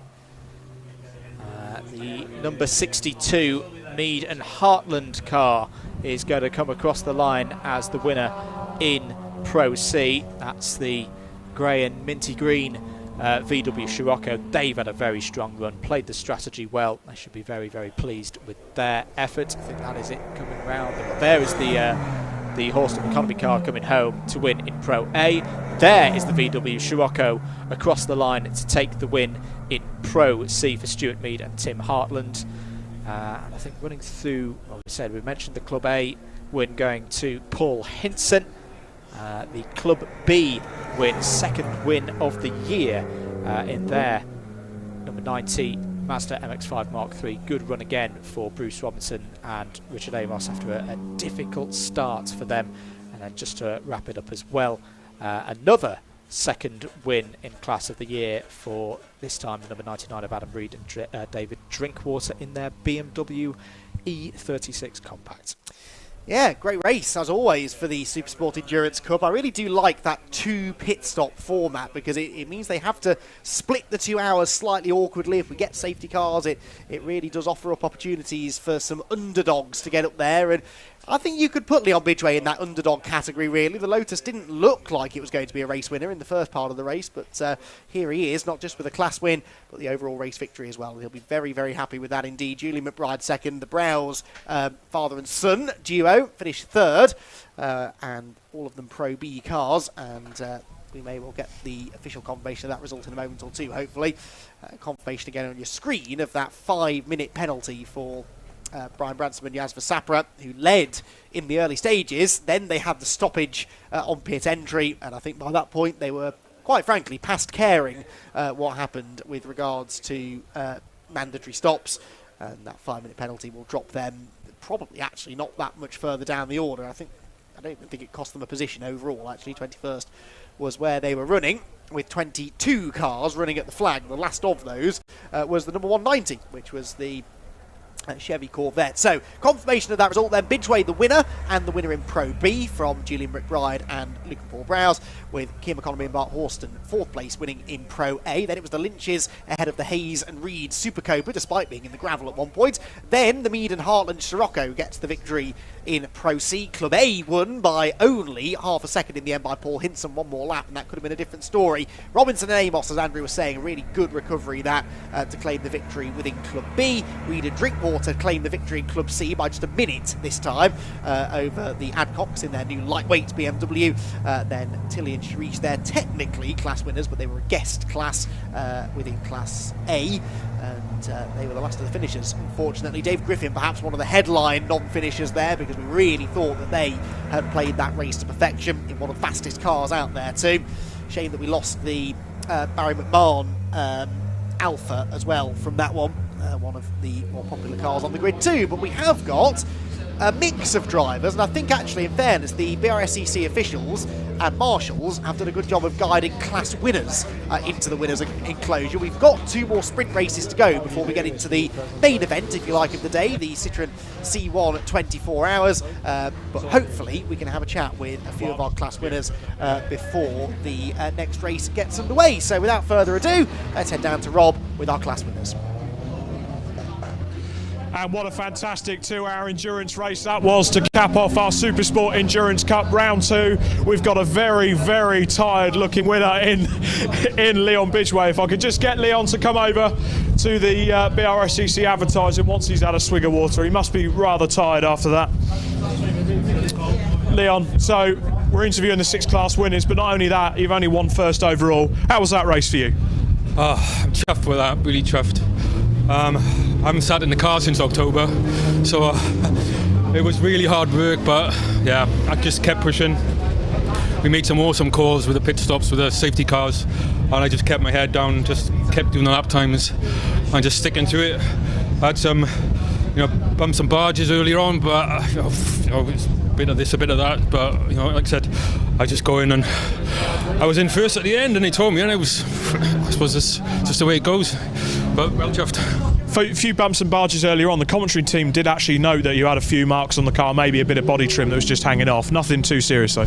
No, I think just on the exit of left field there, the Civic went wide, and it was just, there's 2 cars fighting for the same bit of space, so it's just one of those things, a bit of nudges there and there, but nothing, no one's fault really, it's just one of those things. So, but yeah, I didn't know what was going on, so obviously I had to wait to the pit stop because it was on the wrong side of the car, so just fingers crossed. Towards the end then, little noises, last lap, I had fuel starvation, so everything just worked out well today. Yeah, the tension just sort of added up at the end of that race. Well, congratulations on a fantastic result there. First overall and the winner of Pro B. Now I'm looking at Pro A class. We have Kiam Economy, who's just stepped out of the car. We did interview Bart earlier, actually, Bart Holston, who was rather pleased with his stint. We've just got, if we can get Kier to come over and step on the square. You would think these drivers, after a 2-hour race, they wouldn't be able to. Couldn't wait to get their gear off, but some of them still do take their time a little bit. But nonetheless, a very tired-looking driver there. Hello, Kier. Hello. First of all, congratulations, winning your class. Thanks very much. Fantastic race from yourself and from Bart. How'd you feel? Thank you very much. Yeah, great. Yeah, really good. Yeah, great to. Lovely day for it, and great to be on this circuit, and see so many cars out on the grid, and it was a great race. Tell us a bit about how the heat has sort of played its part in this race. Definitely in the latter part of the race, we were getting some temp warnings on the car. It was degrading the car a bit. I think the tyres were going off a bit. So the heat was definitely slowing things down a bit, but just tried to keep up the pace, and it's all good. Yeah. And a great start to the series for you. Yes, yeah, great, yeah. Fantastic. Tell us a bit about your co-driver. He did a fantastic job in that first stint. Yeah. So he had a great battle with Branson, didn't he? Yeah, it was. We enjoyed watching it, and two great drivers, and he did a great job. Yeah. Superb. We're going to have to cut it a bit short there and just get through our interviews, but congratulations there. So that's our Pro A winner. If I could just get Stuart Mead and Tim Hartland, if they're over here anywhere.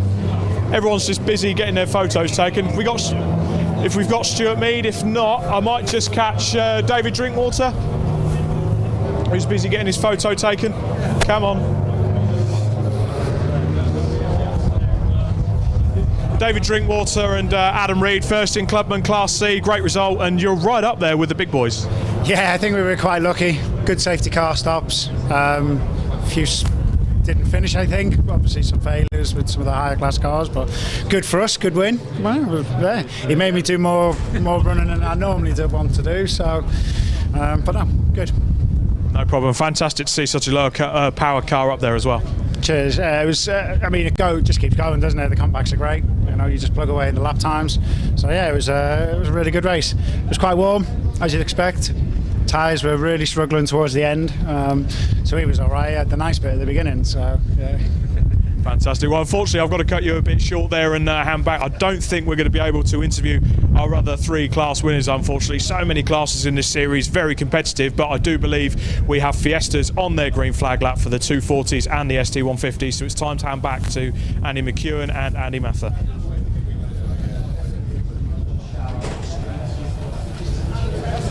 Thank you very much, Rob, down in the pit lane, and lots to talk about, as you'd expect, after that SuperSport Endurance Cup race. Next up is our second race of the weekend for the AIRTEC Motorsport BRSCC Fiesta ST240 Championship with Vinyl Detail Fiesta ST150 Challenge, which takes the prize for the longest championship title in British motorsport this year, but it also takes the prize for one of the most exciting one-make categories of racing, and they proved that point in race 1. It was a first race, if you didn't join us for it, that was safety car interrupted, which is always a shame. We had a fairly sizable accident on the opening lap between Conor Blackburn and Gary Miller, from which they both emerged completely unscathed. It seems the cars, sadly, slightly worse for wear. That led to a lengthy pause in proceedings, and when we did go racing, it was an entertaining battle at the front of the field between initially Alistair Kellett and Zach Lucas, but Zach Lucas ended up pitting, and he unfortunately will start towards the back of the grid as a result. So Alistair Kellett will now have youngster Albert Webster,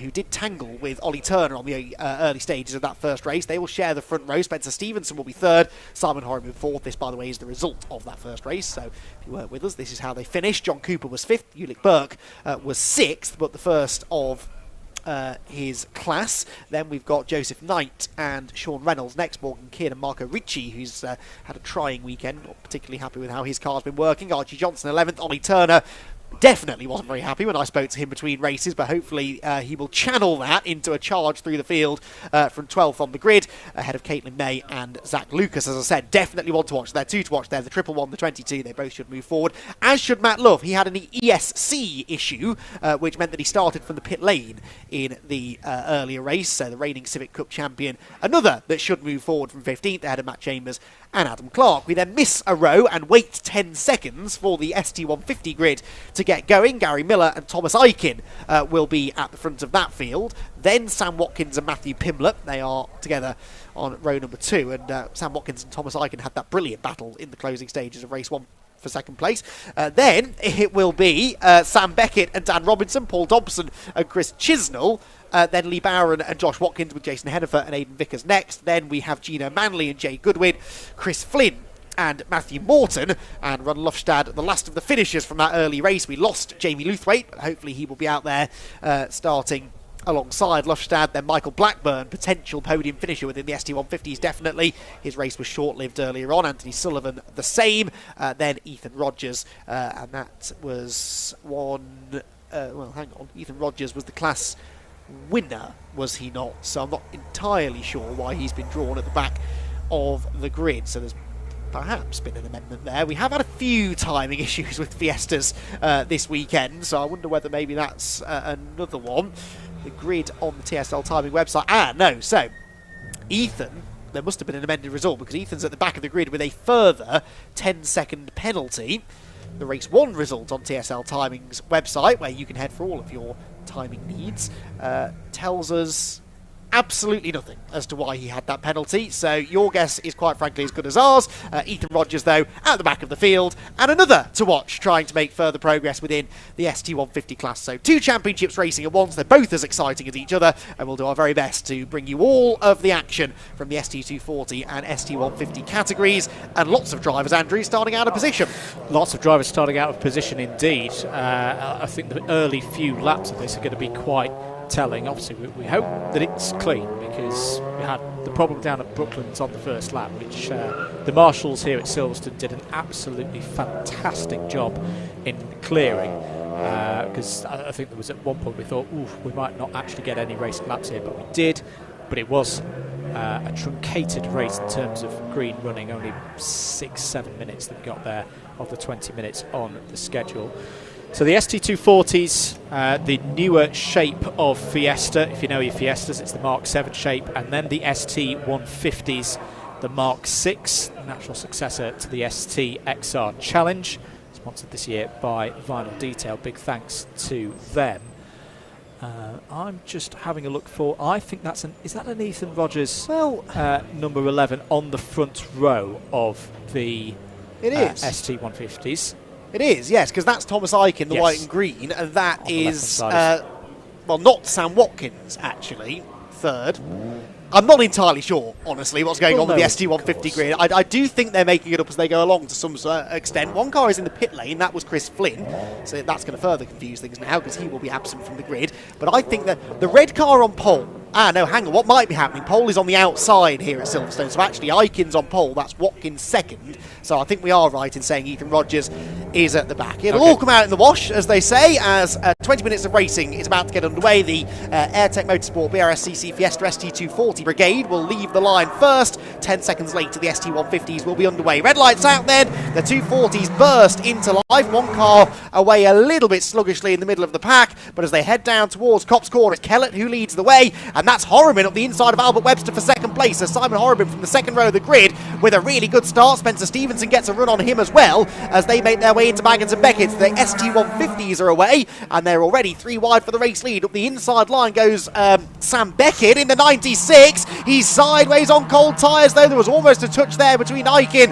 and Sam Watkins. I think it's the latter who may have come out of that with the race lead. They are all over each other as they head towards Maggots and Beckett's once again, and it is Watkins who emerges with the advantage. Aiken second, Beckett third, so as you were in the end, but that was a very lively start. And indeed, no Ethan Rogers at the front of that field.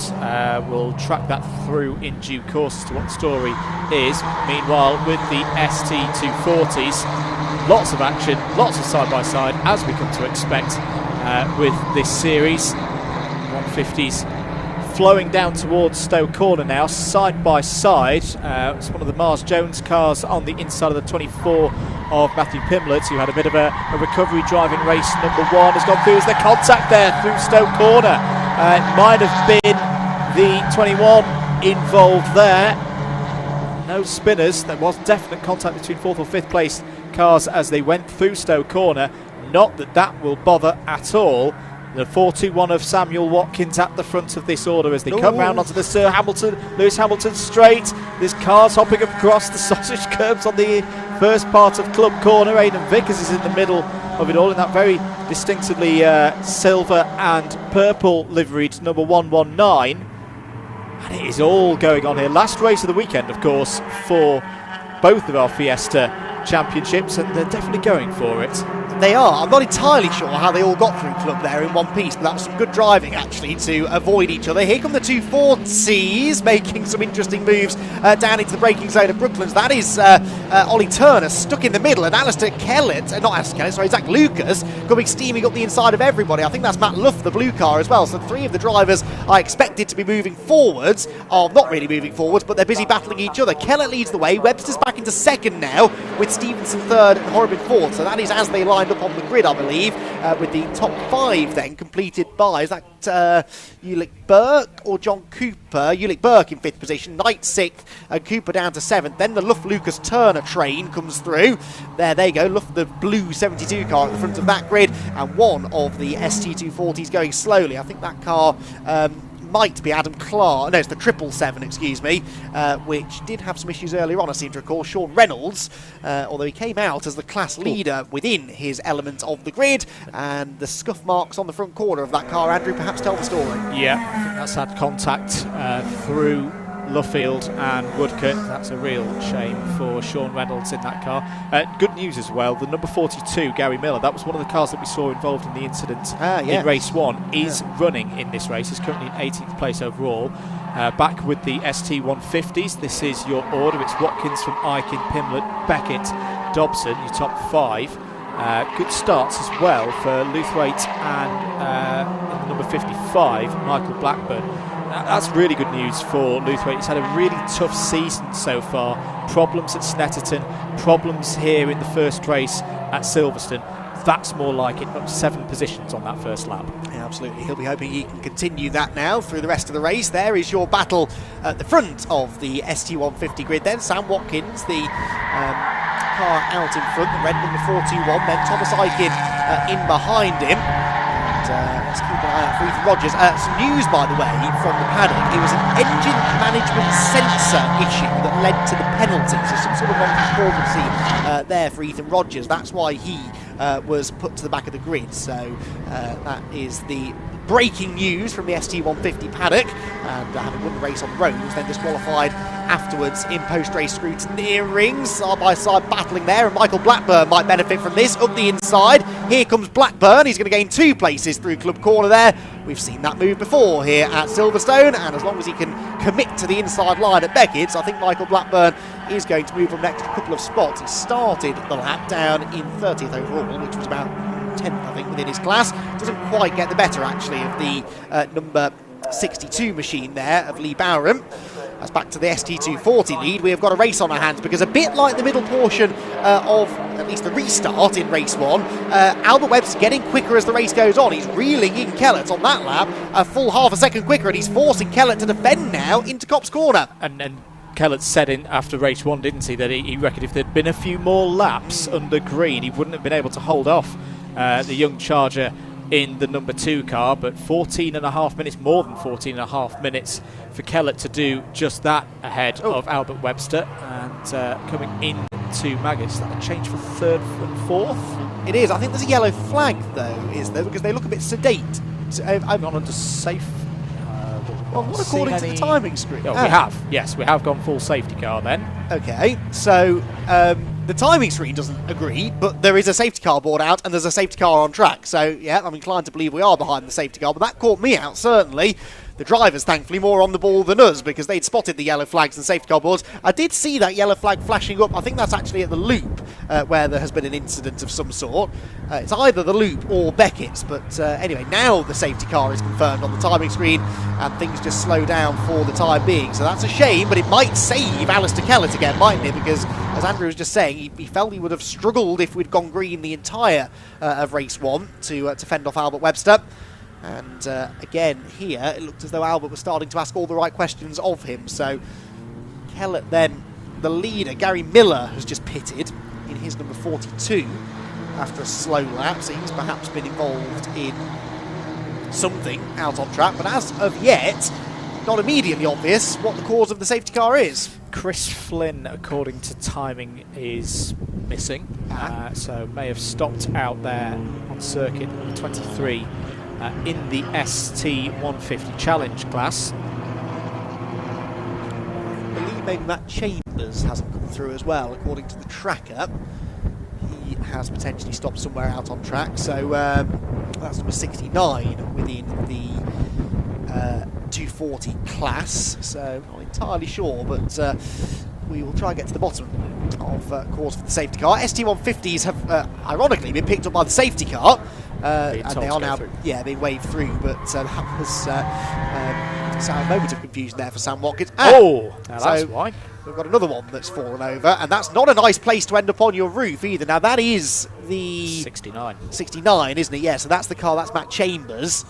And that car, he didn't get there by himself, did he? That's definitely had some outside assistance, and I wonder if maybe Gary Miller had a part to play in that, having just pitted, maybe with some damage. But that's a fairly high-speed corner. I mean, they accelerate pretty quickly, those 240s, out of the loop. They're picking up the speed there through Aintree, and a little tangle of wheels can quite easily send the car skywards. The serrated curbs that you've got on the exits as well. I just wonder if 69 Matt James there has got sideways, maybe been pitched over by those. As soon as we know any more news on that one, we will relay that to you. But we are in a safety car again for the second time here today in the Fiesta ST 240 Championship and the Fiesta ST 150 Challenge.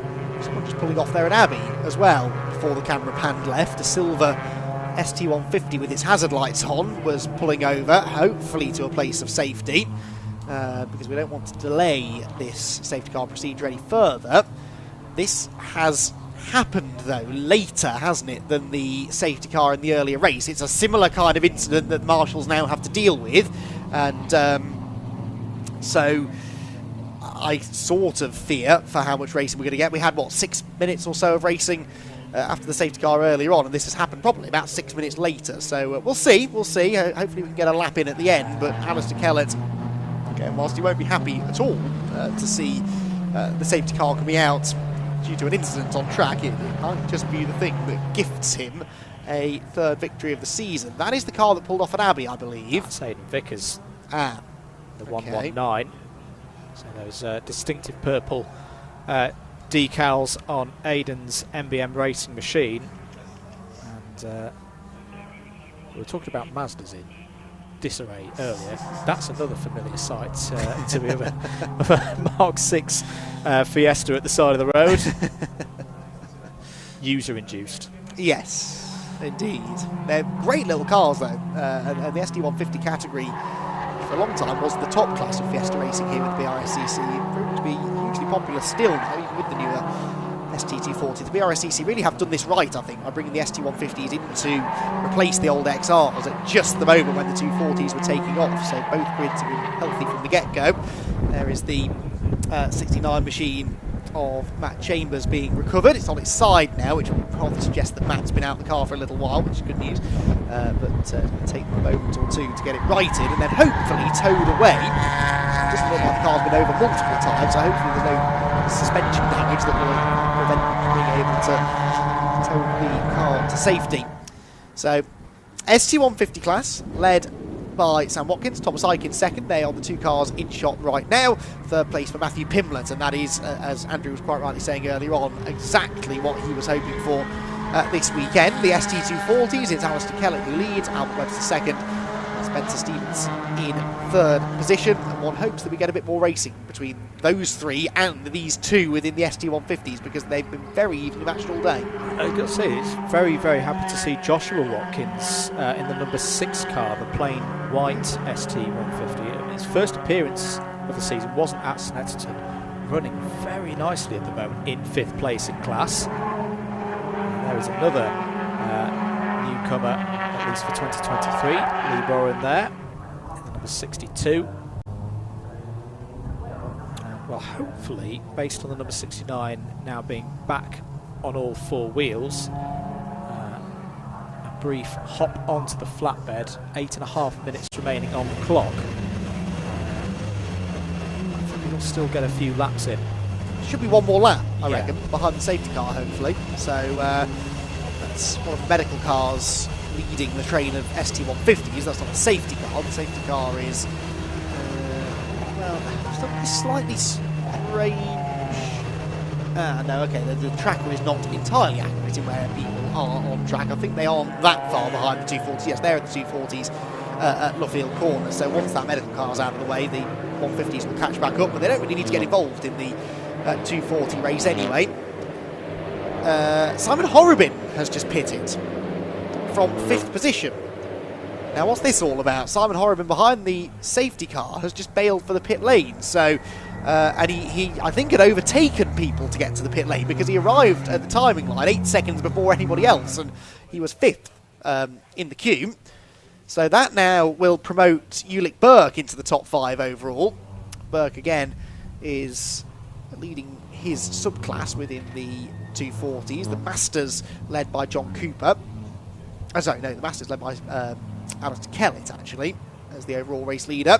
There is Zach Lucas in behind Matt Luff, and still ahead of Ollie Turner. Those three in the same order they've been pretty much since the start of the race, but having gained a lot of ground from where they started. Luff started 15th on the grid and now runs 8th. Lucas started 14th and now runs 9th. And Ollie Turner started actually ahead of them. He started 12th, but I don't think that car's fully repaired after the contact it had earlier on with Albert Webster.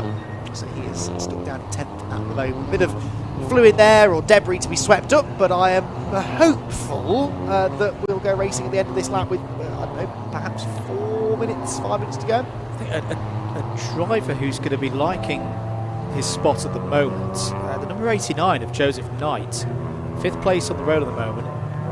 Gain one more position, that would be a best result of the season so far for Joseph. Well, that's technically 4th, actually, isn't it? Yes, no, true, pit, yes. So, yeah. Horobin cycles through, so yeah. So Joseph Knight on for a season's best so far. If the JRW Motorsport, the bright yellow car that you can see there, 4th in line, can hold that position, you never know what could happen ahead as well. Albert Webster has looked very, very racy so far today, in the number 2 position in the number 2 car. There is the 69 car. Another new windscreen required, unfortunately. That's not quite the shape that an ST240 is supposed to be at the front half, but perhaps not quite as badly as damaged actually as Conor Blackburn's car earlier on. Again, the car doing its job and protecting the driver. Cars can be repaired a lot more easily than people. So, yeah, it's good news that we saw drive around the car pretty swiftly. Now, that does mean we should go racing this time around. Simon Horobin, by the way, back out of the pit lane, so it was a flying visit. I don't know why he came in, but he must have felt something wasn't right with the car, and he wanted the team to check it, and felt that it was worth giving up 5th place for. So he will be kicking himself, perhaps, if there wasn't a major issue. But equally, if there was something wrong, that was the time to come in and check it, wasn't it? Because, okay, he'll fall behind even the ST150s, but at least he's got a fighting chance of picking up a place or two before the flag. There's Matt Luff, the number 72 car, who won the single most dramatic championship decider I've ever had the pleasure of commentating on at Snetterton, a soggy Snetterton at the end of last year. Quite how he won that Civic Cup Championship with a radiator leaking fluid and no front end on the car is beyond me, but Matt Luff, I think, will dine out on that story for the rest of his life. That was an incredible day down in Norfolk.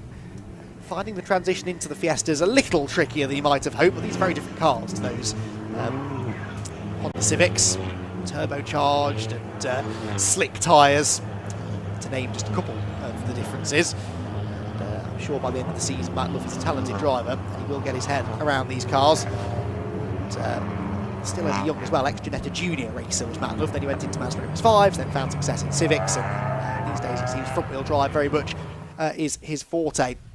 That is not a Ford Fiesta, but that is a teaser for what's coming up a bit later on, the Citroën C1 24 Hours. The teams, I can tell you, having wandered up and down the pit lane a few times today, whilst we've been watching and enjoying all the sport races, the teams have not stopped working to prepare those cars. Those C1s prepared immaculately for what is going to be a gruelling 24 hours of racing, due to get underway at around about 5:30, but we'll have build-up for that race about 20 minutes or so before that. So make sure you tune in nice and early for the evening part of the first part of that Citroën C1 24-hour race.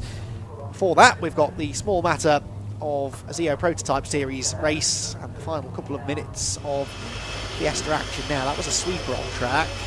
Is that going to mean the lights have to stay on? Normally they would go out underneath that bridge, and they haven't. And this, well, unfortunately, Andrew, might mean the end of the race, because a safety car lap is well in excess of 3 minutes. It is, yeah, 3 minutes 42, 3 minutes 55. I'm just reading some of the lap times as we go down the order. So unfortunately, that might be it for racing for the Fiestas. Be a double victory in the ST240 class for the number 52 of Alistair Kellett. That'll be a hat-trick. That'll be a hat-trick of victories, combining with his third race victory at Snetterton. Yeah, and of course Zach Lucas has had another bad result, well, two bad results really, because he's not really had time to bounce back from the bad race one. Webster's had his issues, although he avoided a points penalty actually after race one in fairness, so he's had a reasonably consistent, if dramatic, day. Simon Horobin has now lost a lot of points by pitting. Gary Miller's obviously not taken much part in the day. Joseph Knight was 6th in the championship, so yeah, most of Alistair Kellett's nearest rivals really not having a great day here at Silverstone, and Kellett's just been able to bank the points on a day where perhaps even he would admit he's not been the fastest driver, but things have just fallen into his lap. It's I was saying ST150 as well, if I'm not mistaken. It's going to be a first one of the year for Sam Watkins. You are correct. Yeah, absolutely. Had a disqualification and a non-finish amongst other issues at Snetterton. So yeah, first win for him. And a trouble-free day, which is almost as big for him as a race win, I suspect, after how his season started. So less than 90 seconds on the clock here at Silverstone. Second race of the day for the BRSCC Fiesta ST240 Championship and Fiesta ST150 Challenge. Fortunately, we're going to finish this one under safety car due to an incident involving the number 69 of Matt Chambers. About 8.5 minutes of the race to run. Jaguar XF Sport brake. Safety car still out on the circuit. No +1 lap after time expiry in this championship. So once the clock ticks over to 0 minutes and 0 seconds, the next time the cars cross start finish, that will be the checkered flag. Kellett, Webster. A good day as well for Spencer Stevenson. Had a bit of a rocky patch at the start of the season. Another young driver who I've seen race before. He's making me feel old. I remember when he was a Honda cadet back in the day. I think the drivers obviously would have liked to have had more racing laps underneath them, but Spencer's going to have 2 top 3s there. That's a good haul of points. Progress as they move forward for the rest of the season and go to Alton Park next.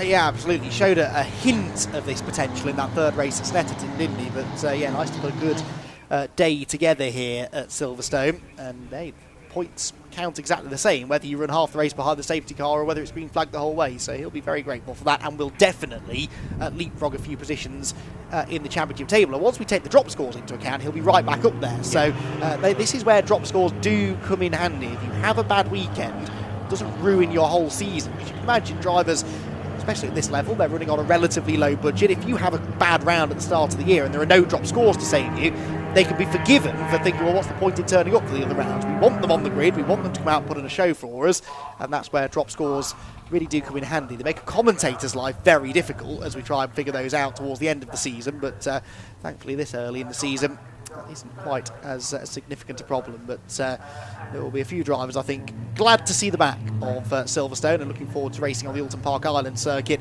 as part of the TCR UK package, which they're also then on up at Knockhill in Scotland. Now, I have to say, the prospect of this lot bouncing over the curbs at Knockhill fills me with excitement, so really looking forward to that one in the middle of the season. Right, the lights are out on the safety car. We're going to get a restart, quote unquote, but it's not going to be an actual race restart. They'll run to the line and the checkered flag will be thrown, I would imagine. And no overtaking is permitted, of course, before the line, so it's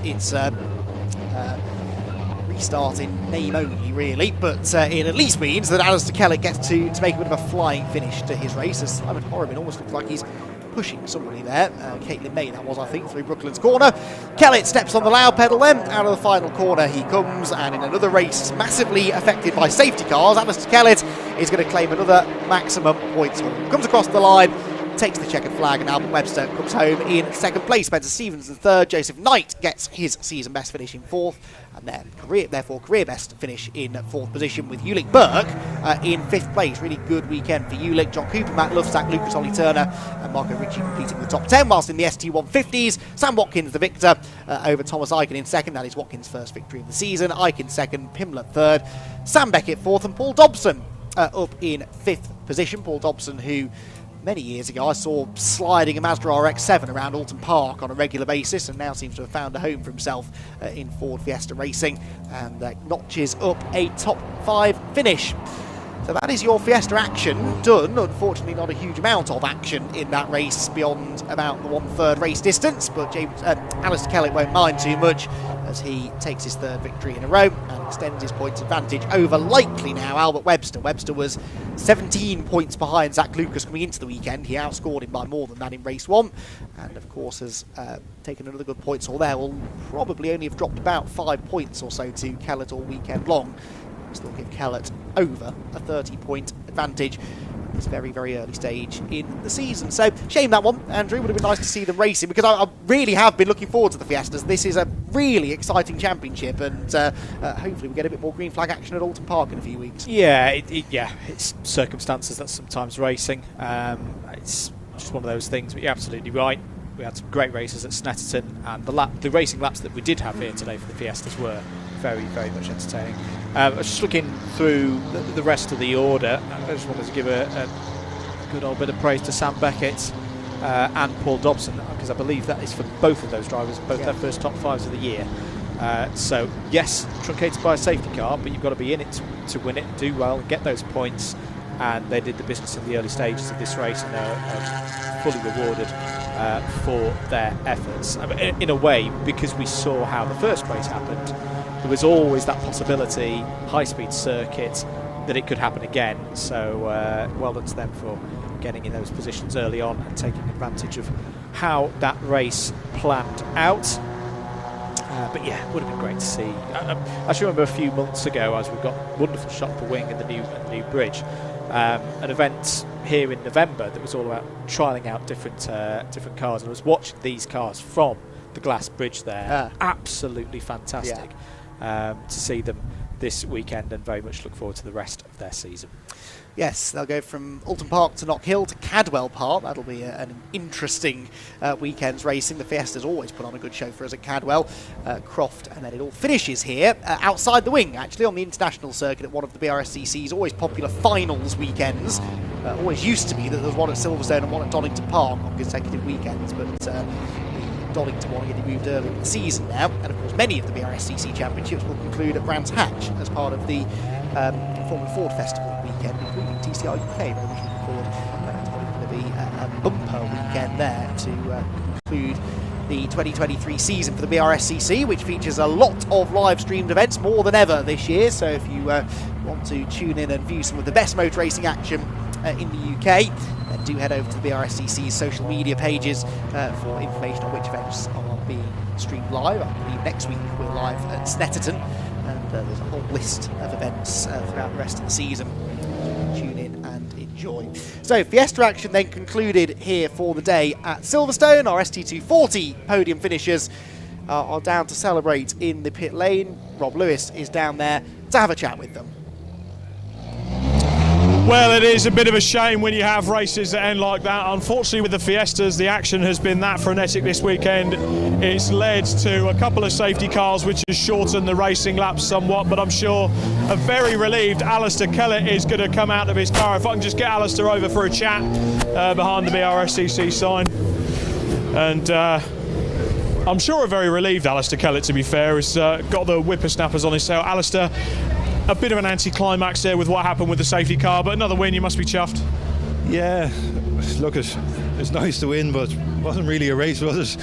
I'm not sure if the safety car was in limp mode or something, but he was doing about 20 mile an hour for most of it. So anyway, I thought we'd get a lap at the end, so it was a good battle with Albert at the start, and we sort of got away, and I thought it would have been a nice race for them, but didn't really materialise too much, did it? So anyway. Hopefully we'll see you back out at Alton Park, ready and raring to go. Yeah, we'll be out in Alton, yeah. Fantastic, congratulations on that again. So a pair of wins for Alistair Kellett, you can't quite blame him there. Circuit comms have grabbed Albert Webster, but I think I'm going to grab a chat with Spencer Stevenson. Spencer, if I could just get you to come and chat to us here in front of the BRSCC sign. Spencer, I was just saying to Alistair there, not the ideal way to end the weekend under the safety car, but a pair of podiums, you must be quite pleased. Yeah, can't complain. Yeah, pretty happy with that. A bit more of a chilled race, so yeah, pretty happy with that. Yeah. And the plan going into Alton Park? Yeah, same again. Car feels good. Yeah, thank you for everyone at 2010 Racing. Car feels amazing, and yeah, hopefully do the same again. No problems. Fantastic. Cheers. Thank you. Thank you. Congratulations on his third place there. If I can just grab Albert Webster over for a chat. Stand in the square there, sir. bit of an anticlimax finishing on the safety car, good pair of second places, moving on to Alton Park, all in the game plan?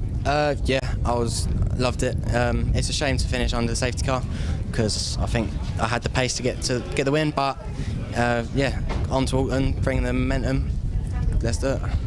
Fantastic. And, you know, thinking championship-wise, a good haul of points. Yeah, definitely. I think with Zach's unfortunate race one, didn't have enough time to get through. I think should overtake him, and then Alistair haven't lost too much points, I don't believe, so should be all right. Fantastic. Well, congratulations there on a superb set of second places. Now, I'm looking for some ST150 drivers. If I could just, they're all the way down there. We might have to take the camera down there. Let's go talk to some ST150 drivers. I'll tell you what, some superb scraps going on in the opening laps of that race before the safety car came out. If I could just speak to Sam Watkins. Not a bad result. Yeah, I felt a bit undeserved, more like a parade lap, but still nice in the end, I guess. Yeah, it was a bit of an anticlimax there, unfortunately, with the safety car having to come out there. Yeah, I guess from the C1s can't start any later than they are, so it was a bit of a lacklustre, very warm Sunday drive. So, looking into the next round, what's your game plan moving forward? Just keep bagging those points for the championship? Yeah, got to keep aiming top three. Just, keep it going. I mean, these cars, for however old they're getting now, they're still producing fantastic racing, aren't they? Yeah, it's the best thing, especially with 20 of us out this time, is racing everywhere. It's really good. Fantastic. Well, congratulations on that, sir. Sorry you didn't get as many racing laps as you could in. Thomas Aiken is just getting interviewed, so I'm going to grab Matthew Pimlett. How you doing? You all right? How are we doing? A good podium position there for the ST150s? Definitely, 100%. It's my first time at Silverstone, so yeah, it's an interesting one. I didn't expect to get a podium in the first race either, so 2 podiums, I'm happy with that. Yeah, we were just, the commentary team were just discussing there was an issue with judicials afterwards and the car got thrown out, so a pair of podiums for the weekend, a good haul of points, so you must be quite happy. Yeah, 100%. It's held out. I've got a bit of a hub issue, so I was praying for that to checkered flag then, but no, it was good all round. So what you're saying is you were really pleased when you had to finish under the safety? Not normally, but on this occasion, yeah, it was good for me. I think it would have been game over 2 more laps in. Oh, blimey, that close? Oh, it's not healthy. Yeah. So I was just praying. Fantastic. Well, we'll let you carry on. Congratulations there on a superb pair of podiums. And Thomas Aiken, just to round out our ST150 podium. Good couple of podiums this weekend. Good haul of points. Championship looking good. Yeah, well, it ended up being a P1 and a P2 after race penalty. So P1 and P2 can't complain. Bit of a not ideal way to end the weekend with the safety car, and that didn't really give me the chance to challenge for the lead after I lost it. But like you say, good haul of points. Fantastic. And what's the plan moving forward? More wins. Yeah, more wins. Go to Alton, my home track. Been there quite a few times, so hope to be on the podium. Go a few times there. Fantastic. Well, first and a second, congratulations and fantastic racing again from the ST150s. I can't shout about those guys enough. For the cars that are effectively coming up to 20 years old now, they still produce fantastic racing. However, if you can hear the rumbles in the background, we're getting ready for some prototype racing. And I tell you what, after race 1, you're going to want to keep your eyes on this. Let's head back to our commentary team to check out the action. Thank you very much, Rob. Yeah, looking forward to this one. We had a cracking opening race for the ZEO Prototype Series, which did not... The result didn't really tell the full story. Mike Genvy won the race by 6 seconds from Ruben Stanislaus, who won then in Class A by 13.5 seconds over Rodolfo Gonzalez. But for the majority of that 30-minute race, those 3 drivers were absolutely nose to tail, along with, I think it was Jess Hawkins, they said, didn't they, who was in the University of Wolverhampton 111 car, which means it should now be handed over for this race to her teammate Shane Kelly. Grid on your screen then, based upon the second fastest lap times, I believe, from qualifying. So it's generally from Jonathan Mitchell on the front row. Then we're going to have Ruben Stanislaus and Shane Kelly. No, this isn't matching up with the grid that I've got. So Shane Kelly starting 5th, it would seem, alongside Graham Charman. Then there's a gap on the grid for reasons that aren't immediately obvious before Rodolfo Gonzalez starts 8th, Richard Morris starts 9th, and Will Stowell will start from 10th position. Then Alistair Smart and Richard Chamberlain. Alistair Smart having that spin and eventually retiring to the pit lane in the early race. Then it is Joachim Penteado and Ian Charles together on row 7. Charles was part of a fantastic battle for class victory within Class C earlier on. Dominic Diakis was in the pit lane twice in race 1, ahead of Charles Graham. Then Chris Child and the Taylor and Green car. Again, we didn't know who was in all of these cars for race 1, but the car with 2 names next to them are sharing the drive. So one driver does race 1, the other driver does race 2. Mark Grayson and Clive Hayes next. Hayes has had a difficult weekend, had problems in qualifying earlier on, and he had another issue, a spin, and an issue in the first race earlier on. Andrew Hurst and Dominic Landon down next, and Antonio La Russa will line up at the back of the grid. So again, a slightly amended grid there, it seems, from what we were expecting, but what we're hoping for, Andrew, is a repeat of the great racing action that we had earlier on. The Pragas mixing it with Mike Genvy, who had a really up and down race. He led, I think, on 3 different occasions before he actually managed to seal the deal in the closing stages, but it could have gone any one of 4 ways, really. I had a huge smile on my face at the end of race 1. The only problem is that it was only 30 minutes. I wanted it to carry on for another 30 minutes, but that's what we've got in store here for race number 2. Track conditions, obviously a little bit warmer than they were this morning, but apart from that, stable for the field. I'm interested to see how Shane Kelly does in the 111 University of Wolverhampton car, because that car in the hands of Jessica Hawkins deserved a lot better a result than it got when it pulled in towards the end of the race. Shane knows that car very, very well from his racing in the Praga Cup. We'll be fascinated to see how he gets on. As well with all the battles, it wasn't just what was going on at the front. We had that incredible battle in Class C that went back and forth several times. We said it before about these prototypes. They're all prototypes, but they're all very, very different. Some of them are a bit heavier, some are a bit more power, etc., etc. They make their lap times in different ways. That's what was brilliant around this circuit in particular in race number 1. More please in race number 2. Should be fascinating. It's cement just down there from our Fiesta action, let's call it, in the race just before this one, but the cars lining up 2 by 2 and in now the right order. I think on the green flag lap, Ray Sharman have moved himself ahead of Ruben Stanislaus for some reason, but they are now back in the correct order. So Stanislaus starting 3rd should be one to watch, shouldn't he, because he was pretty rapid in the earlier race, coming home in 2nd, and for a while looking like he might just win the race. And as Andrew quite rightly says, keep an eye to 5th on the grid, and the predominantly blue 111 University of Wolverhampton car with the white and yellow flashes, that we believe is Shane Kelly at the wheel for this race. So 2 by 2 off the final corner then, 30 minutes on the clock, our final sprint race of the weekend here before we head into 24 hours of C1 action later on. About to get underway. Mike Genvy pole, Jonathan Mitchell alongside him in the Revolution. Watch for the red lights, no one jumped the start this time. Out they go now, we're away and racing then, and 3 wide already for 3rd place, but Genvy and Mitchell wheel to wheel for the race lead. Can Mitchell go right round the outside? He's going to try it and might just have the momentum down towards Maggots and Beckett's. Jonathan Mitchell with a really good start to the race. Has he cleared the Genvy gun heading into Maggots for the first time? Yes, he has. So the Revolution leads here at Silverstone. Brilliant start that from Jonathan Mitchell. Absolutely superb. You don't see many round the outside overtakes through Cobb's work, and he kept it in track limits. Yep. Super brave stuff from Jonathan Mitchell. Got the run on the rolling start done absolutely perfectly.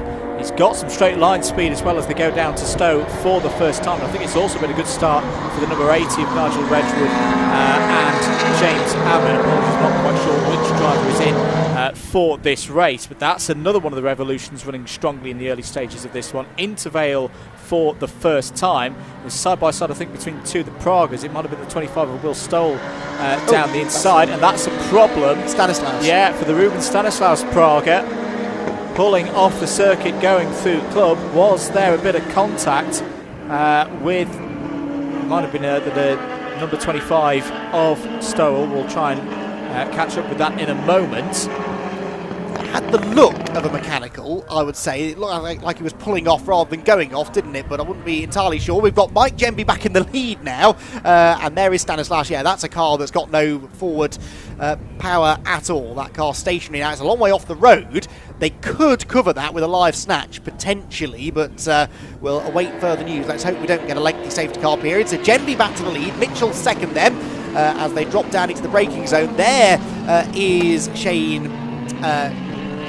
Kelly as he drops down into the braking zone at Brooklands. He's in behind the number 5 now of Graham Charman as they head out of Luffield Corner, and a very odd line taken there by Mike Genvy out of Luffield as they head to the line. So Genvy's going to lead the opening lap of the race then. Bit of bodywork there at the side of the road at the end of the first lap, which rather suggests that got there before the race started. And that's another one of the Pragas heading in, and I think that was Rodolfo Gonzalez, wasn't it? So Gonzalez hitting trouble, and Gonzalez really faded in the latter stages of the earlier race, which did rather suggest the car wasn't at full health, and if there was an issue, it doesn't appear that they've solved it.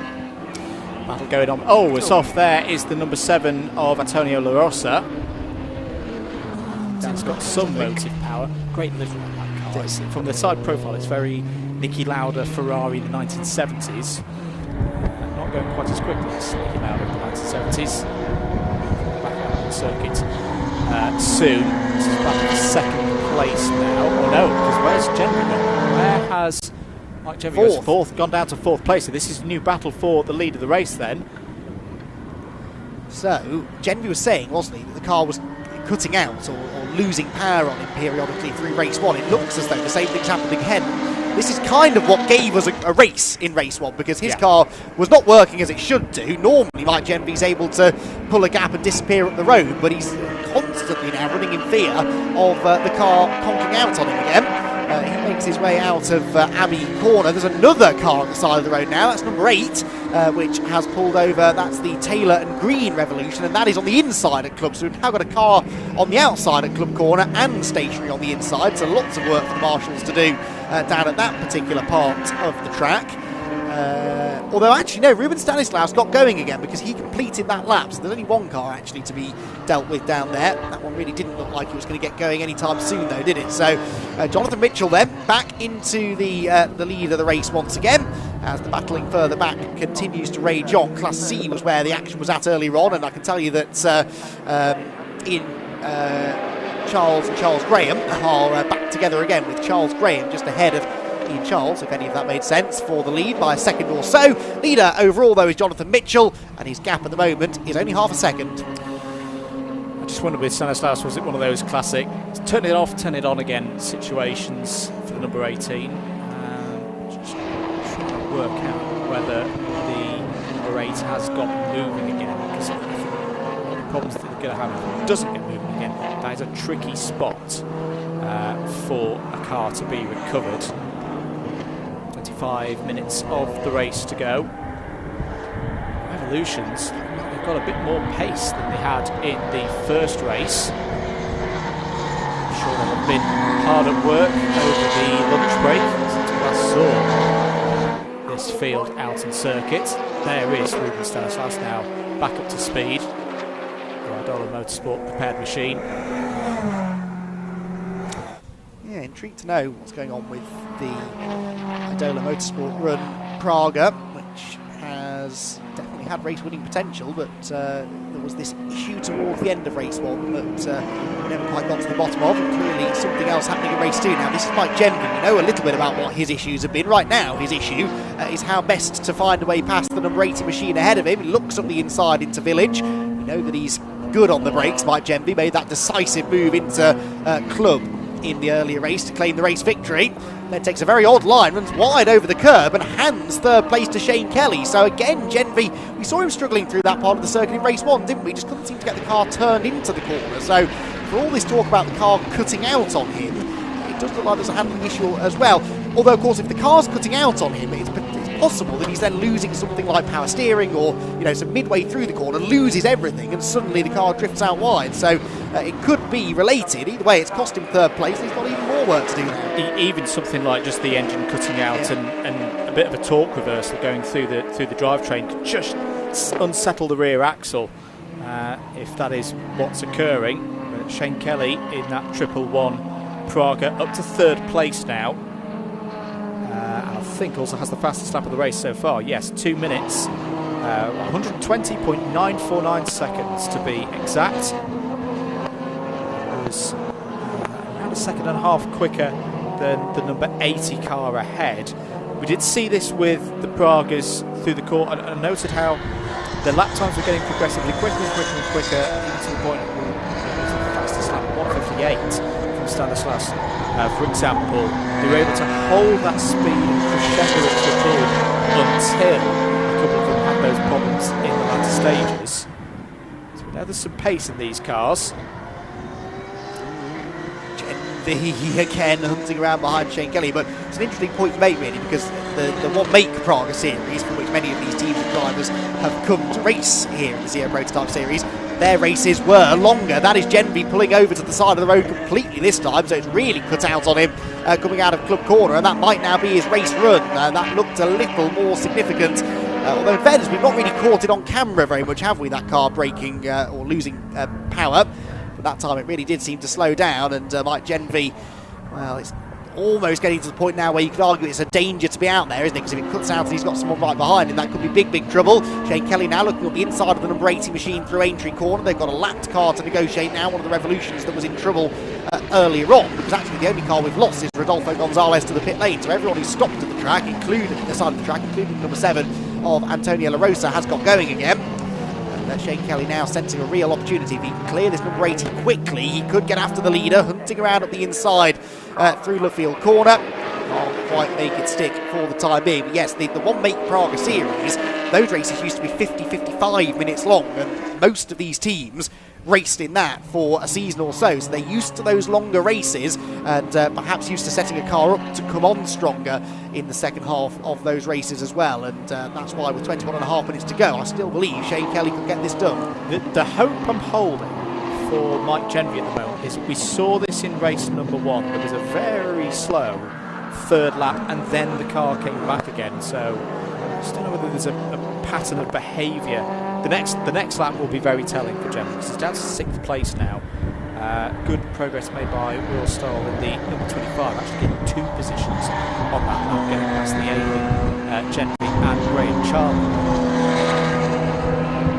2 minutes of this race to go. There is Will Stoll, Will White, Praga ahead of Graham Charman with the blue details. Still, Andy, number 80 holding off the 111, doing a fantastic job there in second place. Yeah, this is a great battle, this, and Shane Kelly seems getting a bit frustrated, maybe. I think he knows he's got the pace to go after the race leader, but he's hemorrhaging time now, stuck behind the number 80 car, which in race 1 finished only 8th. So whoever the driver is this time around, apparently the quicker of the two. And that's just changing the dynamic of this race slightly as well. It puts another car now in the lead battle that wasn't there before. Out of the loop, can Kelly get the exit speed? Not really, and the Revolution do perform well down the straight. So Shane's going to have to get inventive here, I think, with his overtaking attempt. He's going to find a way through into second place. You can see he's just not close enough into the braking zone at Brooklands to really launch up the inside. Hard on the brakes now, take that late apex. Well, didn't really take an apex there, Shane Kelly, did he? He was a bit wide there, trying to maximise the part of the circuits in which that car is strong, but there's always the danger then that you start to overdrive to compensate for a lack of straight line speed. And Shane just with a very small mistake there through Brooklands, and it means that he drops back a little bit further. They're both losing time to the leader though. 3.5 seconds now, the gap for Jonathan Mitchell. Bit of news regards Ruben Stanislaus. He's picking up the pace. He's up to 13th place. He's about to scythe his way through, I suspect, the Class C runners. 2 minute 2.349 for Stanislaus last time round. That's 10 seconds or so quicker than the 3 cars ahead. So you see that number 18 hop up timing in a short few moments' time. That's what's going on there. The curious case of Mike Genvi, we're almost having a repeat. The number 35 has now come back on song again and has just done a 2 minute 1.829. Has got back past Graham Charman's number 5 Juno. So yeah, once again, this is exactly what we saw in race number 1. About 3 to 4 laps into the race, it looked all over. Then it came back alive and started being the quickest car out on circuit and eventually won the race. I forget exactly how far off the lead he dropped in that first race. I think he might be a second or so further back now, but it's doable, isn't it? If the car runs faultlessly now for the next 18.5 minutes, he might just have a chance of getting back up there again. As you said, he's into 4th and now needs to take 4.5 seconds out of the Redwood and Abbott car and the Shane Kelly car on your screen now as they continue their spirited battle through the loop. If he can gain that 4.5 seconds quickly and then clear them quickly, he might have a chance still at a race victory. Could be another intriguing ZEO Prototype Series race here at Silverstone. Shane Kelly a little bit closer now as they drop down into Brooklands corner and turn through the left-hander, with Kelly wildly sort of swiping at the back of the Revolution through the left-hander at Brooklands. Andrew's just reminded me, I did spot out of the window a lap ago, Richard Chamberlain's Porsche is in the pits now, so his car unfortunately running into some sort of dramas. So Chamberlain, not yet a non-finisher as such, but the orange Porsche in the pits going no further for now. And that's a great shame, but this battle at the front of the field gets more and more intriguing by the lap, especially given who's to snatch the fastest lap. Yep, it's happening again. Mike Genvy has also taken 4th place on that last lap, away from Will Stowell in the all-white number 25 Praga R1. There is the number 29 of Andrew Hurst on your screens, the Scorpio Motorsport Radical SR3. There's got to be a common link there. Again, putting my engineer hat on. It's happened at a similar point in the race, similar driving duration. The question is what? Yes.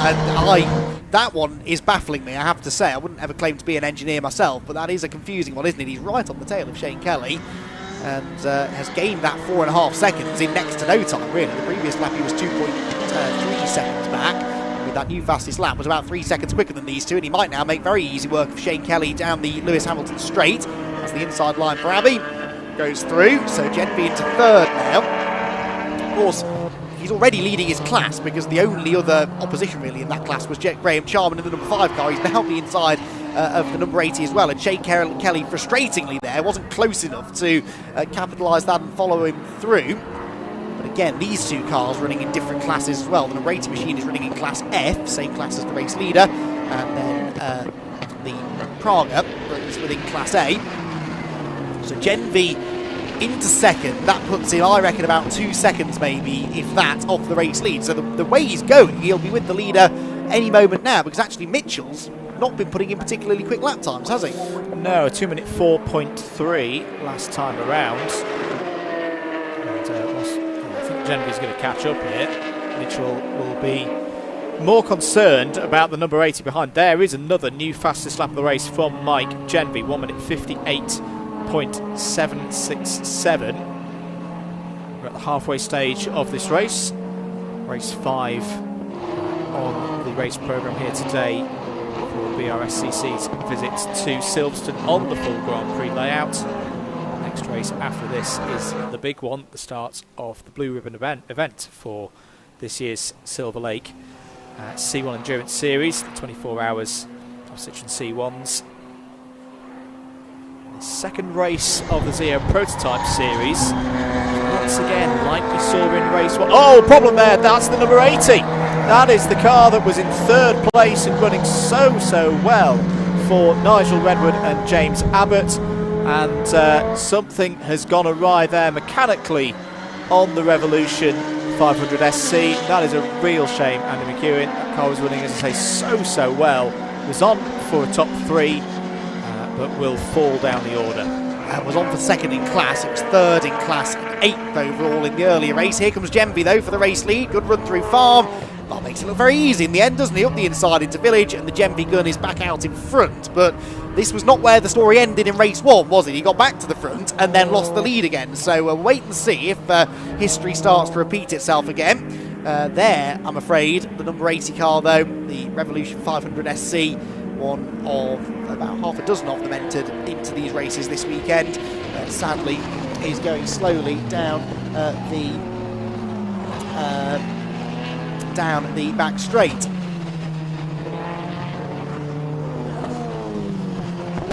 So 13 minutes and 50 seconds to go. Lead change will be confirmed here at the end of lap number 8. Mike Genvy back ahead of the number 74 of Jonathan Mitchell. These are the two cars that started on the front row of the grid. Jonathan Mitchell's not giving this one up. We said in the first race there was a big element of race management, not necessarily being able to go flat out every single lap across race number 1. We've already seen a brave bit of driving from Jonathan Mitchell at the very start of this race. It's, can't is going to give it a go here to try and retake the lead. Here in the midfield, there's the number 24, running in second place in Class C. That's Ian Charles in the front of this pack.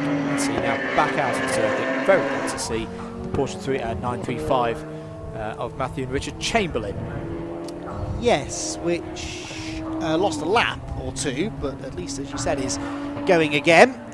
The Class C runners making their way through. Not quite such a close contest this time. Nearly 10 seconds between the top two in that class right now. I mean, I feel really starting to spread themselves out slightly. As well, it was the 80 car, wasn't it? Coming back in the pit lane now. Look at this. Jonathan Mitchell's back in the lead again now. So, as we saw in race one, the pattern again repeating itself here, Andrew. This is most baffling. I mean, unless this is simply Mike Genvy having a bit of fun, and that didn't look like much fun as he almost outbraked himself into Village. This is a very, very strange set of circumstances where the car is repeating its pattern of cutting out and then being very quick again that we saw in race one. It's surely now going to have the legs on the Revolution into Brooklands, although the straight Revolution is quick. It's a lot heavier though than the Genvy gun. Mike Genvy can't outbrake it from that far back, and of course all of this now brings new hope to Shane Kelly, who might just have a chance still getting a race win. Fascinating stuff. We've got some traffic for the leaders to deal with now as well. Coming around to start another lap. Just under 12 minutes on the clock to go. Yeah, 2 minute 3.407 for Genvy last time around. That's nearly 5 seconds off the pace that we saw from the 35 not that long ago. But this is the other thing once again. The Praga is getting quicker and quicker as the leaders negotiate their way past the number 30 of Mark Grayson there. Kelly's just put in a new personal best for that car in this race. And if that pattern carries on that we saw in race number one as well, that car is going to start hitting those 159s, those 158s in the next 5 to 6 minutes. Yeah, it's almost like we're running to a script. We're not, I assure you. This is not scripted. It's just it just so happens that the teams have clearly got a way of running these races. I'm not convinced that Mike Genvy's race is going to plan exactly, but it's certainly keeping things entertaining, isn't it, as he gets stuck into this battle now with Jonathan Mitchell and, as Andrew quite rightly says, the resurgent Shane Kelly. They are 3.1 seconds at the moment ahead of number 25, Stowell behind them. Will Stowell started the race towards the back of the top 10. His Praga is so sort of creeping back into this battle, actually, lapping significantly quicker than the top two. Make their way, top three really now, who make their way through Village again. So Genvy's been sort of sat behind Mitchell now for a lap or so, has had a couple of little goes at getting through, but you almost sense now he's watching his mirrors more than he's looking in front of him, because here comes Shane Kelly with a superior run out of the loop, peaks to the inside at Aintree. That's not the fastest way through. I think he had to probably lift off the throttle a bit there, and for now Genvy hangs on. Now Kelly looks down the inside into Brooklands. That is not a 100% Genvy gun car there. Simply unable to defend as the leaders went into Brooklands. So Kelly back up to second place. I've got to say, Andy, now that it's looking terminal for Mike Genvy, pulling into the pit lane. What a shame. What a day Mike Genvy has had. But this time, it wasn't going to be a full repeat of race number one. Number 35 is out of this race. And just as I was about to say, if I'm Will Stowell, I'm liking this position, because he's there in fourth place with a nice steady race. If there's a little bit of attrition up ahead or mechanical sympathy not going the way of the drivers, he could be in a very, very good position here for a race win. He's just got to keep his head down, not overdrive the car, and almost push the 111 and the 74 into potential trouble with decent pace. Stanislaus, we just saw there, looked like he was off the pace as well in the Praga, the silver car just coming through. But yes, this battle in the front ain't over yet. I think Shane Kelly's going to come at Jonathan Mitchell, and if they start battling, like you said, Stowell could still inherit a class victory at the very least here before the end of the race. Back to Class C, and whilst we don't have a particularly close battle for the class victory this time, we do have one for second place, as Ian Charles and the number 46 of Child as well are battling away, Chris Child, excuse me, battling away for second place. Through the loop they go. And well, I say battling, there is a second or so between them, but that gap's been coming down steadily over the last couple of laps as the class leader pulls away. And yes, there is Stanis. I didn't think that car was fully up to speed. And he makes his way now into the pit lane then, having been running inside the top half dozen or so. He will bring the Praga in to retire now as we have just under 8 minutes to go. And I'm intrigued to see what this gap is at the end of the lap. I'd say it's coming down. It was 1.5 seconds, Jonathan Mitchell to Shane Kelly. It's now well under a second as the Praga, again, visibly is cornering better at this stage of the race than the Revolution. Definitely. Got to fully agree with that. A couple of changes further down the order. The Taylor and Green number 8 Revolution. That was the car that we saw stranded at the side of the road in the early stages of this race. That's gained a couple of positions, back up to 13th spot. So 2 minutes, 0.852 for Mitchell last time around. Kelly, 4.5 tenths quicker. 11 laps completed, 7 minutes remaining on the clock. Watching live coverage here on the BRSCC YouTube channel and Facebook page. Race 2 here today at Silverstone for the ZEO Prototype Series. First appearance for them in 2023. Visits coming up for the rest of this year to Donington Park, where they'll be on the Grand Prix circuit. The Indy layout of Brands Hatch in August, and then a visit to Snetterton as well.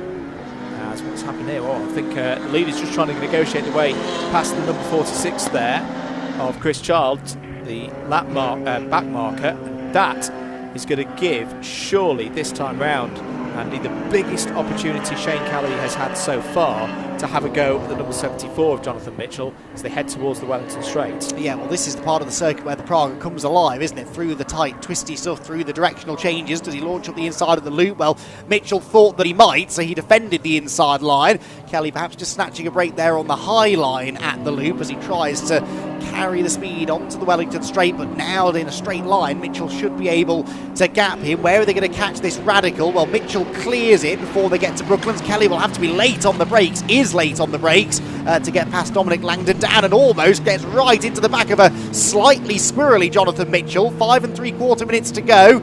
Mitchell perhaps running out of grip a little bit, overworking the tyres. Shane Kelly hunting him down, but it's that same problem that the Pragas had in race 1 against the Revolutions, against the Gemby Gun. They don't have the straight line speed. They're in different classes, remember, these two cars, so they're both on course already for a class victory. But for the overall win, Kelly is going to have to overcome that power deficit and try and shock Jonathan Mitchell into a move through one of the more technical sections on the track. And whilst there's race cars out there with more aerodynamic performance, I imagine if you're in that 111, you are getting a little bit of dirty air off the back of Mitchell's number 74. That will be having an effect as well. A bit more traffic up ahead for the leaders. This could be an opportunity with 5 minutes to go for Kelly to find a way through. Racing Wolves, as the known University of Wolverhampton car run behind the scenes by motorsport engineering students. They are trying to hunt down Jonathan Mitchell there in the number 74. And still just there, just applying his trade. Will Stoll doing a very nice job in the number 25. Pace last time around pretty much the same as the race leader. He's not out of this either. Not at all. This is a fascinating conclusion that we've got for you here for sure. They're about to pull a lap on, I think that's Stanislaus, isn't it? Back out of the pit lane now in his struggling Praga, and he stays well out of the way. Good driving there. We've got one of the Radicals now to get past as well. So they make their way past it through Aintree Corner, and again Shane Kelly closes in. Now we've seen perhaps more so than any other corner, it's Brooklands where Kelly is able to brake massively later than the Revolution ahead. Look at the extra speed that he'll carry into the apex, closes to within a car's length of Jonathan Mitchell.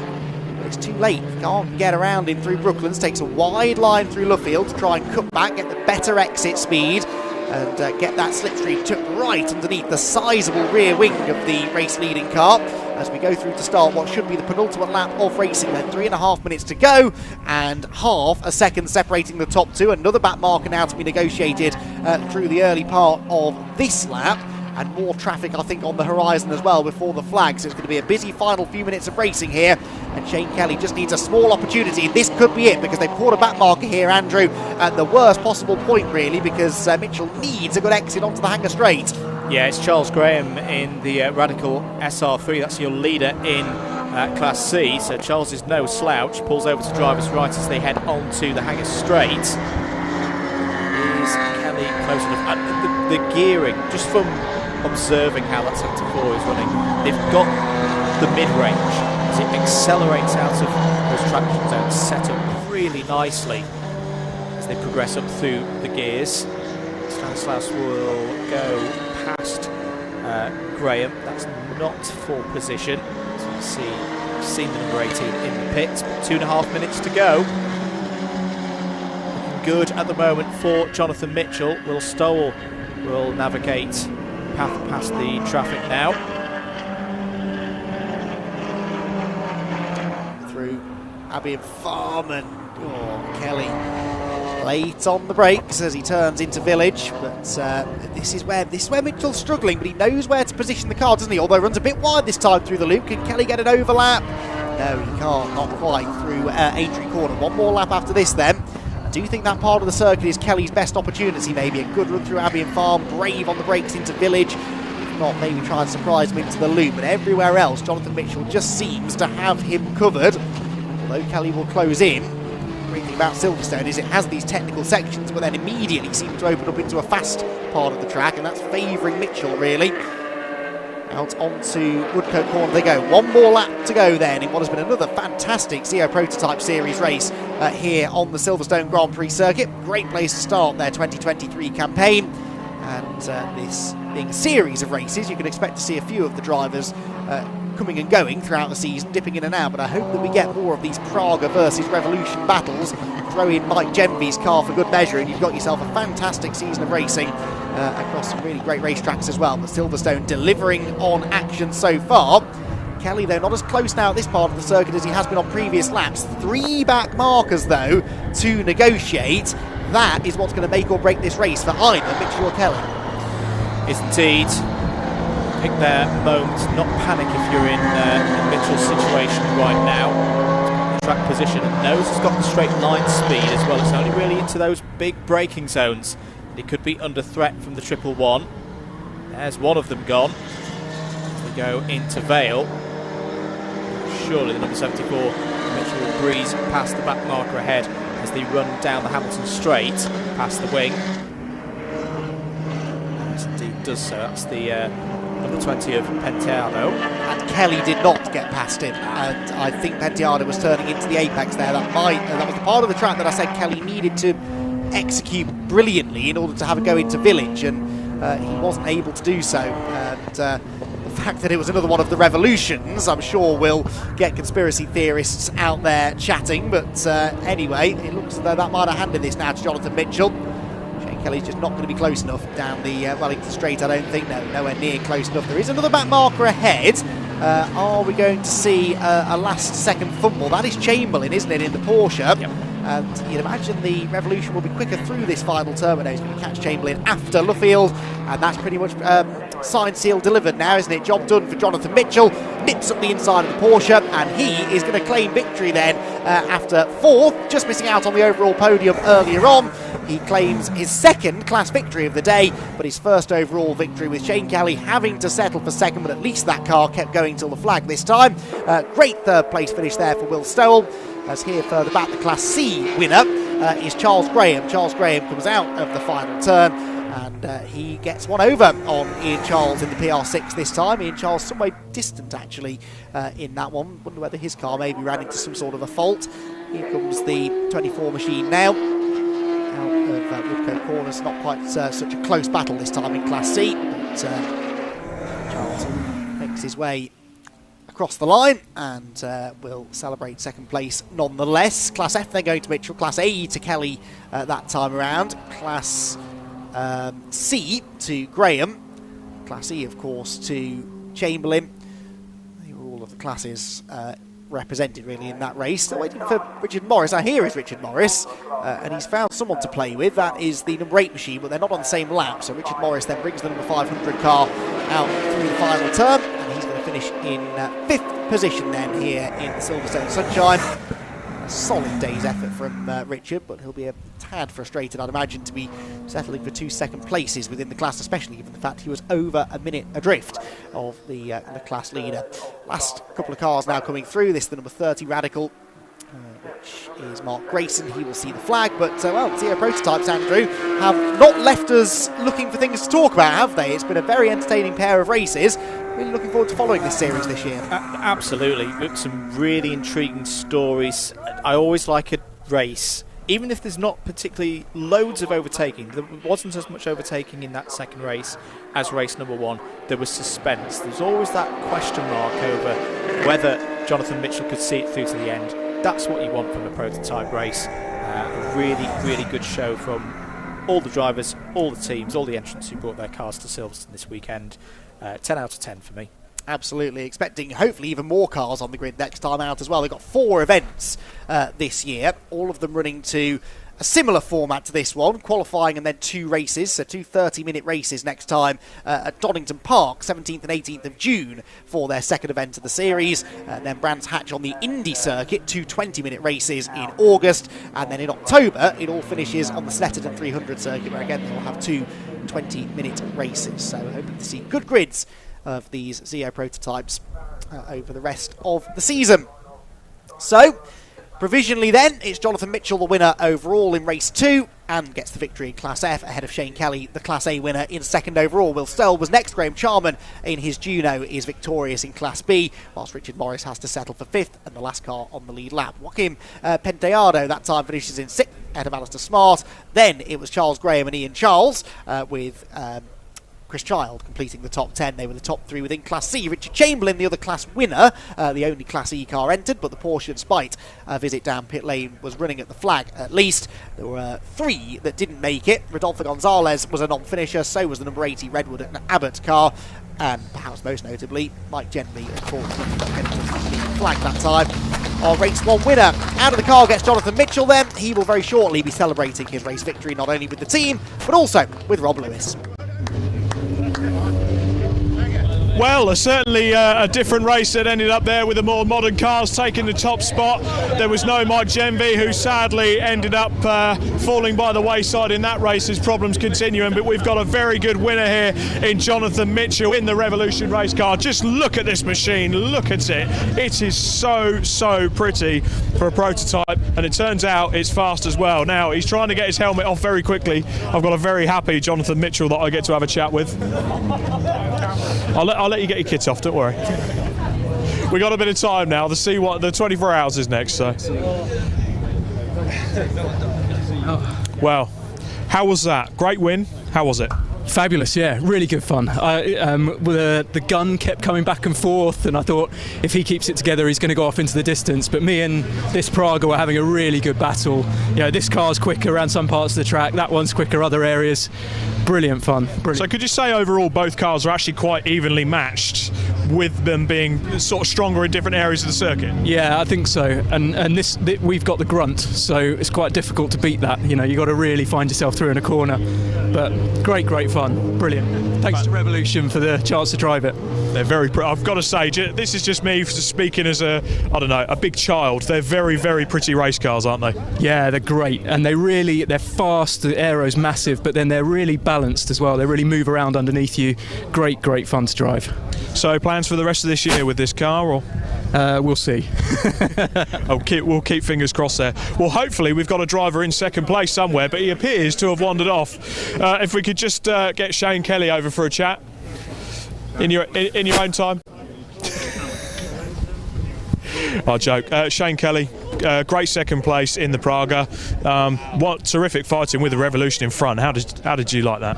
It was good fun. It sort of tempted me to go in late and then hit the brakes harder, and everything was getting hotter and hotter and follow. So I had to push hard into the braking zones, because that's the only place we actually had some gain there. But I think we gained all our pace in Maggots Beckett's, but on the straights I couldn't touch them at all. They're good. They're for quick cars on the straight, and yeah, I could have done a do or die, but the class-wise, we didn't need to take the risk. Talking just then, so the cars have obviously got strengths in different places, but could you say overall they're quite evenly matched? Yeah, you could see that. I think the track temps were coming up as well, so I think we're both struggling with tyres. I think and it sort of got stalemate for a little bit. But yeah, fun, always fun to dice it, and good fun. And congratulations to the students and sponsors, and they worked so hard. And like I said just now, Jess deserved that win last time, and so got something back. So fantastic, you got something to take home tonight. So congratulations there, wonderful second place there for Shane Kelly. Let's go and see if we can catch up with Will Stowell in the other Praga. Well, you sort of tucked here out of the way, but third place, great podium. What are your thoughts? Yeah, it was a great race. I had a good battle with a couple of guys. It was a bit lonely towards the end, but yeah, the two in front were kind of tempting. It was close, but couldn't quite get there. But yeah, it's great to get a podium. And what's your plans this year for is it all going to be in this car, or are you doing a bit of everything? Next race I think is Spa in a couple of weeks in this. After that we've not really got any plans at the moment, so yeah, we'll see. Perhaps this podium may have just tempted you to do a bit more. Yeah, might have done. I could tell by the grin, you're obviously absolutely ecstatic. I mean, the cars are cleared off in front, but what was your sort of tactics going into this race? To be honest, I still had quite a bit of improvement to come from my own driving, and I think I made quite a good step in the last race, and an even bigger step, and really getting there now in this race. So yeah, really happy with how it went, and getting the podiums, great. Fantastic. Well, congratulations there on a well-earned podium in the ZEO Prototype race. And I'll tell you what, folks, that concludes our support race package for this weekend with the C1 24 hours.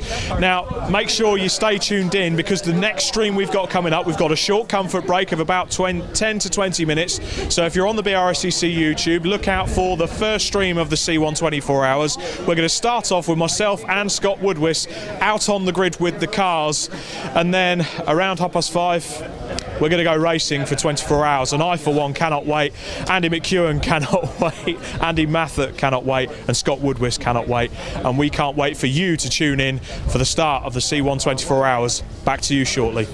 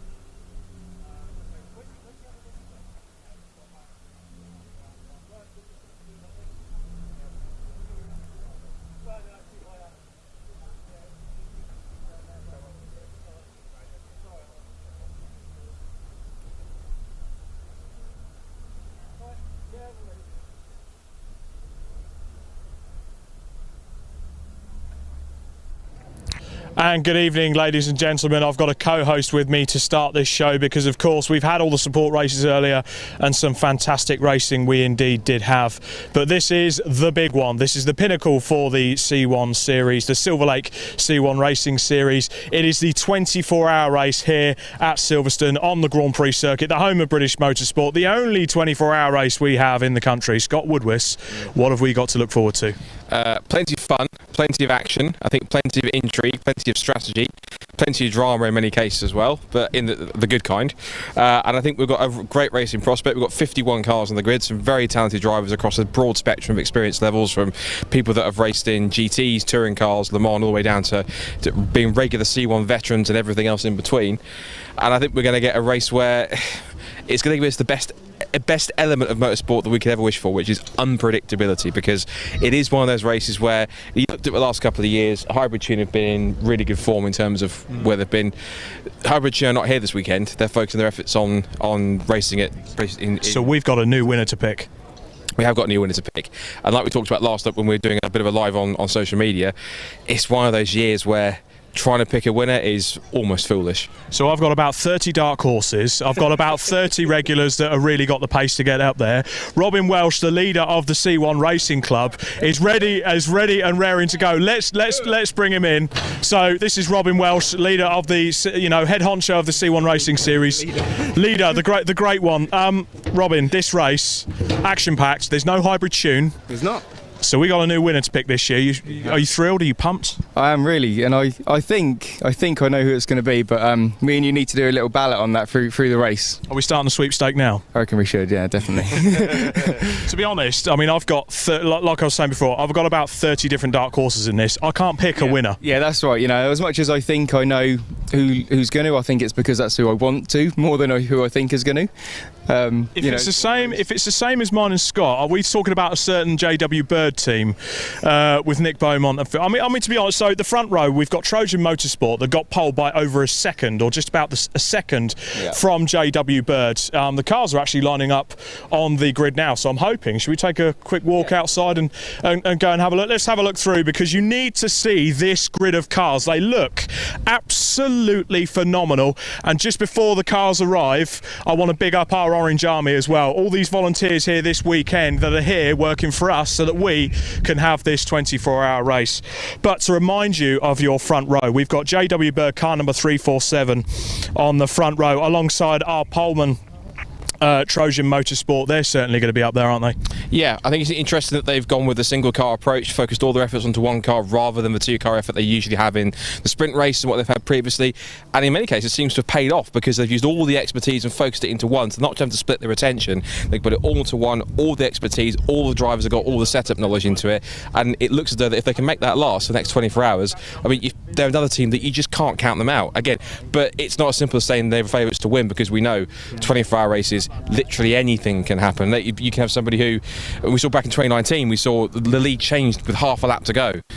It can be as extreme as that. It can be as simple as someone winning by 2 or 3 laps. We just don't know what's going to happen in the next 24 hours. And again, that's the perfect element. It's the unpredictability of this race that's going to make it that much more intriguing, that much more exciting. And the excitement is building as the cars come out onto the grid. So on the right-hand side, we do have JW Bird. On the left-hand side there, we've got Team Trojan ready to go. I'll tell you what, Scott, there's one team that I do want to talk about on that second row. They're one of my dark horses for this for some reason. They're a great family team. It's almost a family feel to that team. They've got good friends running the car, Scuderia Polo Rosso.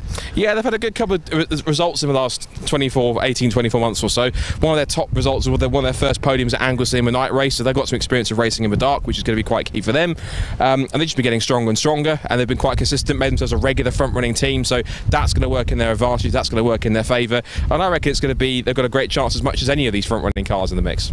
Yeah, some of the other teams to really take notice of as well. You'll see there on the third row the camouflage coloured car. That is the sponsor's car of the head honcho of the Silverlake Automotive Recycling, title sponsor of the C1 Racing Series, Alan Preble. He's starting the car. You can just see Robin Welch has gone in just to give him a bit of a G up and good to go. I think Silverlake, to be honest, they are one of my dark horses for this as well. I am a little bit biased working there as my day job, but Greg Rose has prepared those cars immaculately. The team have drilled them themselves, in particular with the pit stops, and that is one thing here this weekend that is really going to count with these cars. If you make a 30-second mess up of a pit stop, that's most of your lap gone. It's a 3-minute lap and you are not going to make that up. I mean, Scott, pit stops and penalties, that's what it comes down to here, isn't it? In any endurance race it does, especially here. It's like one small slip up. It's like even things like making sure the car doesn't go over the white line that you have to go into to make sure to keep personnel back on.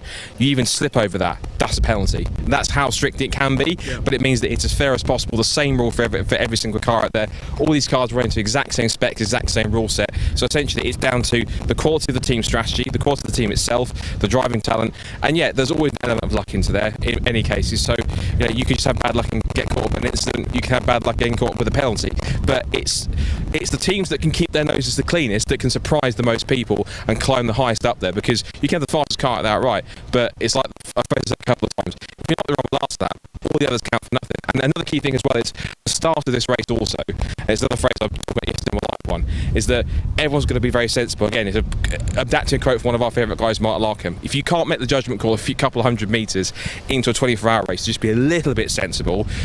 One of your teammates should probably take your place instead, because you're not going to win this race on the first corner, not in the first lap, not in the first hour. You need to be at the checkered flag at 5:30 on Sunday, not trying to win it on turn number 1. So it's all about the strategy element. That's what we love about it, and this is going to be pretty fascinating to watch play out over the next 24 hours.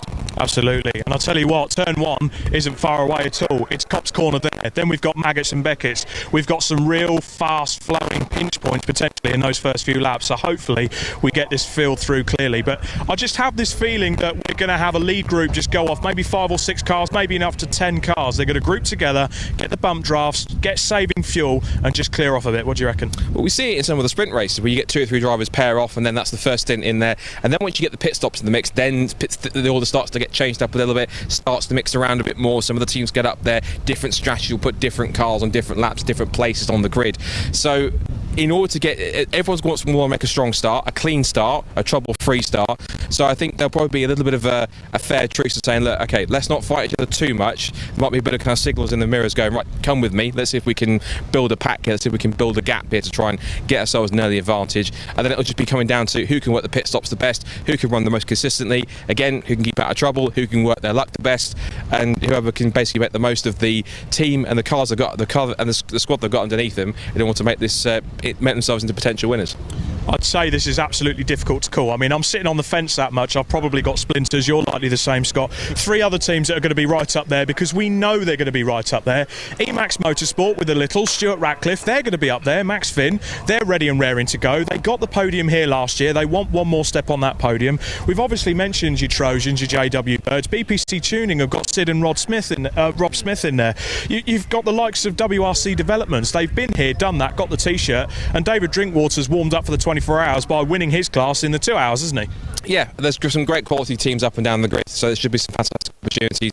You're right, BPT Tuning, my dark horse was Sid and Rob Smith and their quality talent on the grid. Everyone is in the mix. WRC in the mix as well, JW Bird. There's so many teams that could potentially make this happen. I'm Mark Bell quickly because I want to make sure I get the money shot, which is the big grid shot up top. But this is going to be a mega 24 hours. I'm looking forward to it. You are, I know Andy and Andrew in the commentary box who are joining us also are looking forward to it. Let's rock and roll for 24 hours. Rock and roll for 24 hours. I'll shake your hand. Commentary team with myself, Andy McEwen and Andrew Mather. Well, that's it. We're on the front of the grid here. The cars are here. They're ready. We've got 51 C1s ready for this 24-hour race. And I think it's time to hand over to our wonderful commentary team. First of all, it's Andy McEwen and Andrew Mather. Thank you very much, Rob. Well, the hype is real, isn't it? The Silverlake C1 Endurance Series, the C1 24 Hours at Silverstone, a real highlight of the British motor racing calendar. Last year was my first experience of it, and it's immediately become a highlight of my racing calendar. Andrew Mather joining me in the commentary booth for this opening hour or so of the race. Your first time experiencing this event. We'll get your thoughts in a moment or two, because let's first remind everyone at home of how the cars will line up on the grid. Then pole for Trojan Motorsport by over a second in qualifying yesterday evening, with JW Bird Motorsport, the 347 car, starting alongside. Then it is Scuderia Polo Rosso and Fighting Talk. These are not necessarily the start drivers, by the way. We'll try and confirm that once the race gets underway. SCK Motorsport and Silverlake Racing, number 558, start on row 3. Row 4, AB Motorsport, one of 2 cars run out of that team, starting alongside Red Sky Racing. Then WRC Developments with CB Auto Services have Dark and Taylor alongside them to complete the top 10. Then it should be Jolt Racing in 11th with Silverlake 2 completing the top dozen. Emax Motorsport, potential front runners for sure in the 346 car. They will start 13th on the grid alongside JW Bird Motorsport's number 449 machine, BPC Tuning, and another one of the Silverlake cars, the 398, are next. Then we have got the Emax Motorsport 355, part of the driving lineup there, Ryan Bensley, a recent winner for the first time in the Honda Civic Cup, and he has got the Rab Sport Racing with Verodo Partner Services, catchy name, you'll agree, starting 18th. PWR Limited, that's more like it, start 19th, and MLP Developments completing the top 20. Then the second of the AB cars, ABC1 they are, another AB Motorsport machine, 352 starting 21st with the 504BH Motorsport with SCK Motorsport machine. Then MH Racing and Indigo Motorsport have Bianco Auto Developments behind them, alongside SEM Racing on the 13th row. Row 14 for the 543, that's Team CI5 and AF Racing, whilst row 15, the top 30 of this mammoth grid, completed by Midway Motorsport and another one of the BPC tuning cars. 31st on the grid for another BPC tuning machine, 2 teammates starting together there ahead of Has Been Racing. Then then Auto Farm, excuse me, with another Emax Motorsport machine making up row 17. Row 18 for Burton Power and Jelly Snake Racing with Liquamolly. Then we have Riverside Performance and DSC Motorsport. They're together on row 19 there. The 396 and 330 cars. And then the top 40 on the grid sees Rory Clark, I believe, is starting that 356 JW Bird Motorsport car. That should really rocket up the order, and he will have the Rab Sport Racing car alongside him. Nearly there, 41st on the grid on the inside of row 21, PWR Limited and TSR Racing. Row 22 for BGD Motorsport and another of the, I think, 4 or 5 BPC tuning cars in the race. The second WRC Developments with CB Auto Services car starts 45th, number 48, ahead of Scuderia Potenza. And then towards the back of the grid, we've got SF Racing, the 342. Kel Amity Motorsport, number 598, with Team Brit returning to the championship, or returning to the series, I should say, and the 24 hours, 49th with Team Tivoli for company. We have 51 cars due to take the start. To my knowledge, all 51 making it out there, and they'll be rounded up by another one of those BPC tuning cars. Number 389. Well, I feel like it took nearly 24 hours to get through the entire grid, but that's never a bad thing, Andrew Mather. An enormous grid of cars. They're halfway around their green flag lap now. The intensity in the commentary box ramping up. I can only imagine what the start drivers are feeling there. It's such an amazing sight, seeing all these cars that have been prepared over the last number of weeks and months coming together. There's already so many stories that have taken place. We haven't even turned the green flag lap yet. Truly a tremendous sight, and well done to everyone part of the C1 Racing Club for getting this race on this weekend. I agree with pretty much all the sentiments that we've had so far. You can't call this one. There will be teams that fancy their chances, but it's a long race. It'll race differently to 24 hours in terms of multi-class 24 hours, because it is one single spec machinery.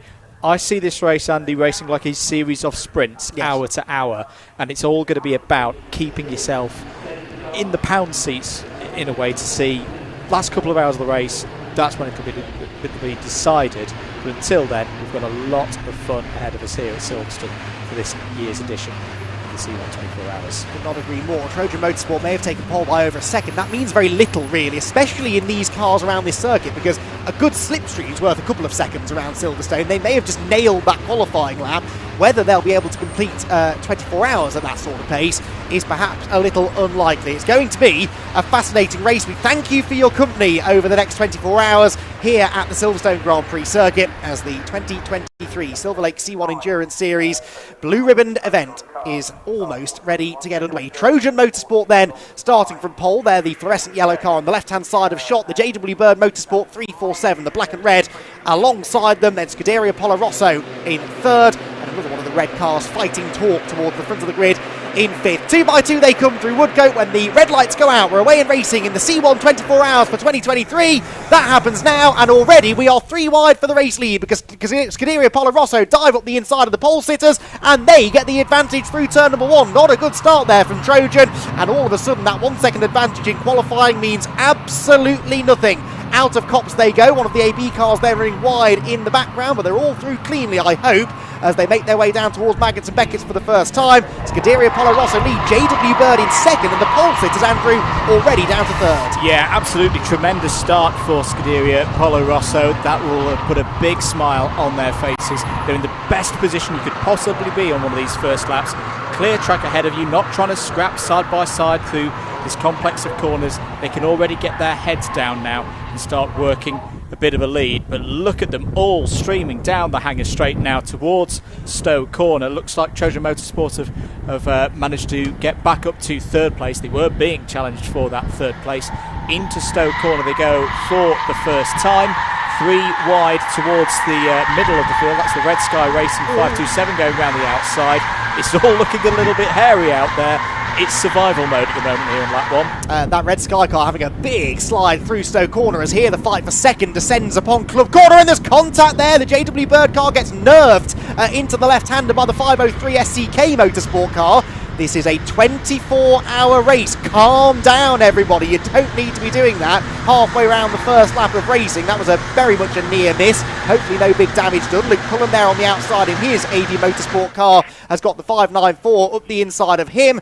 The race leaders scooting away as a result of that little kerfuffle down through Club. Scuderia Polo Rosso looking good in the early stages as AB Motorsport now nip up the inside and gain a place too. That's former Mazda MX-5 Mark 1 champion Ollie Allwood well inside the top 5 now, having started 7th. I think he's just taken 4th as they went through Abbey Corner. Yeah, there will be some drivers, some teams that have put their fastest drivers out in the early stages of this race with the thought process, let's gain as many positions as we can in the opening 10-20 minutes and then really start to see where our race lies. Look at it going through the loop there. Testament to all these drivers that are making it through there relatively unscathed. Onto the Wellington Straight then for the first time in this one. Yeah, Scuderia Polo Rosso will be liking this at the moment, side by side. That's the pole sitter for 2-1 Trojan Motorsport car losing positions at the moment. I think the 394 going past them there. That's AB Motorsport. Started in 7th on the grid. Out towards the end of the opening lap, we're going safety car. We are going safety car, so someone has had a moment on the opening lap of the race, and we have our first of likely many safety cars over the course of the 24 hours, only 3 minutes in. So end of lap 1, and the safety car makes its first appearance. And we'll wait and try and figure out exactly what caused that, but that's a shame because the battles were as lively as you would expect really there in the early stages. And we'll hopefully get a resumption of them fairly shortly. So Scuderia Polo Rosso then lead the opening lap, 310 car being started by James Matthews in this opening stint. Matt Wilson then, the TCR UK driver, is second. Third place for SCK Motorsport. That was a car that was really quick in the early stages last year, the 503. That is Kyle Reed in that car. Ollie Samways is in 4th for Fighting Torque. AB Motorsport's Ollie Allwood 5th after the opening lap. Then 6th position, the 41 car, which is Trojan Motorsport. That is Chris Freeman at the wheel. Having started from pole, Chris Freeman dropping down to 6th place at the end of lap 1. That is not according to plan for them. 7th place then we've got 558. That will be Alan Preble, in 7th. 8th place then 527 at the end of 1 lap of racing. That's Red Sky Racing we saw having that big moment at Stowe Corner. David Shepherd, the driver, at the wheel. 9th for Emax Motorsport. 4 places gained for the 346 car, which was another I thought would be pretty quick for Emax Motorsport. That car being started by Max Finn to complete the top 10. In 10th position, BPC Motorsport's number 375 car. And BPC Motorsport have put Rob Smith former British touring car racer, amongst other things, in for the opening stint. They gained 5 places, which was, I guess, no great surprise. So lively first lap, a bit too lively for somebody. Any idea who we've lost? Well, actually, we've got 51 cars running, so I wonder if it was just the case of it was too lively. Let's calm it down, ladies and gentlemen, and just get everybody in the single file and almost save ourselves from an incident in the early stages of this one by putting the safety car out.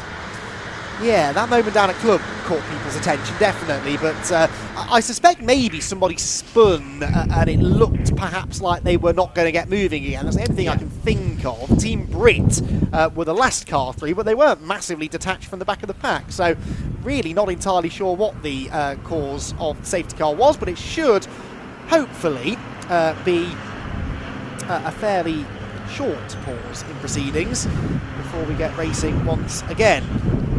So I'm looking through the order to see if anyone dramatically fell down the order relative to their starting position. And we've got a few teams that dropped 5 spots, but there's no one who dropped down a very, very, very long way.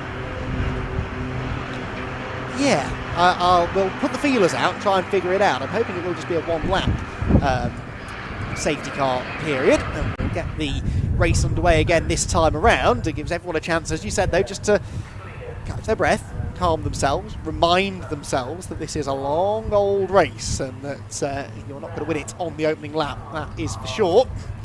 There goes the 352 machine, 504 just behind them, and a couple of quick drivers together there actually. Oliver Cottam in 19th in the 506, the red and black car just ahead of the Dave the Frog car from AIRTEC Motorsport. So Oliver Cottam, TCR UK driver, Luke Cullen, one of the front runners in the Mazda X5 Championship, and then Josh Stanton in the BH Motorsport STK car 504 behind. They've been down 2 or 3 miles an hour all weekend long in that 504 car. Declan McDonald was telling me this morning. They're hoping that they've managed to figure out what it was. They were suspecting something like a fuel pickup issue, and they've got that rectified, they hope, for the race.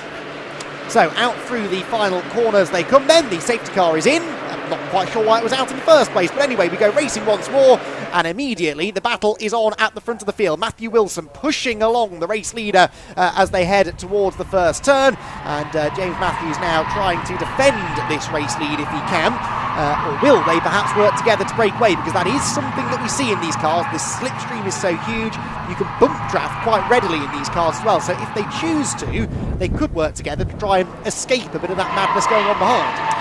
Indeed, it's a good idea to try and work together at this stage of the race. Let's see if Matthews and Wilson do that. Going through Chapel, first time after this safety car restart. This is lap number 3. Single file, and already this third lap looking a lot calmer than the first lap did.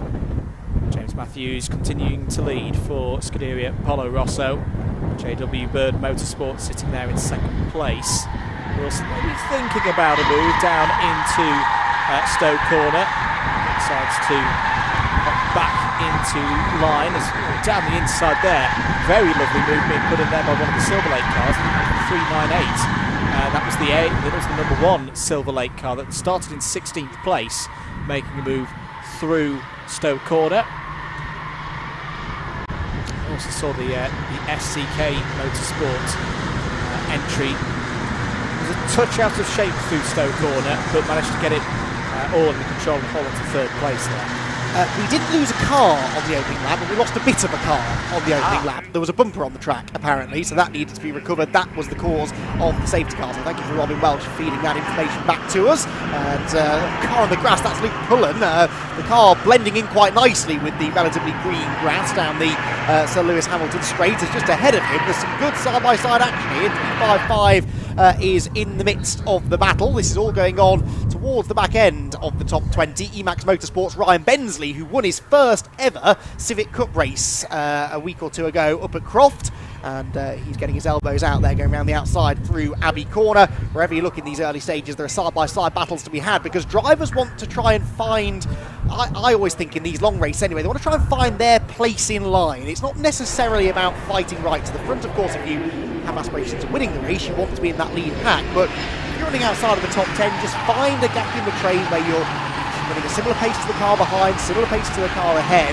and just relax into the opening stint. And that inevitably takes a few laps just to sort everything out. Does indeed.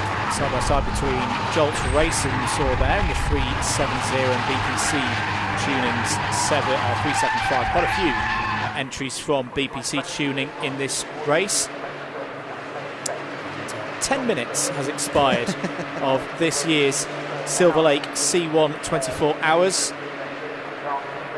There is Josh Stanton. Mentioned he would go quickly. The blue and white car, he's cleared Luke Pullen and Oliver Cotton on that lap. So Josh Stanton, we expected to be one of the faster drivers on the grid, living up to that billing at the moment, into 19th position now. And that will spur that team on. They said it's okay for a couple of laps, and then it seems to, on low fuel, it seems to run out of top end speed, which is why they were looking at the fuel system to make sure that it was picking everything up as it should do. So lead gap is next to nothing, but I suspect that is because Matt Wilson is quite happy for the time being to sit in the draft of James Matthews, because not only, Andrew, does that give you lap time and help you to pull away from the rest of the pack, help you save fuel as well. Now, we don't have pit windows in a 24-hour race in the way that we would normally in the other C1 Series races.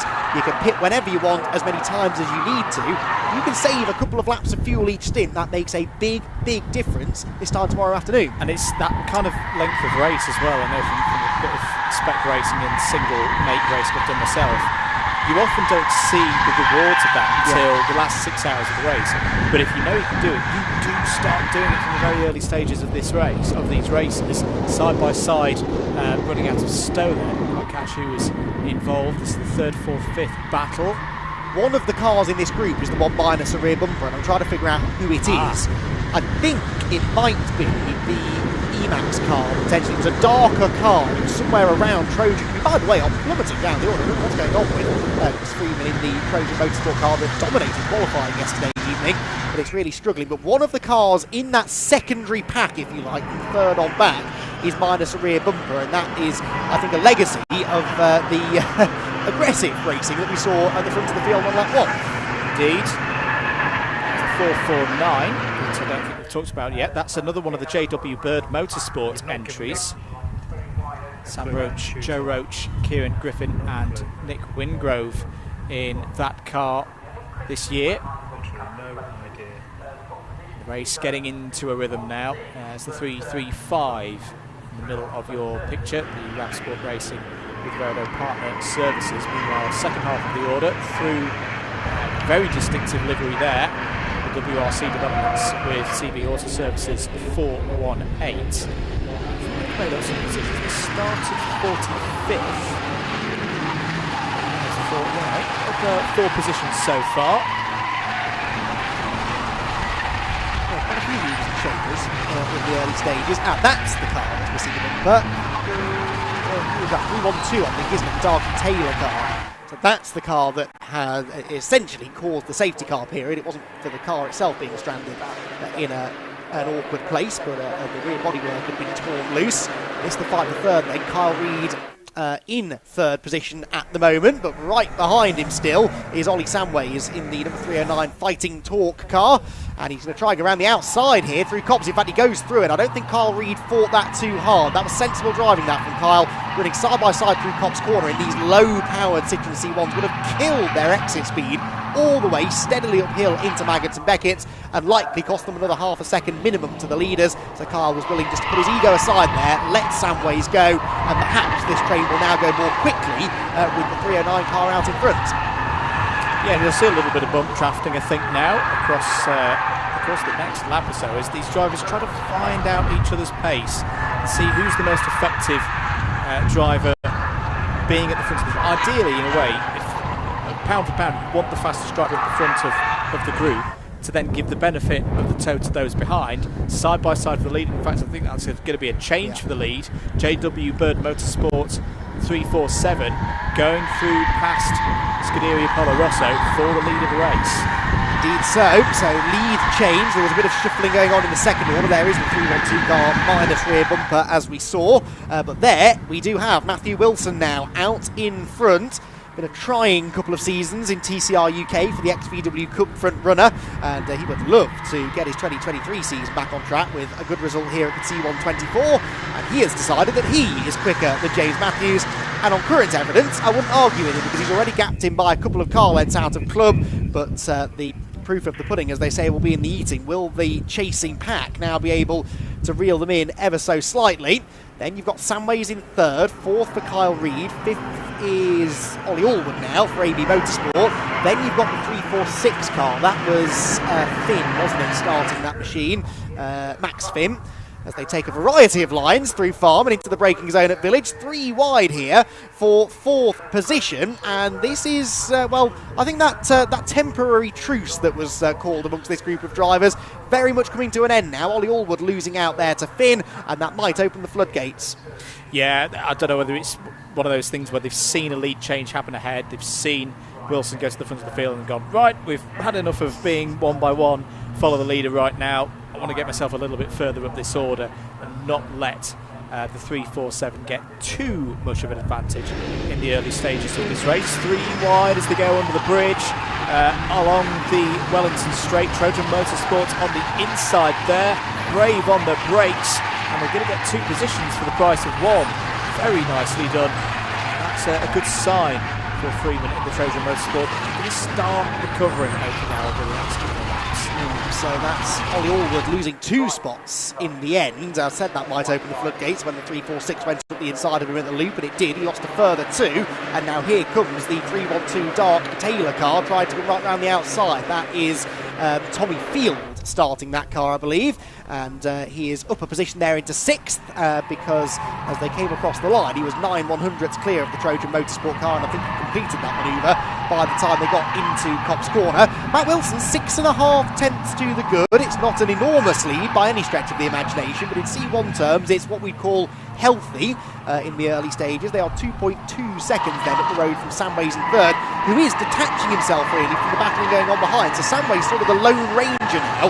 What can he do on his own? Well, he just pumped in a personal best lap time that was 2 tenths slower than the race leader, but half a second quicker than Scuderia Polarosso in second. Yeah, he's just got to keep things nice and easy at the moment. Nice and loose, not getting too tight behind the wheel of the 309. At this race come to them there. A couple of changes in position just to report. Looks like it's good news for the Silverlake 398 as Adam Preble has gained the position. Also a really good lap for S&M Racing. It's the 501. Again, 4 positions last time around. They're up into the top 20. Big dive at the inside from Max Finn on Kyle Reid. That was the 4th position. And so the Emax Motorsport car slid through, but then was slow on the exit. So Reid comes back at him into club. Absolutely wrestles the 503 car into the chicane and makes the move stick. So he gets back through into 4th then, with Finn back down into 5th place. The train of C1's making its way through. One of the Silverlake cars in that group as well. That's, well, there's 2 Silverlake cars quite close together. I think it's the 558 that's the highest placed of the 2, and that is the Alan Preble starting car. And then there's the slightly darker coloured Silverlake machine as well, which is another Preble, number 398, that being Gary Preble, sharing the car with Adam as well. So the Prebles sort of splitting themselves across those cars. It's getting a bit physical now, isn't this, between Kyle Reid and Max Finn, neither wanting to give way, and I think this is mutual frustration. They're battling, so they're losing time, so they battle harder, so they lose more time. It's just a vicious circle, and neither of them willing at the moment to accept that the other might just be faster. And the other threat as well is that I often find in these endurance races, when it's the machinery is very closely matched across the field, you, as a driver, you don't want to look like the weak links, because if you let one driver go through, the next driver behind's going to go, oh, well, I'm going to have a go at you as well, and before you know it, you've lost 5 or 6 positions. Which might be about to happen to both of these two, actually, if they keep this up. Back through goes Max Finn. Kyle Reid back down into 5th place, tried to get an overlap through Luffield corner. It sounds like we're complaining about this. We're absolutely not. This is fantastic racing. It's really, really good fun to watch. It's just losing them a bit of time, but they've got a long time to go, and there is a guarantee of more safety cars over the course of the 24 hours as well. So, in a way, if you lose a few seconds in this opening stint, it really isn't the end of the world. Across the line they go then. change for fourth confirmed on the timing screen, but this battle pack here from Samways in third stretches all the way back to John Ingram in 13th. So that's 11 cars covered by only a handful of seconds as they come across the line to complete their sixth lap of the race. Really good response from James Matthews. He's just put in a 3-minute 2.224. He's back on the pace of Matthew Wilson.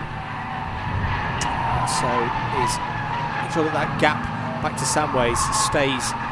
It's currently 2.7 seconds, so above 2 seconds is what Matthews is doing there.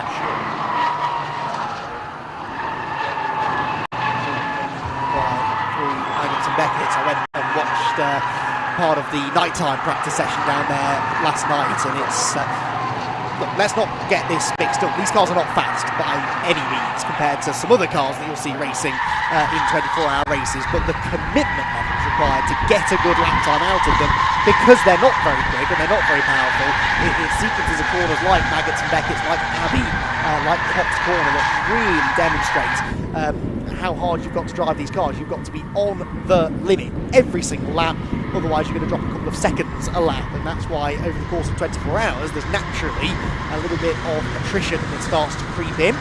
Out of the curb there goes Ollie Samways, who try as he might, just can't break away from this group, can he? Despite the fact that they're taking lumps out of each other behind him, he just can't quite break the toe, and he can't quite match the pace being set by the race leaders. No, not at the moment. Caught sight of the Bianco Auto Developments car. Starts at 25th, did Paul Platt. It's up to 21st, side by side there. It's the 449 JW Bird Motorsport entry, another one of their entries. Joe Roach having a good run so far. Started 14th, has gone forward side by side as well. The Dark and Taylor car involved with SCK Motorsport. And now this is the concern I think I've got. This is still very early stage of the race, but I think if there was a car that you would say that's the bottleneck of everybody behind, it is starting to look like it is the 503 SCK Motorsport entry driven by Kyle Reid. Just got to get his head down and try and get some fast sectors and laps in. Hold on, as you said, Andy, almost find his speed and position within the train. Yeah, which is interesting because 10 minutes ago it looked like he had the pace to get to the front of that group and maybe even pull away. But he got to the front, couldn't pull away, and then the others behind him started to lose patience and started racing him. So you always wonder how much of this is just Kyle Reid getting knocked out of his rhythm a little bit. Speaking of knocks, he did have that little touch on the opening lap with the JW Bird car. Clearly didn't affect Matthew Wilson, he's leading the way, but the Trojan car, maybe it's done something to the steering alignment. We'll have to find out down in the pit lane, but he's now under threat from Ollie Allwood, who's looking up the inside line. And Ollie Allwood will, if that's the Trojan car, excuse me, losing out. So Ollie Allwood slipping through them now into 7th place and down to 8th for the pole sitters. So how concerned should we be then? I know we talk a lot about this as a long race, you've got to survive the opening stint, but Trojan would not have had dropping from 1st to 8th in the first 25 minutes in their game plan, would they? They won't be happy about this, I'm sure. No. I think we've just got to let this first stint play out. As we say, the qualifying that we did was pretty much the perfect lap that you could get in one of these C1s in that scenario. So we know that the pace is still there in the car. We never know, they may already be playing the hard strategy game and going long. Actually, drop back in the pack, the further back in this queue you are, the more fuel saving you can do, although they're on the attack now as Stephen gets up the inside of Ollie Allwood there, who's one of the hardest racers out there, having come through MX5 racing, as we've said.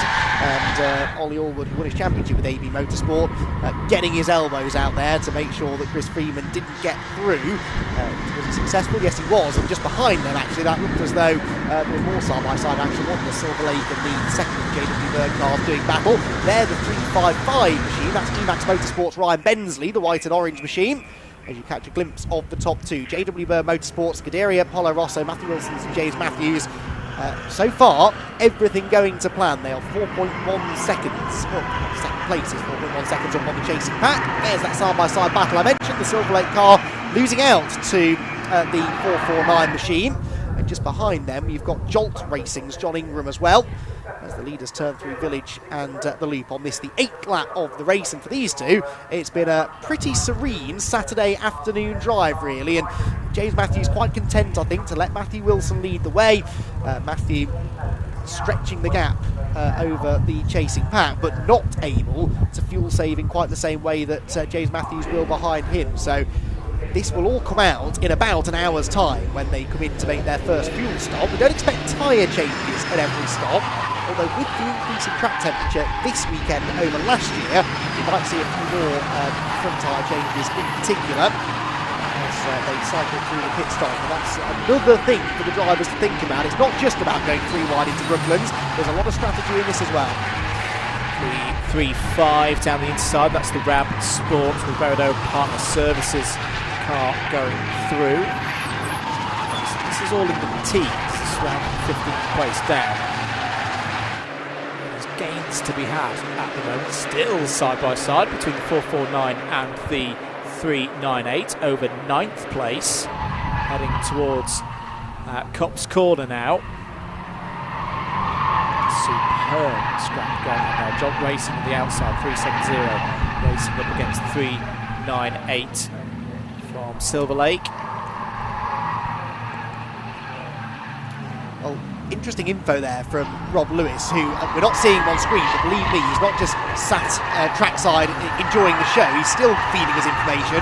We were mentioning tyres there, and apparently the talk of the teams is that they might have to change those front tyres at every single pit stop because of the temperature, and the track apparently proved to be more abrasive than they expected when we raced here a few months ago for the season opener. And that's the advantage that a lot of the teams have had, those who did that first round of the series anyway. They've raced on this exact circuit already for 4 hours at the start of the season. Yes, it was a lot cooler, but they still got a lot of data out of that and a lot of things learned, and they figured out that tyre management is going to be key.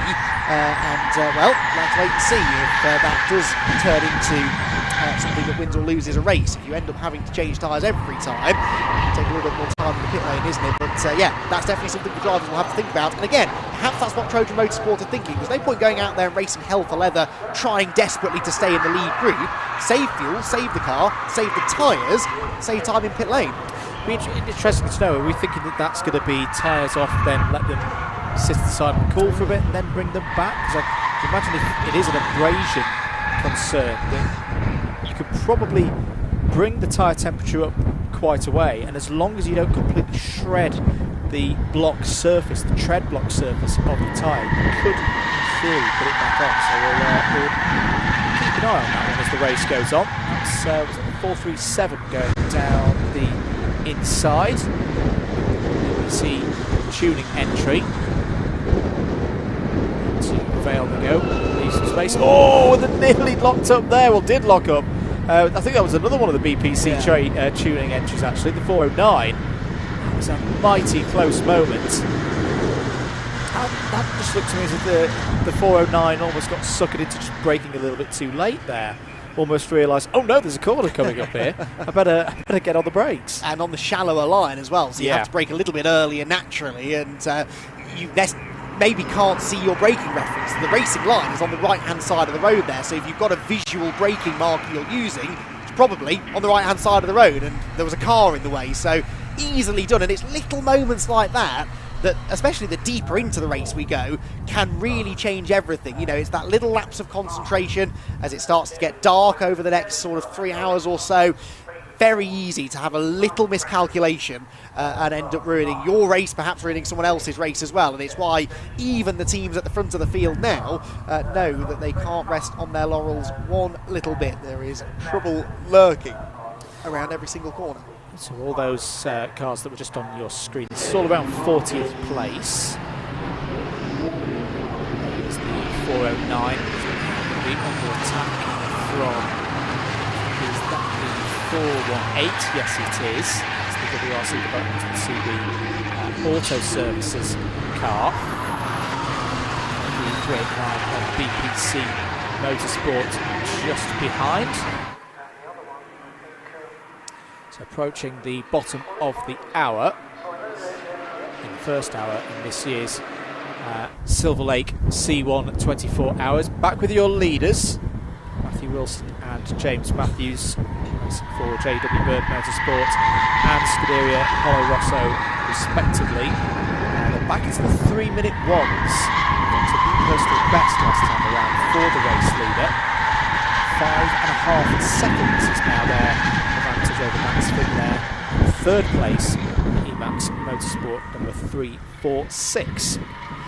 Yeah, so the plan working perfectly at the moment. We've had a change for third then, haven't we? Sandway's down to fourth again now behind Finn. So Emax Motorsport moving up towards the pointy end. Here's a pretty lively battle. That's Oliver Cottam, I think, at the inside, and he's going to lean on the car to his left. Luke Pullen, ever the opportunist, is going to try and make that 3, maybe 4 wide actually, as they drop down into Vale. This is getting very busy indeed. This, by the way, is well, it's about 23rd place or so that they're battling for, I think.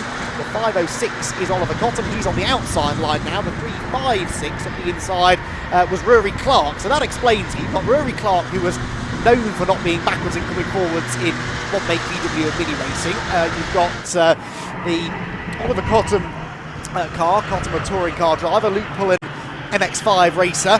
Lots of aggressive drivers in this particular grid, and then Anthony Wilds as well is in the Auto Farm car in this group as well. Sort of Mike Wilds, former British Formula 1 racer. Big dive on the inside of Abbey. That's not a place that you want to be trying to make those sort of moves. That was the Burton Power car, thankfully aborting that attempted pass. As into Village they go. Pullen late on the brakes. Can he find a way past Oliver Cottam now? These two have been together pretty much since the start of the race, actually. They started next to each other on the grid. They were chatting in the assembly area earlier on, and Oliver Cottam fends off the green and yellow C1 for the time being, or does he? Pullen trying to claw his way back around the outside. Almost looked like he was getting a bit of a side draft there as he came through Aintree Corner, and maybe now Oliver Cottam doing the same to him as they head down towards Brooklands. Wherever you go in this pack, Andrew, there is fun to be had. Yeah, it could be a little bit more fun as they sort themselves out to go 2x2 into Brooklands. Quite a bit of wise driving for the 4.51. They've just backed out from making that 3 wide, but it's 3 wide now as they go through Lovefield. Trying to go round the outside there is the MLP Developments car. Backed out of one 3 wide moment, only to get caught up in another 3 wide moment. There's no escape. Oh, super stuff. Burton Power car moving past the 497 of Indigo Motorsport.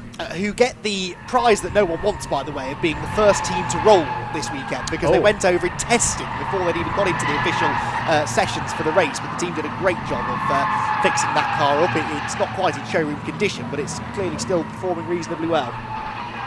Scottish team there, Alexander McEwen, Peter Cruikshank, Ross McEwen and Stephen Gray racing for them this year.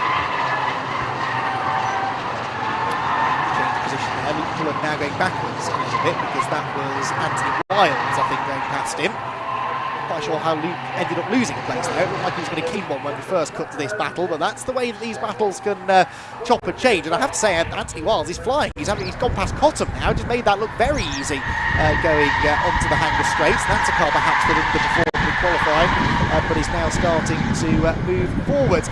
Right, I don't really want to drag our attention away from the on-track action. The good news is we've got 23 and a half hours of this to go, so let's give our voices a little rest and hand down for the first time within pit lane to the Mark Larkham of the C1 Endurance Series. Rob, what have you got for us? Guys, I just wanted to remind you, this is actually the offending bumper that caused the first safety car from the Dark and Taylor car. Now, I just want to remind you about the golden rule, especially involving body panels in the C1 Racing Series. If you lose a bumper, if you lose a wing mirror, they will give you until the next pit stop to put a new one on.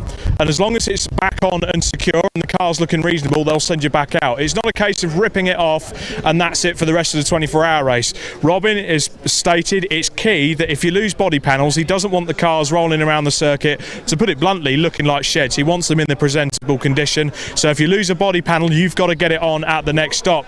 Dark and Taylor have got another one available, and this one is becoming their brand new spare. So this will sit out the back ready to go, and it's the same whether it's bumpers, wing mirrors, dare I say, even a door. But if any glass breaks during the 24 hours, they've got to come in straight away. So it's just a little bit of the technical regulations to run by you. So the Dark and Taylor guys will hopefully have their pit stop strategy sorted out so they can get this on without sparing too much time. Back to you. often known for having the aerodynamic qualities of a shed, but they don't want to look like sheds. He did say the word shed, everybody. I can hear you tapping away on the keyboards at home. Panic not, we haven't just got Rob in a little bit of trouble there. But yes, that's something that came in a few years ago, and it's a great rule actually, because you know, over 24 hours, incidents happen. You have moments. You might shed bits of bodywork here and there. It got to the point where lots of cars were driving around with no windscreens at all, and clearly that's a safety issue. It doesn't look great for the series, and so that rule came in a few years ago that you have to keep the car in good condition from a safety perspective as much as anything else. So Rob, as always, he sits there at night, I think, and reads the rule book for the C1 series on a daily basis. So any rules and regulations questions we have, or you have at home, do send them in to us, and we'll get Rob on the case. It's a very important part of endurance racing, knowing the rules and regs. Many teams have tripped over the hazards of the rule book in years gone by. I don't know where that car came from, but it appeared from a very wide moment at Beckett's. One of the SCK cars, I think that was. A moment. Speaking of a moment, this is going into Beckett's, and this is the 501 car off the track, SEM Racing.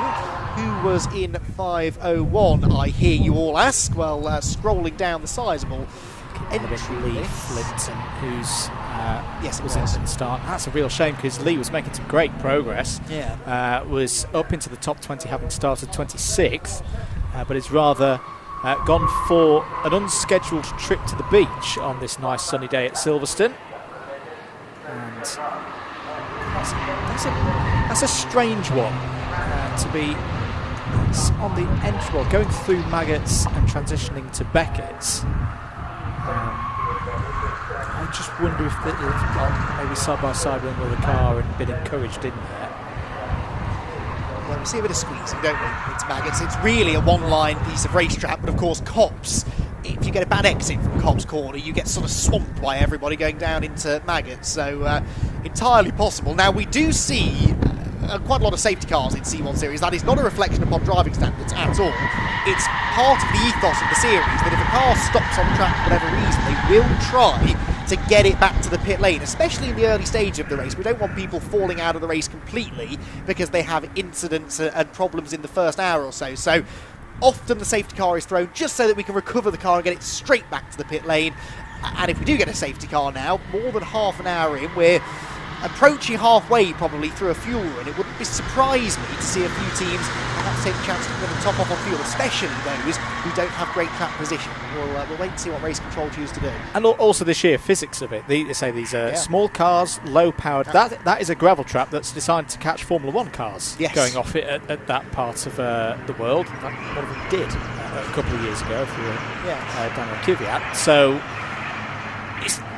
it's not great, but it's not the end of the world for SEM Racing. Put this one in the endurance cliche swear jar. It's a long race. To cycle their way back through once recovered. Safety car is out on circuit. Forget now how many safety cars we had last year. I'm going to have to check that stat up, but we're already on 2 and we're not 40 minutes in, and here we go. So proof again that sometimes I know what I'm talking about. We are getting the 527 car heading for pit lane in fairly excitable fashion.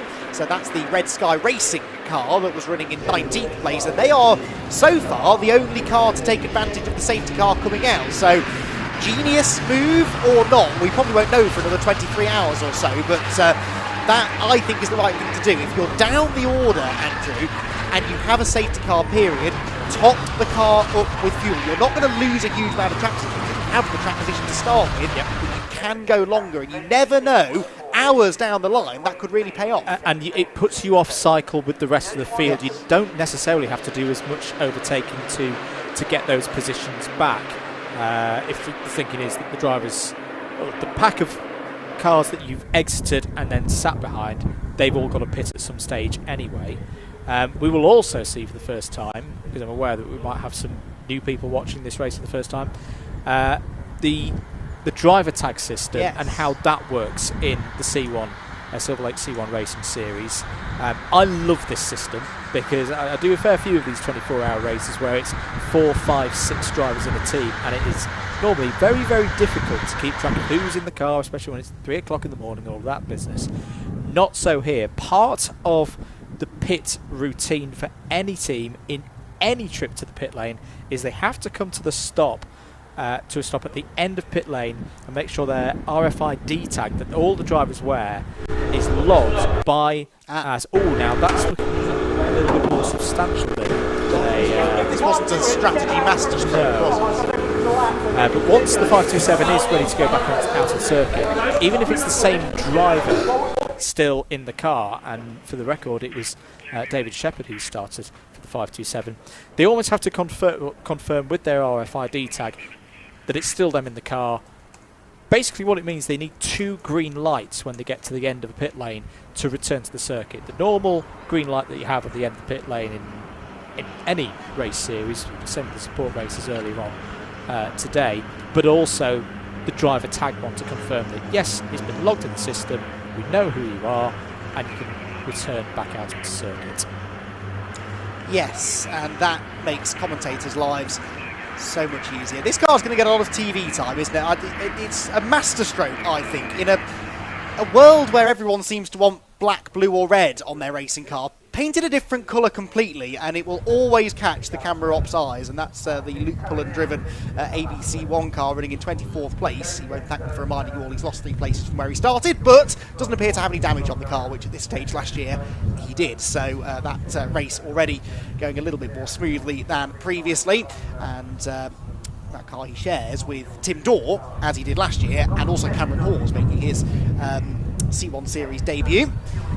40 minutes gone, 41 minutes gone now, and, well, we thought maybe the 527 car was pulling a bit of a strategic masterstroke. That's not the case, but this time around, will we perhaps see some people pulling into the pits? I think it's a bit of a no-brainer if you're down the order, but so far we really haven't seen anybody doing that. I don't think any of the cars in the back of the queue came in to make a pit stop. Incidentally, we were just mentioning that HUTAG system, the